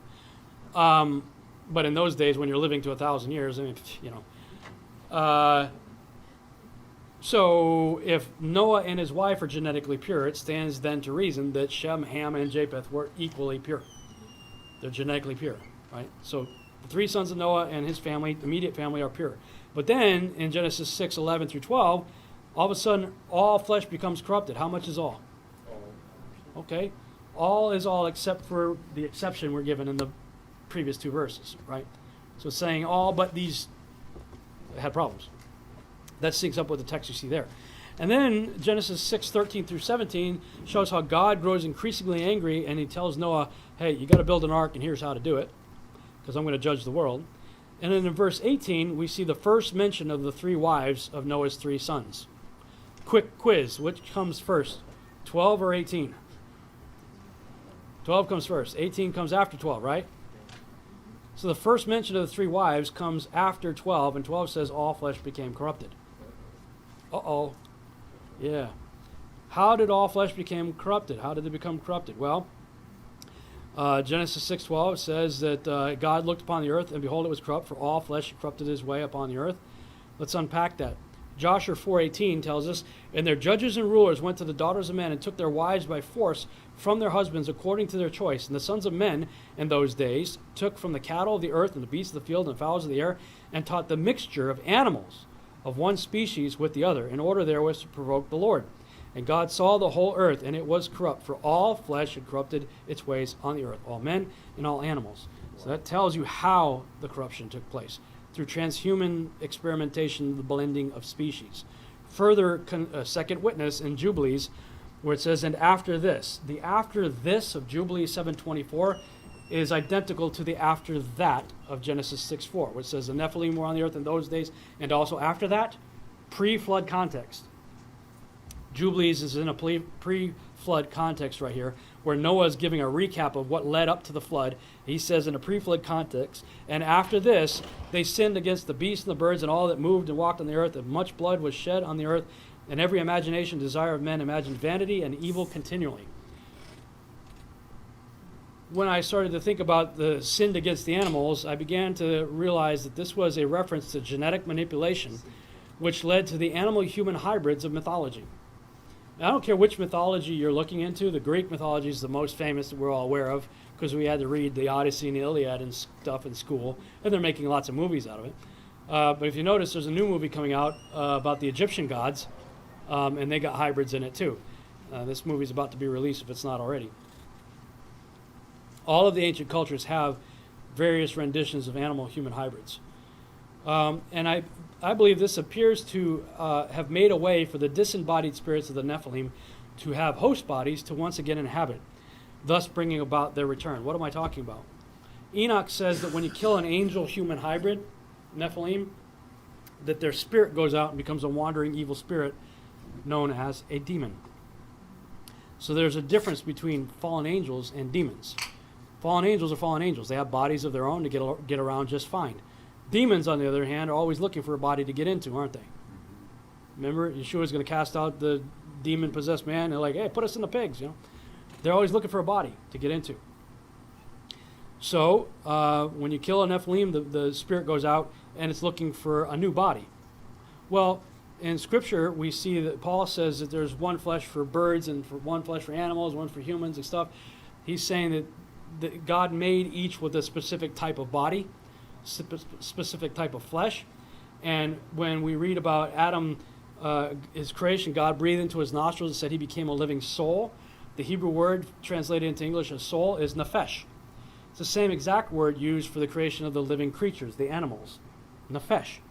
So I believe there is a God-prescribed nephesh for each kind that God created. That's why he says it's real important that everything reproduces after its own kind. So there's a God-prescribed nefesh for a goat, for a cow, for a dog, for a human.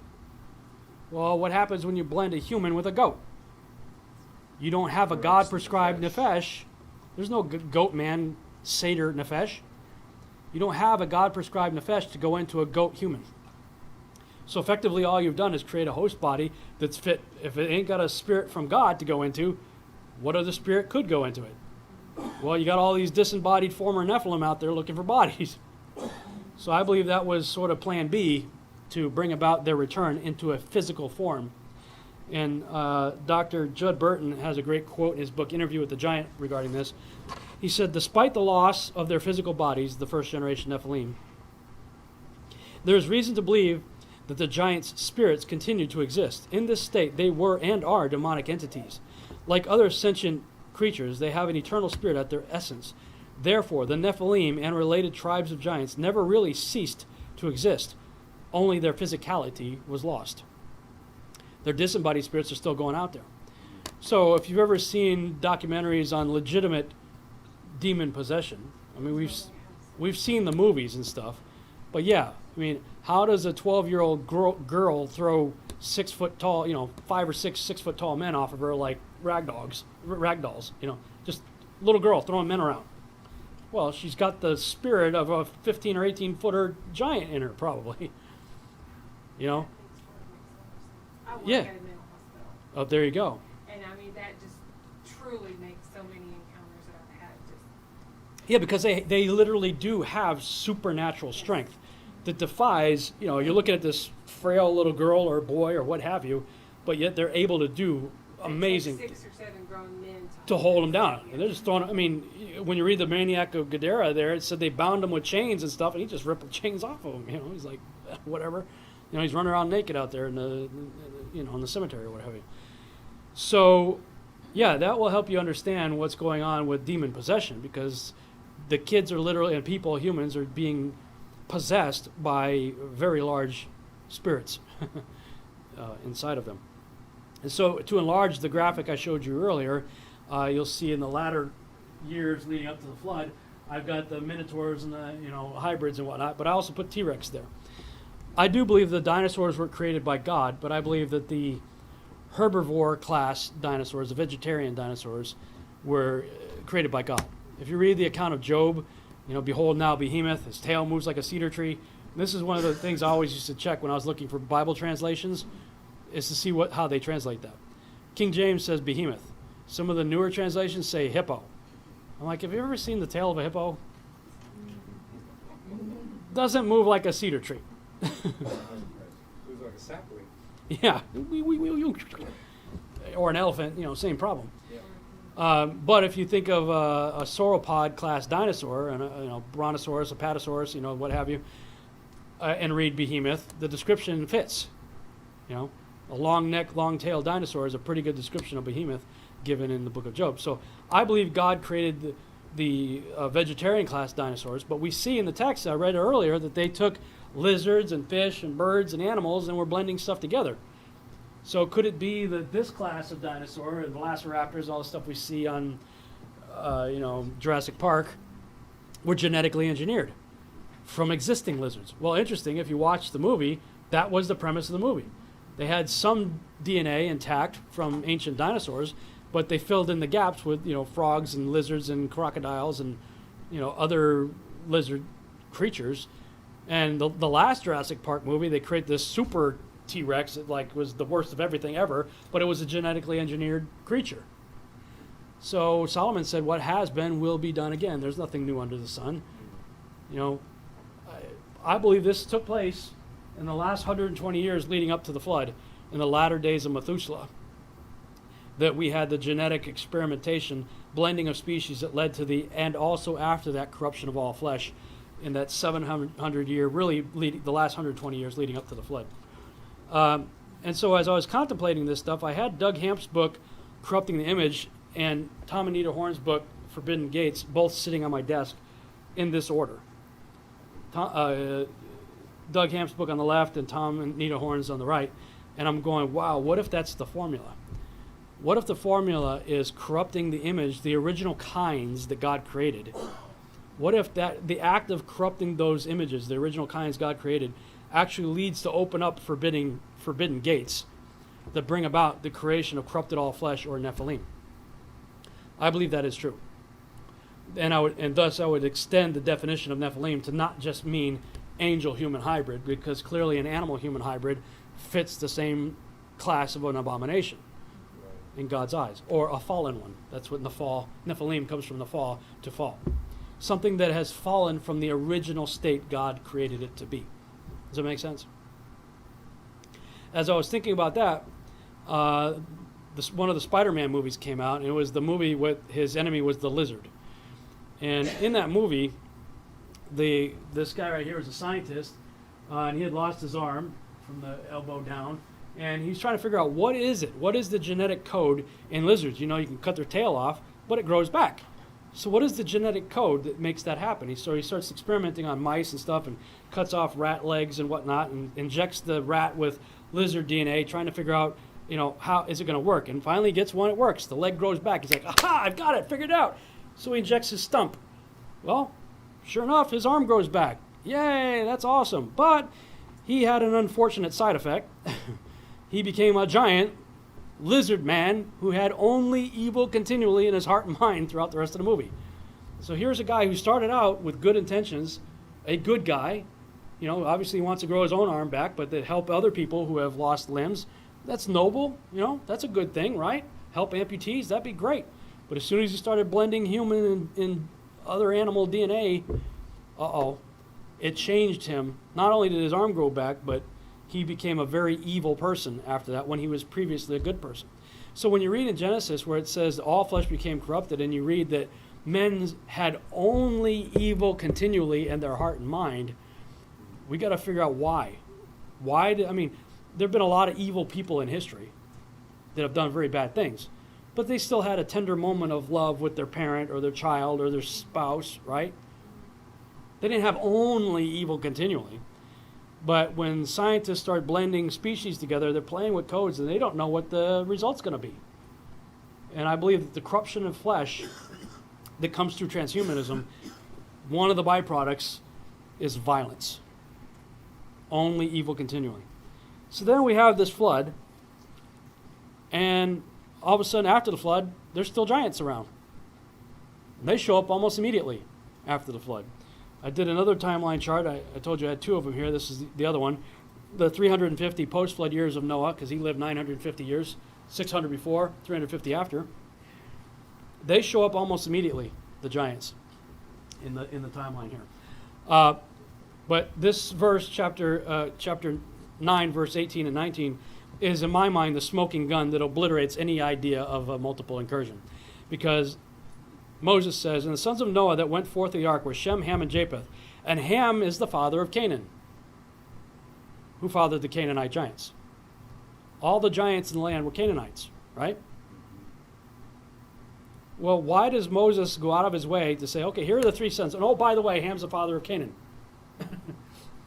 Not an angel. He's telling you something here. And if you don't get it, he further elaborates in verse 19. These are the three sons of Noah, and from them was the whole earth overspread. That's King James. Other translations say populated. So 850 years after the flood, Moses is writing and said the whole world was populated by these three guys right here. No mention of angels showing up to create more Nephilim, and yet we still have giants. So how'd that happen? Well, we talked about it earlier. If Shem, Ham, and Japheth are pure, just because Noah and his wife are pure, and 18 follows 12, the first mention of the wives comes after 12, well, to me, Occam's razor, right? Easiest solution has got to be the wives. And so when you look at the family tree, especially going through the lineage of Ham, he had 4 children, Canaan, Mitzrayim, Put, and Cush.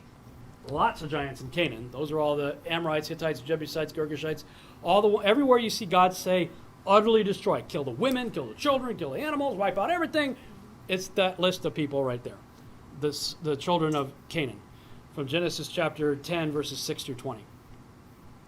Lots of giants in Canaan. There's at least one giant in Mitzrayim, and that's Caphtor.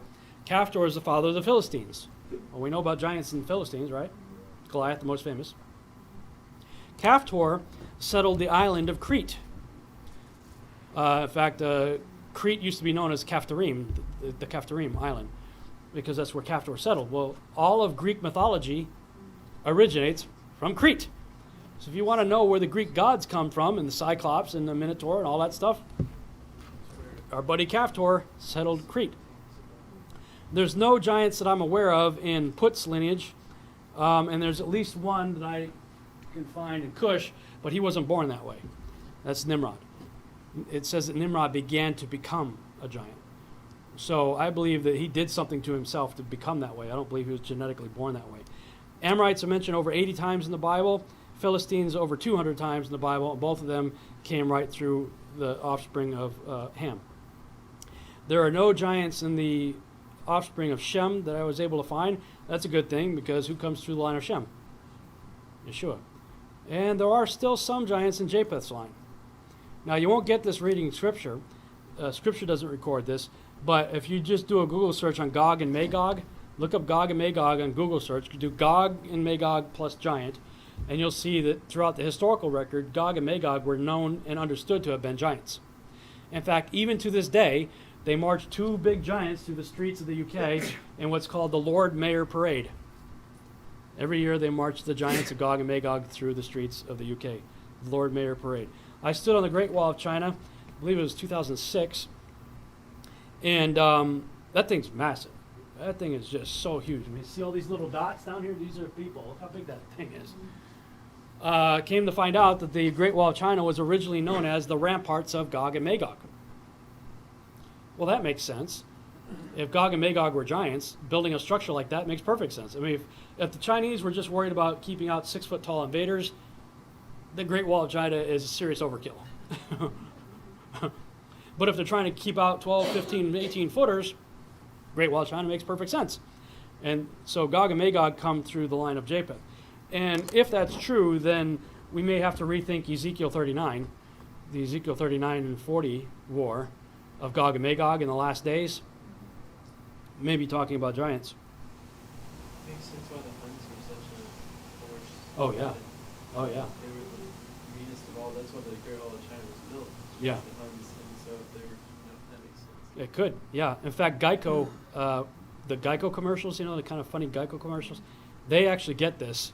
There's a Geico commercial that shows they look like a bunch of Huns or whatnot, Mongolians or whatever, coming up on the Great Wall of China. And when they come up to the Great Wall of China, it's like waist high, so they're giants. They walk out and they're like, what do we do? And the other guy's looking at you, he goes, he steps over it, keeps walking, I'm like, it's funny, but they may have it right when you look at the ancient record. So in Genesis 6:20, where God is commanding the animals to be brought on the board, it says, brought on board the ark, it says, of fowls after their kind, and of cattle after their kind, of every creeping thing of the earth after his kind, 2 of every sort shall come unto thee to keep them alive. You see the repetitive phrase there in bold? After their kind. But in Genesis 7, when it comes to the humans, it just says they, and every beast after his kind, and all cattle after their kind, and every creeping thing that creepeth upon the earth after his kind, and every fowl after his kind, every bird of every sort. That phrase, after their kind, is curiously missing from the humans.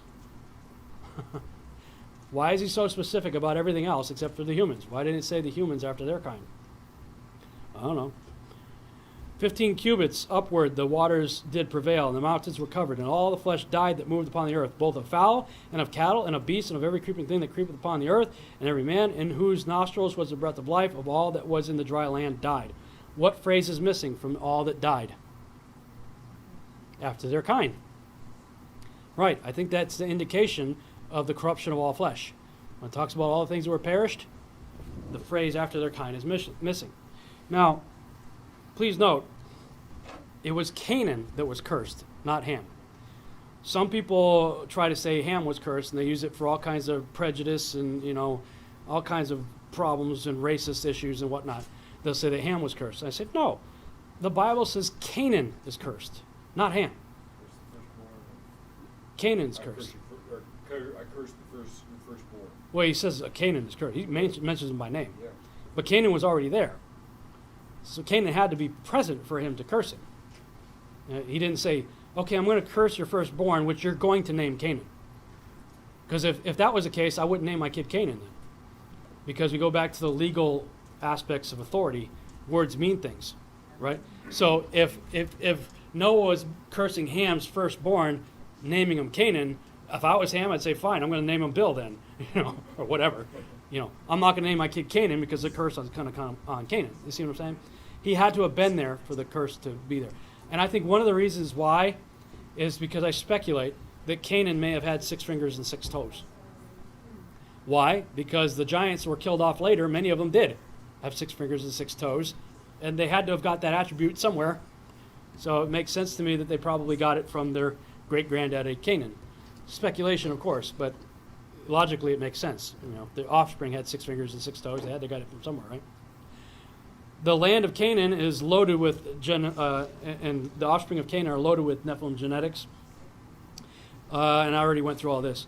Now, I saw this documentary called Seeds of Death, and it gives a really good analogy of how genetics work, especially with regard to GMO, genetic modification of organisms.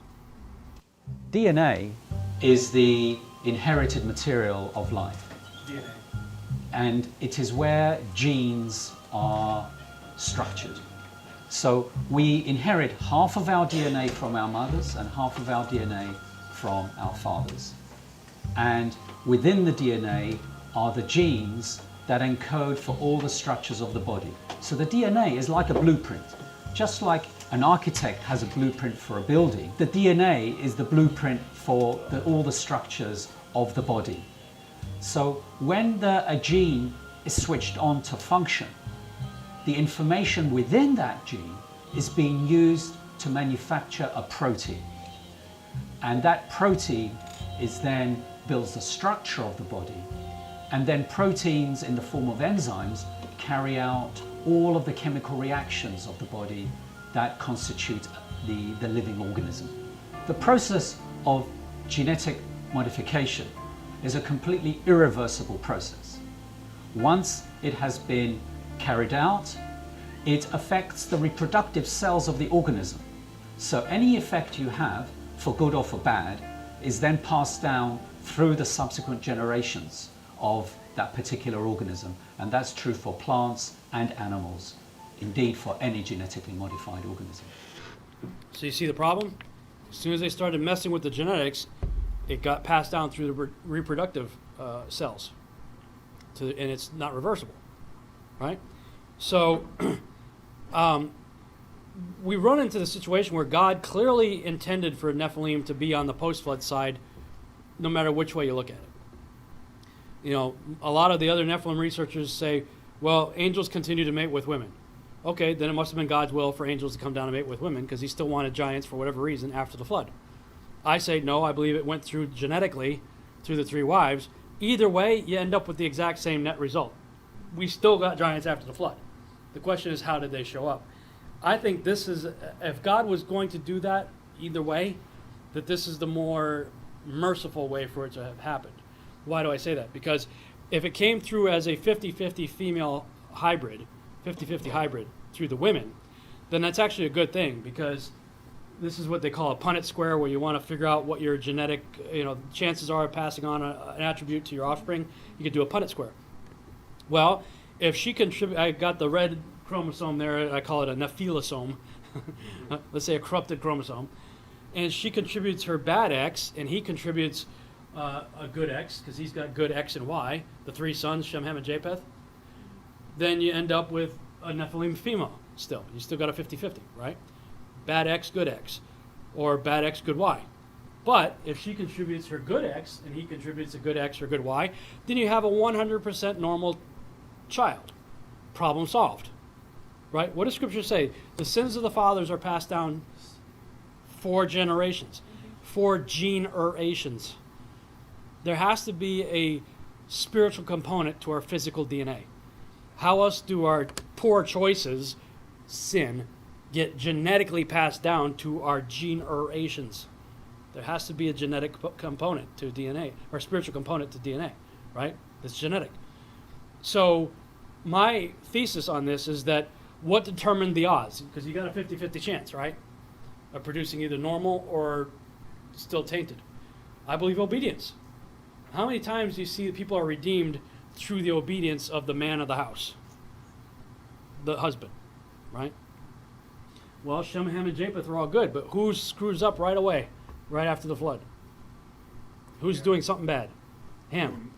Ham's doing something bad with the well, I believe it's his mother, which says uncover the nakedness of the father. We read in Leviticus that that's a reference to the mother. So very likely Ham's doing something with his mother. Now you got to ask, why would he do that? My speculation on that is after he had sex with his wife and produced possibly a 6-fingered, 6-toed child, he said, well, something's clearly wrong with my wife.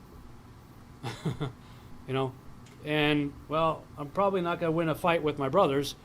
My dad's drunk and asleep, maybe I'll go with my mom. It's the same logic that you see with the daughters of Lot. When the daughters of Lot see the Sodom and Gomorrah, and of course Lot's wife turns into a pillar of salt, they think they're the only ones left on earth. So they're like, well, you know, we're going to have to mate with dad so we can have offspring, so we can have children, right? I think the same logic may have been going through Ham's mind. But whatever the case may be, he's doing something wrong. Shem, of all three, is obviously the most obedient son. And how many generations for obedience? 1,000. 1,000 generations.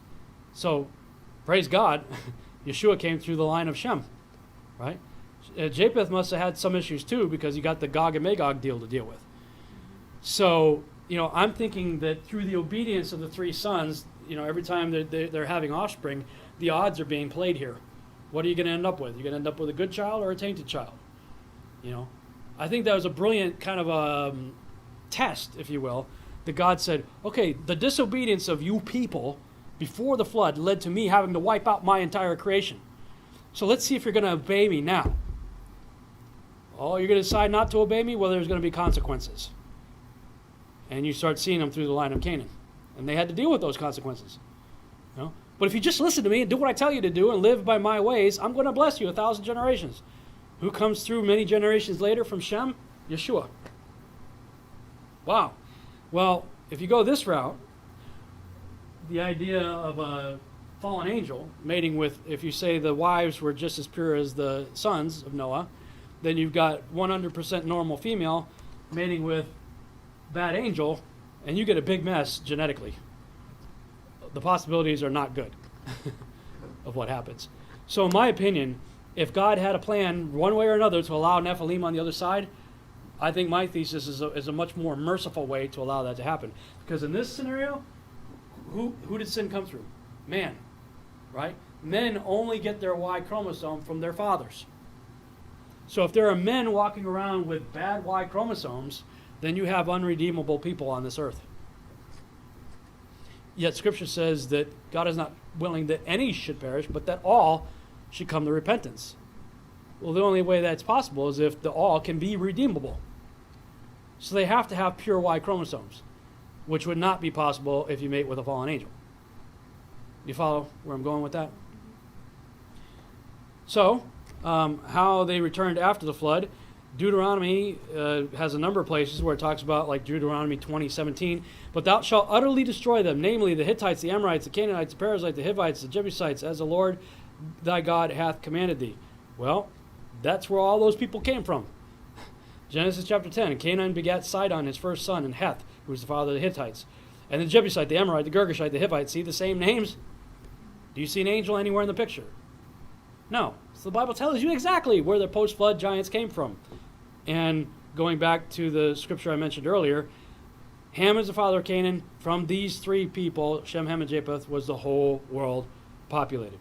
When you look up the names of these guys, oh boy, you find some really interesting names that show up.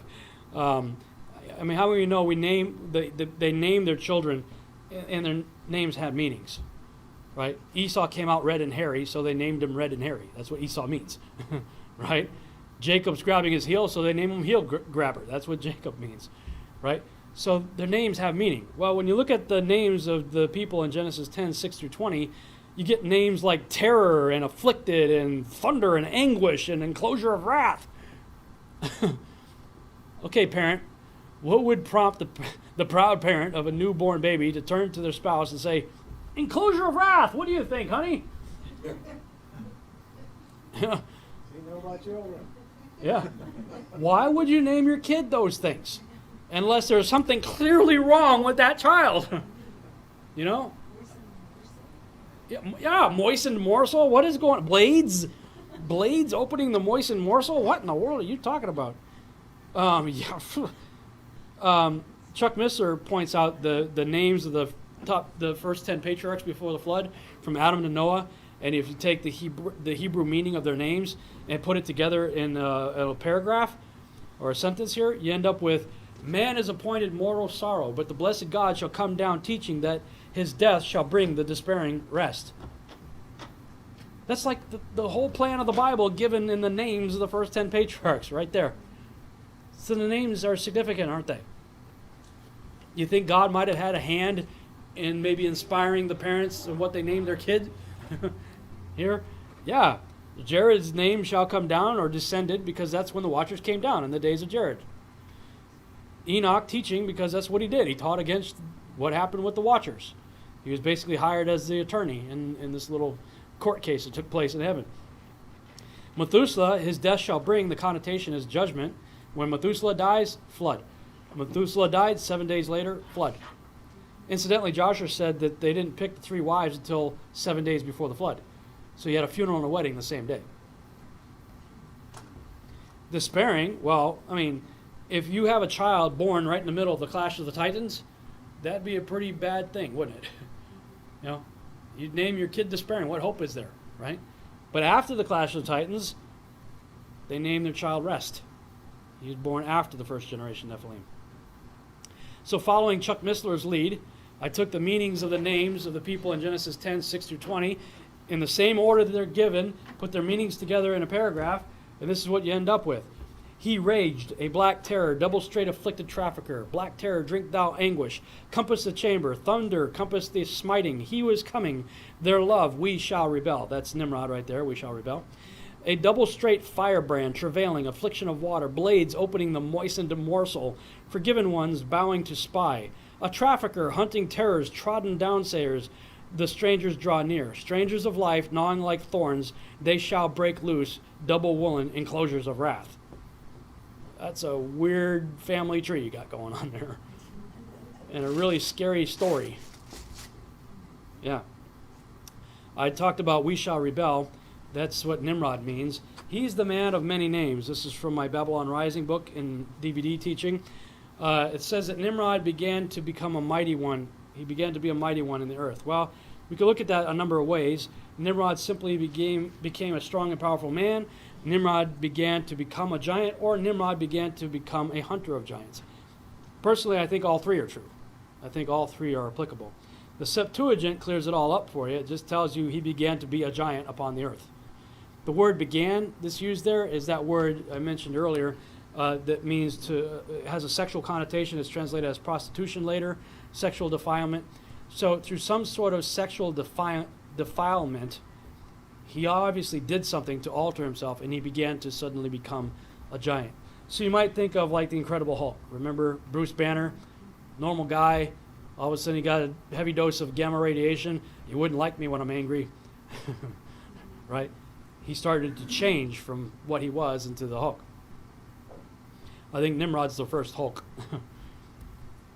The whole world's gathered together under his leadership, under one language, and they're trying to build this tower whose top might reach into heaven. We know the story. God comes down, confounds their language, and everybody leaves the Tower of Babel talking about the same guy. Now he has different names because of different languages. Everybody's talking about the same guy in different languages. So Nimrod becomes known by people by names like Gilgamesh, Baal, Melkart, Adonis, Dumuzi, Dionysus, Bacchus, Mithra, Orion, Apollo, Tammuz, Osiris, just to name a few. How do we know we're talking about the same guy? Because there are a lot of ancient depictions of these various other characters, and they all look the same. They're depicted in very similar poses, a lot of times dealing with a lion. You know, there's some kind of deal with the lion. What's Yeshua referred to as? Lion of the tribe of Judah. Exactly. You may have seen this picture before. We obviously know who's going to win that match. But there is a wrestling match of sorts taking place here. L.A. Marzulli calls it the cosmic chess match. Move and counter move. I believe that Nimrod is the primary piece on the devil's playing board. That he really found somebody in Nimrod, so I can work with this guy. Regarding Nimrod, again, he was at the same time as Abraham. We need to rethink Abraham. We all think of Abraham, we think Father Abraham, the big long beard, old guy. Well, he may eventually end up looking that way, but I think in the beginning he was probably more like this. Abraham was one tough dude, especially when you read about the Genesis 14 war. Josephus says the Genesis 14 war, which is 5 kings against the 4 kings, was a war with the offspring of the giants. This is about 400 years after the flood, and already they're having a war of 5 giants, armies versus 4. This is Lord of the Rings. This is epic. Well, the 5 kings, they have this whole battle, and the victors take Lot and his family as spoils of war, right? Abraham says, I don't think so. Gets a band of guys together, 318 guys, and it says they slaughtered Kedar Laomer, who was the right-hand guy, General Patton of Amraphel, that Nimrod, according to the book of Joshua, Amraphel is Nimrod.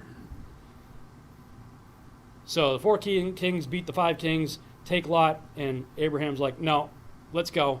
And he also had the allies in Mamre, Aner, and Eshcol, who were Amorite giants. So Abram actually had some good giants, if you will, on his side, fighting all these other guys. And just to give you an idea of scale, this is probably what they were looking like. Because Amos 2:9 says the Amorites got as tall as cedar trees. Well, a small cedar tree gets to 36 feet tall. The cedars of Lebanon got to 150 feet tall. So this is on the small side. So Abraham was one tough dude. And again, I depict all these exploits and stuff in this timeline here. But I also found something else interesting.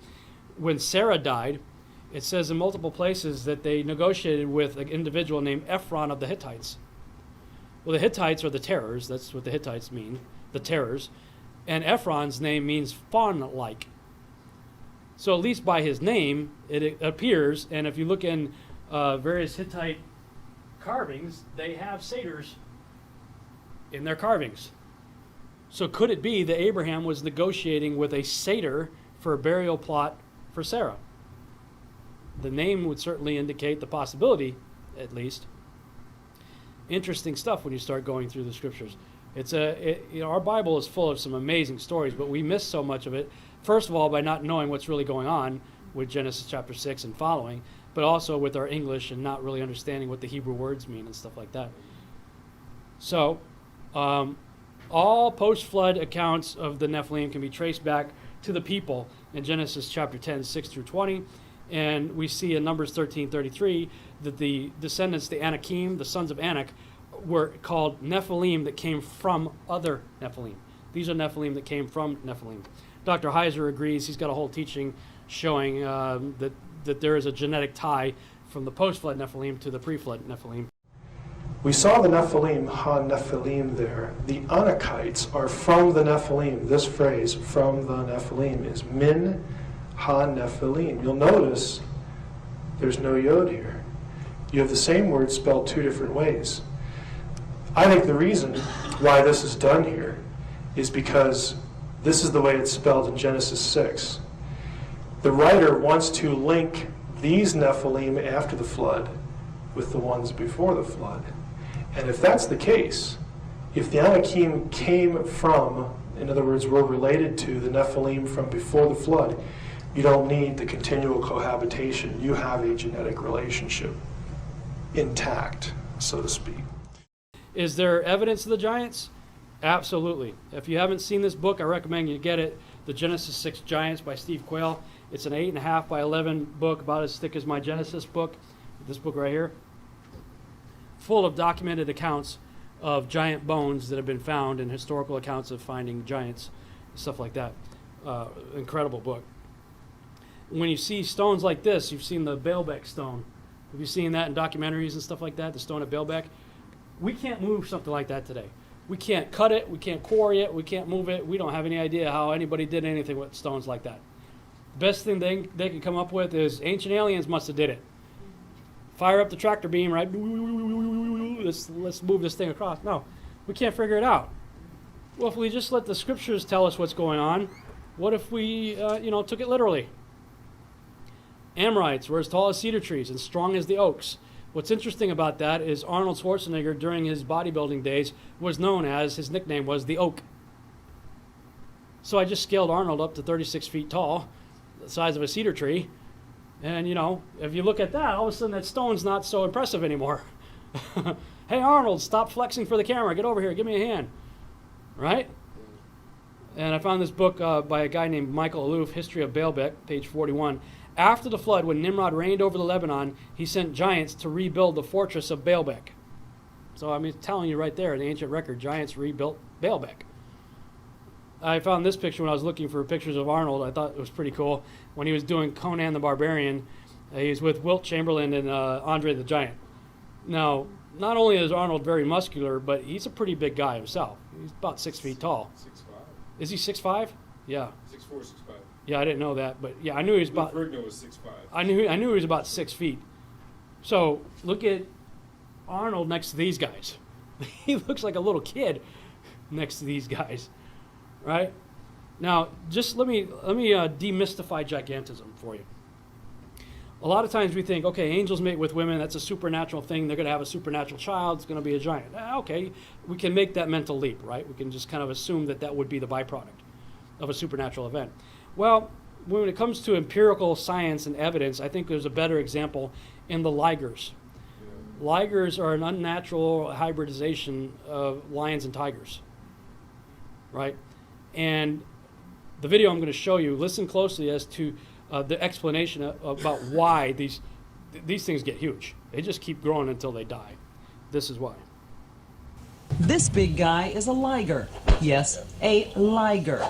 And trainer Doc Antle and his partner Rajani have the biggest one in the world. This is Hercules, who is our liger boy, 900 pounds and 12 feet tall. He's a gigantic kid because he's a liger. Father lion, mother tiger makes him... Father is a lion, mother is a tiger. Makes him the liger.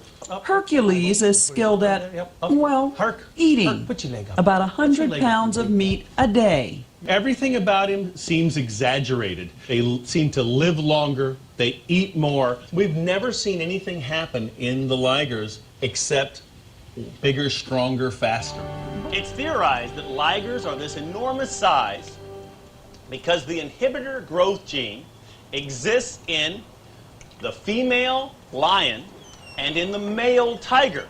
So when you switch around and you get a male lion breeding with a female tiger, creating the liger, you get this gigantic size. Nothing tells it when to stop.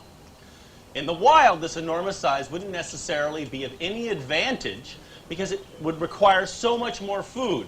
Samson here can readily eat 25 pounds of food in a sitting, where an adult lion can subside on 7 to 10 pounds of food. Helps you understand why the scriptures said the land devours itself, right? If you got giants, they need a lot to eat, don't they? Yeah. Whether human or animal. Whatever, it's got to maintain its metabolism, so it's got to have a high caloric intake, right? But did you hear what he said? The reason the ligers get so big is because the growth inhibitor gene is, right, it's in the male tiger and the female lion. So when you get the other way around, when you get the male lion and the female tiger, there's no growth inhibitor gene telling it to stop growing. The tigon, which is a male tiger and the female lion, grows to about the size of normal lions and tigers. Whereas the liger, they just keep growing and growing and growing. So it's as simple as turning on or turning off a genetic code or removing it. That's gigantism. Turn off the growth inhibitor gene. I've got one in me that says Rob stops growing at 5'11" at about 16 years of age. You've got one in you that says when you stop growing. Turn that off or remove it, and then you just keep going. So that also would answer the question of, did the giants mate with women? Well, I mean, it's unrealistic to think a 36-foot tall woman and or 36-foot tall man, and a 5 or 6 foot tall woman, unless they grew at a normal rate. So through their teen years and into their early 20s, if they grew in the same pace that normal humans do, they would have still been the appropriate size for human interaction Before they got too big. before they got too big. You know, eventually. Could they mate with each other? Yes, Male exactly. and female giants. Female giants, yes, I believe there were. That's the next point right here. Were the giants sterile? Now, there are some hybrids that we have, you know, various types of animal hybrids that are out there, that when you create these hybrids, they're sterile. They can't reproduce, like donkeys or some of these other ones, or mules. Yeah, some of these, I forget which one it is, but I know that some of those can't reproduce. So that led a lot of Nephilim researchers to suggest that the Nephilim were sterile also. I said, no, of course not. It says right there in Numbers 13:33, these were sons of Anak. Anak was a son of Arba, who was an Amorite, you know, giants. So clearly they can reproduce. We see in 2 Samuel 21:16-22 that these were men of great stature with 6 fingers and 6 toes, born to the giant. These 4 were born to the giant in Gath, so clearly they were not sterile. They could reproduce. So were the Samuel said that they had 6 fingers. yeah, Wow. yeah, right there. So were there female Nephilim too? Oh, I believe there were. And so this section I call it "Suspicious Women and the Rise of the X-Men," because yeah, I believe that there definitely were female also. Otherwise, why does God say kill the women too and the children? Get rid of all of it. Wipe them all out. And, you know, these are the people, the Hittites, Girgashites, Amorites, Canaanites, Perizzites, Hivites, Jebusites, nations greater and mightier. He says destroy them, and also says don't marry the women. Don't take their daughters. So there's obviously something going on with these women for God to say don't marry them, don't have anything to do with them, kill them. You know, so either God is prejudiced and schizophrenic and into random acts of genocide, or he's got a legitimate reason for saying the women are allotted the same destruction the men are. When you look in the various mythologies, you know, Josephus again said the angel-human hybrids, the Nephilim first generation, were likened unto the Greek Titans. Well, in the Greek myths, you had male and female god and goddesses, Titans. You know, so they're there. In Scripture, we see all kinds of interesting goddesses. Diana of the Ephesians, Ashtoreth of the Zidonians, the Queen of Heaven, right? We read in other textbooks about, you know, Isis and, you know, Ashtaroth and all this kind of stuff. So, you know, we've got the hybrids. I mean, look at her feet and wings and the whole deal like that. So, yeah, I think there were female Nephilim too. Then we have to deal with these people, Akhenaten and Nefertiti. Now, the Egyptians descended from Mitzrayim, right? Egypt, Mitzrayim. And Akhenaten and Nefertiti show up around 1300 BC time frame. So they're pretty early, and they apparently were born this way. And, you know, she's not just wearing a cool hat. She's covering up one heck of a dome of a head, right? And there's all kinds of depictions of them, and with their children playing on their laps. These were cone heads, Egyptian cone heads. And a lot of times when you look in the cone head deal, they were in positions of royalty in various cultures. Certainly this was the case in Egypt. But we're finding all kinds of other ones. I mean, are these Nephilim skulls? Well, we're still trying to figure all that out. You know, many scholars and researchers are out there looking into the issue, but there's something up with them. This one was recently found. This is 18 December 2012. A news article said, the incredible alien skull discovered in a Mexican cemetery. 1,000-year-old skeleton. Archaeologists in Mexico today revealed the astonishing skull of a person suffering from cranial disfiguration. Yeah, I'd say so. And then what do we do with finds like this? This was an artist's rendition of a fetus that was found in a mummy of a pregnant woman. They found a mummified pregnant woman. They saw that she was pregnant, and they dug around, looked in there some more, and found the remains of the fetus, 7-month-old fetus, looking like that, looking like alien. So, yeah. Some people think these skulls are the result of cranial headboarding, where they strap boards to the baby's head. Well, yeah, we know that the baby's skull at a young age is you can mess around with it. You know, it's malleable. But that's not going to change the suture pattern. We have a frontal lobe, 2 parietal plates, and an occipital plate. We get that vertical line going across the top. Well, these don't have that vertical line. Now, some researchers say that the vertical suture here can fuse together. Okay, fair enough. It remains to be proven that that's the case here. But how do you increase their cranial capacity? They're not just a different shape. If you pour, something in there to check the volume of the skull, many times they find, I think this one had about 20 or 25% more cranial capacity than a woman of comparable size with a normal skull. Some of the other ones, the male ones, are much bigger and more robust, have been upwards of 40% larger brains. So yeah, you can strap boards to a baby's head, but it's not going to increase your intellectual capacity and give you bigger brains. It's going to change the shape of your skull. And you see other ones like this. I call this the first Home Alone. Oh no, I've got a cone head. I mean, look at the size of that kid's head. It's as big as his body. That's huge. A friend of mine came to town. He's the one that originally gave me this skull. It was white. I painted it. He was doing some research on the Nephilim on the internet, and as soon as he started Googling Nephilim and stuff, he started seeing my work out there. And we hadn't seen each other for like 5 years. I met him in Texas. He moved to New York. Hadn't seen him in 5 years.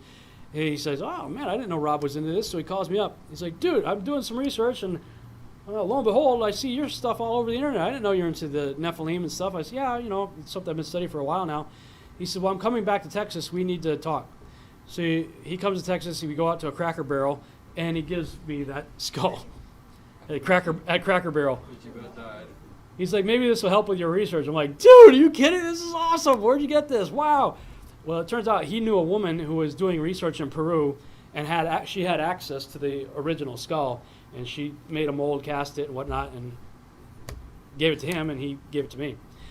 So I was like, "Yeah, I could definitely." And then I later tracked down another resource where I could get the male counterpart for. But I mean, look at this skull back here. I mean, look at these things.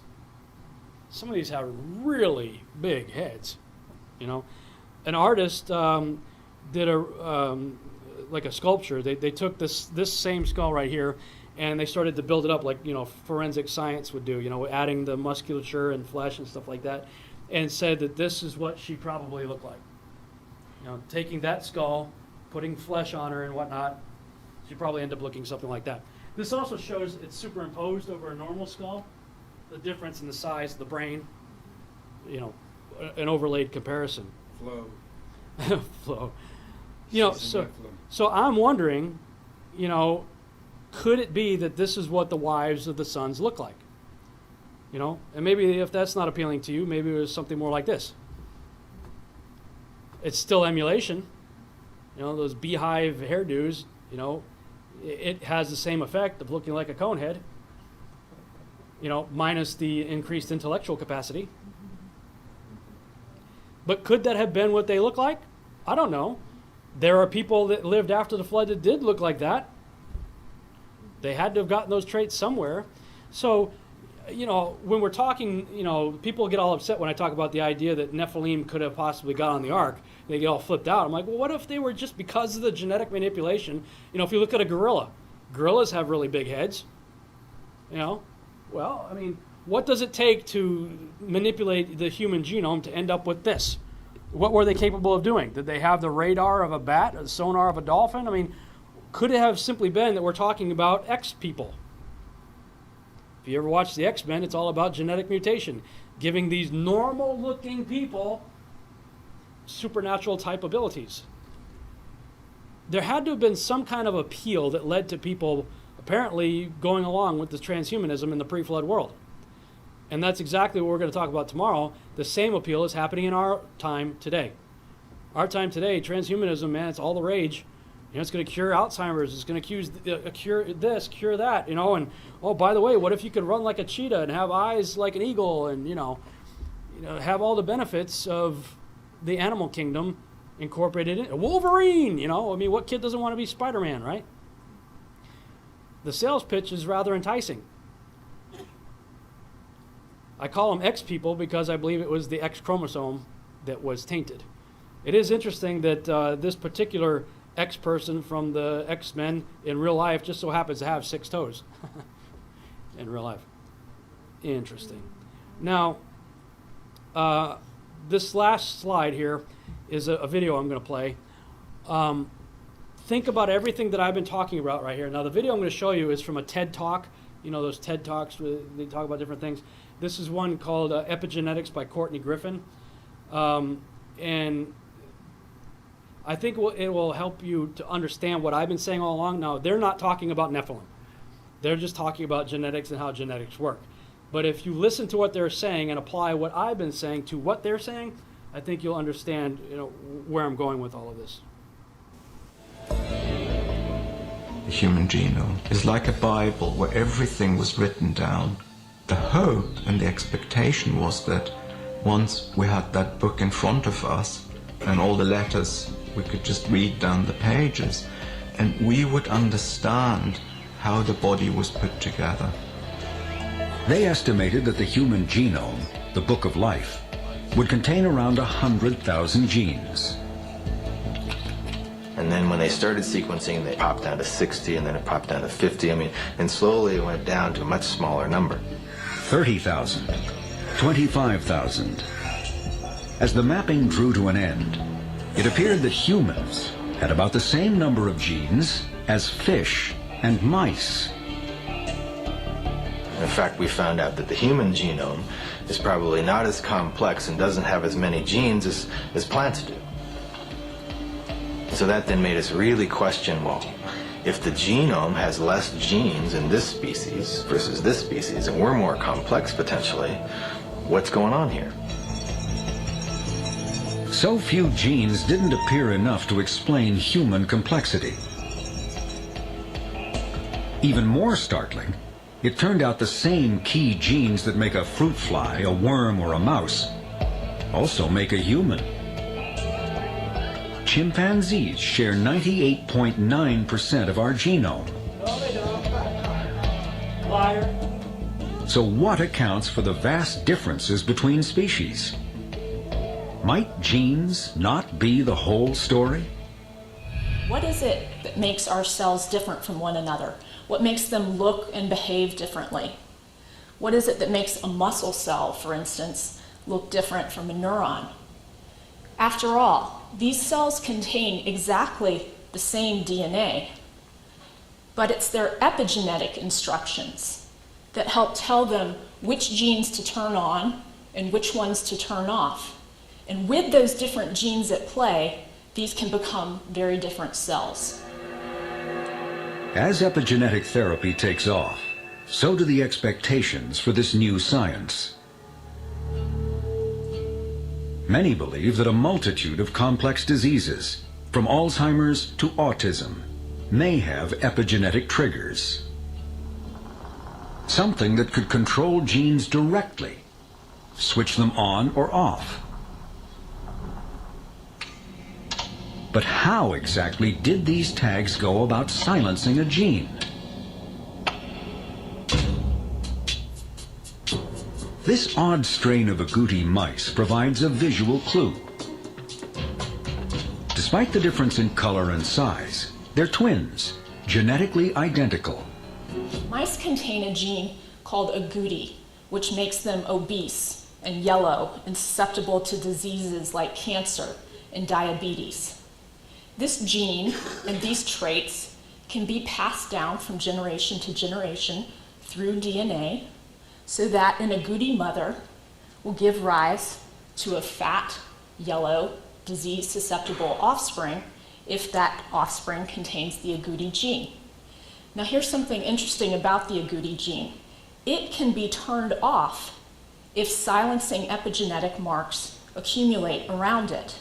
So, if a pregnant agouti mother is fed a diet which is supplemented with these silencing epigenetic marks, those marks will be chemically transmitted to the DNA of her embryo, where they'll accumulate around that agouti gene and effectively turn it off. Her embryo will maintain those marks, and so it will be born and grow up to be an adult mouse that's thin and brown and healthy. Even though this mother is genetically identical at the DNA level to both sets of these offspring. So what switched the agouti gene off in the thin mouse? a chemical tag called a methyl molecule. Composed of carbon and hydrogen, it affixes near the agouti gene, shutting it down. Living creatures possess millions of tags like these. Some, like methyl molecules, attach to DNA directly. Other types grab the proteins called histones around which DNA wraps and tighten or loosen them to turn genes on or off. And in simple terms, this contact can be thought of as hugging the DNA. And if these proteins hug the DNA very tightly, then it is hidden from view for the cell, and a gene that is hidden cannot be utilized. These tags and others control gene expression through a vast network in the body called the epigenome. Epigenetics literally translates into just meaning above the genome. So if you would think, for example, of the genome as being like a computer, the hardware of a computer, the epigenome would be like the software that tells the computer when to work, and how much. What distinguishes cells is not their genes, but how these genes are switched on or off by epigenetics. And as development unfolds, certain switches need to be thrown. And you can think of it as a light switch. Switch on the gene, the light is shining, the gene is active, makes a cell do a certain thing. Or the light switch is off, everything is dark, that gene is off.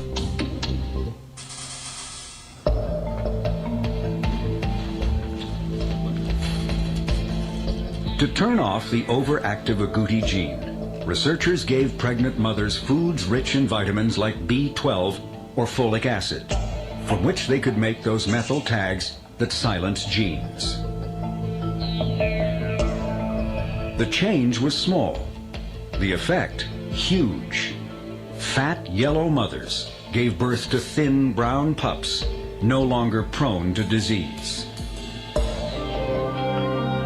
Agouti mice revealed the impact of an epigenetic change, one that occurred without altering a single chemical letter in the agouti gene.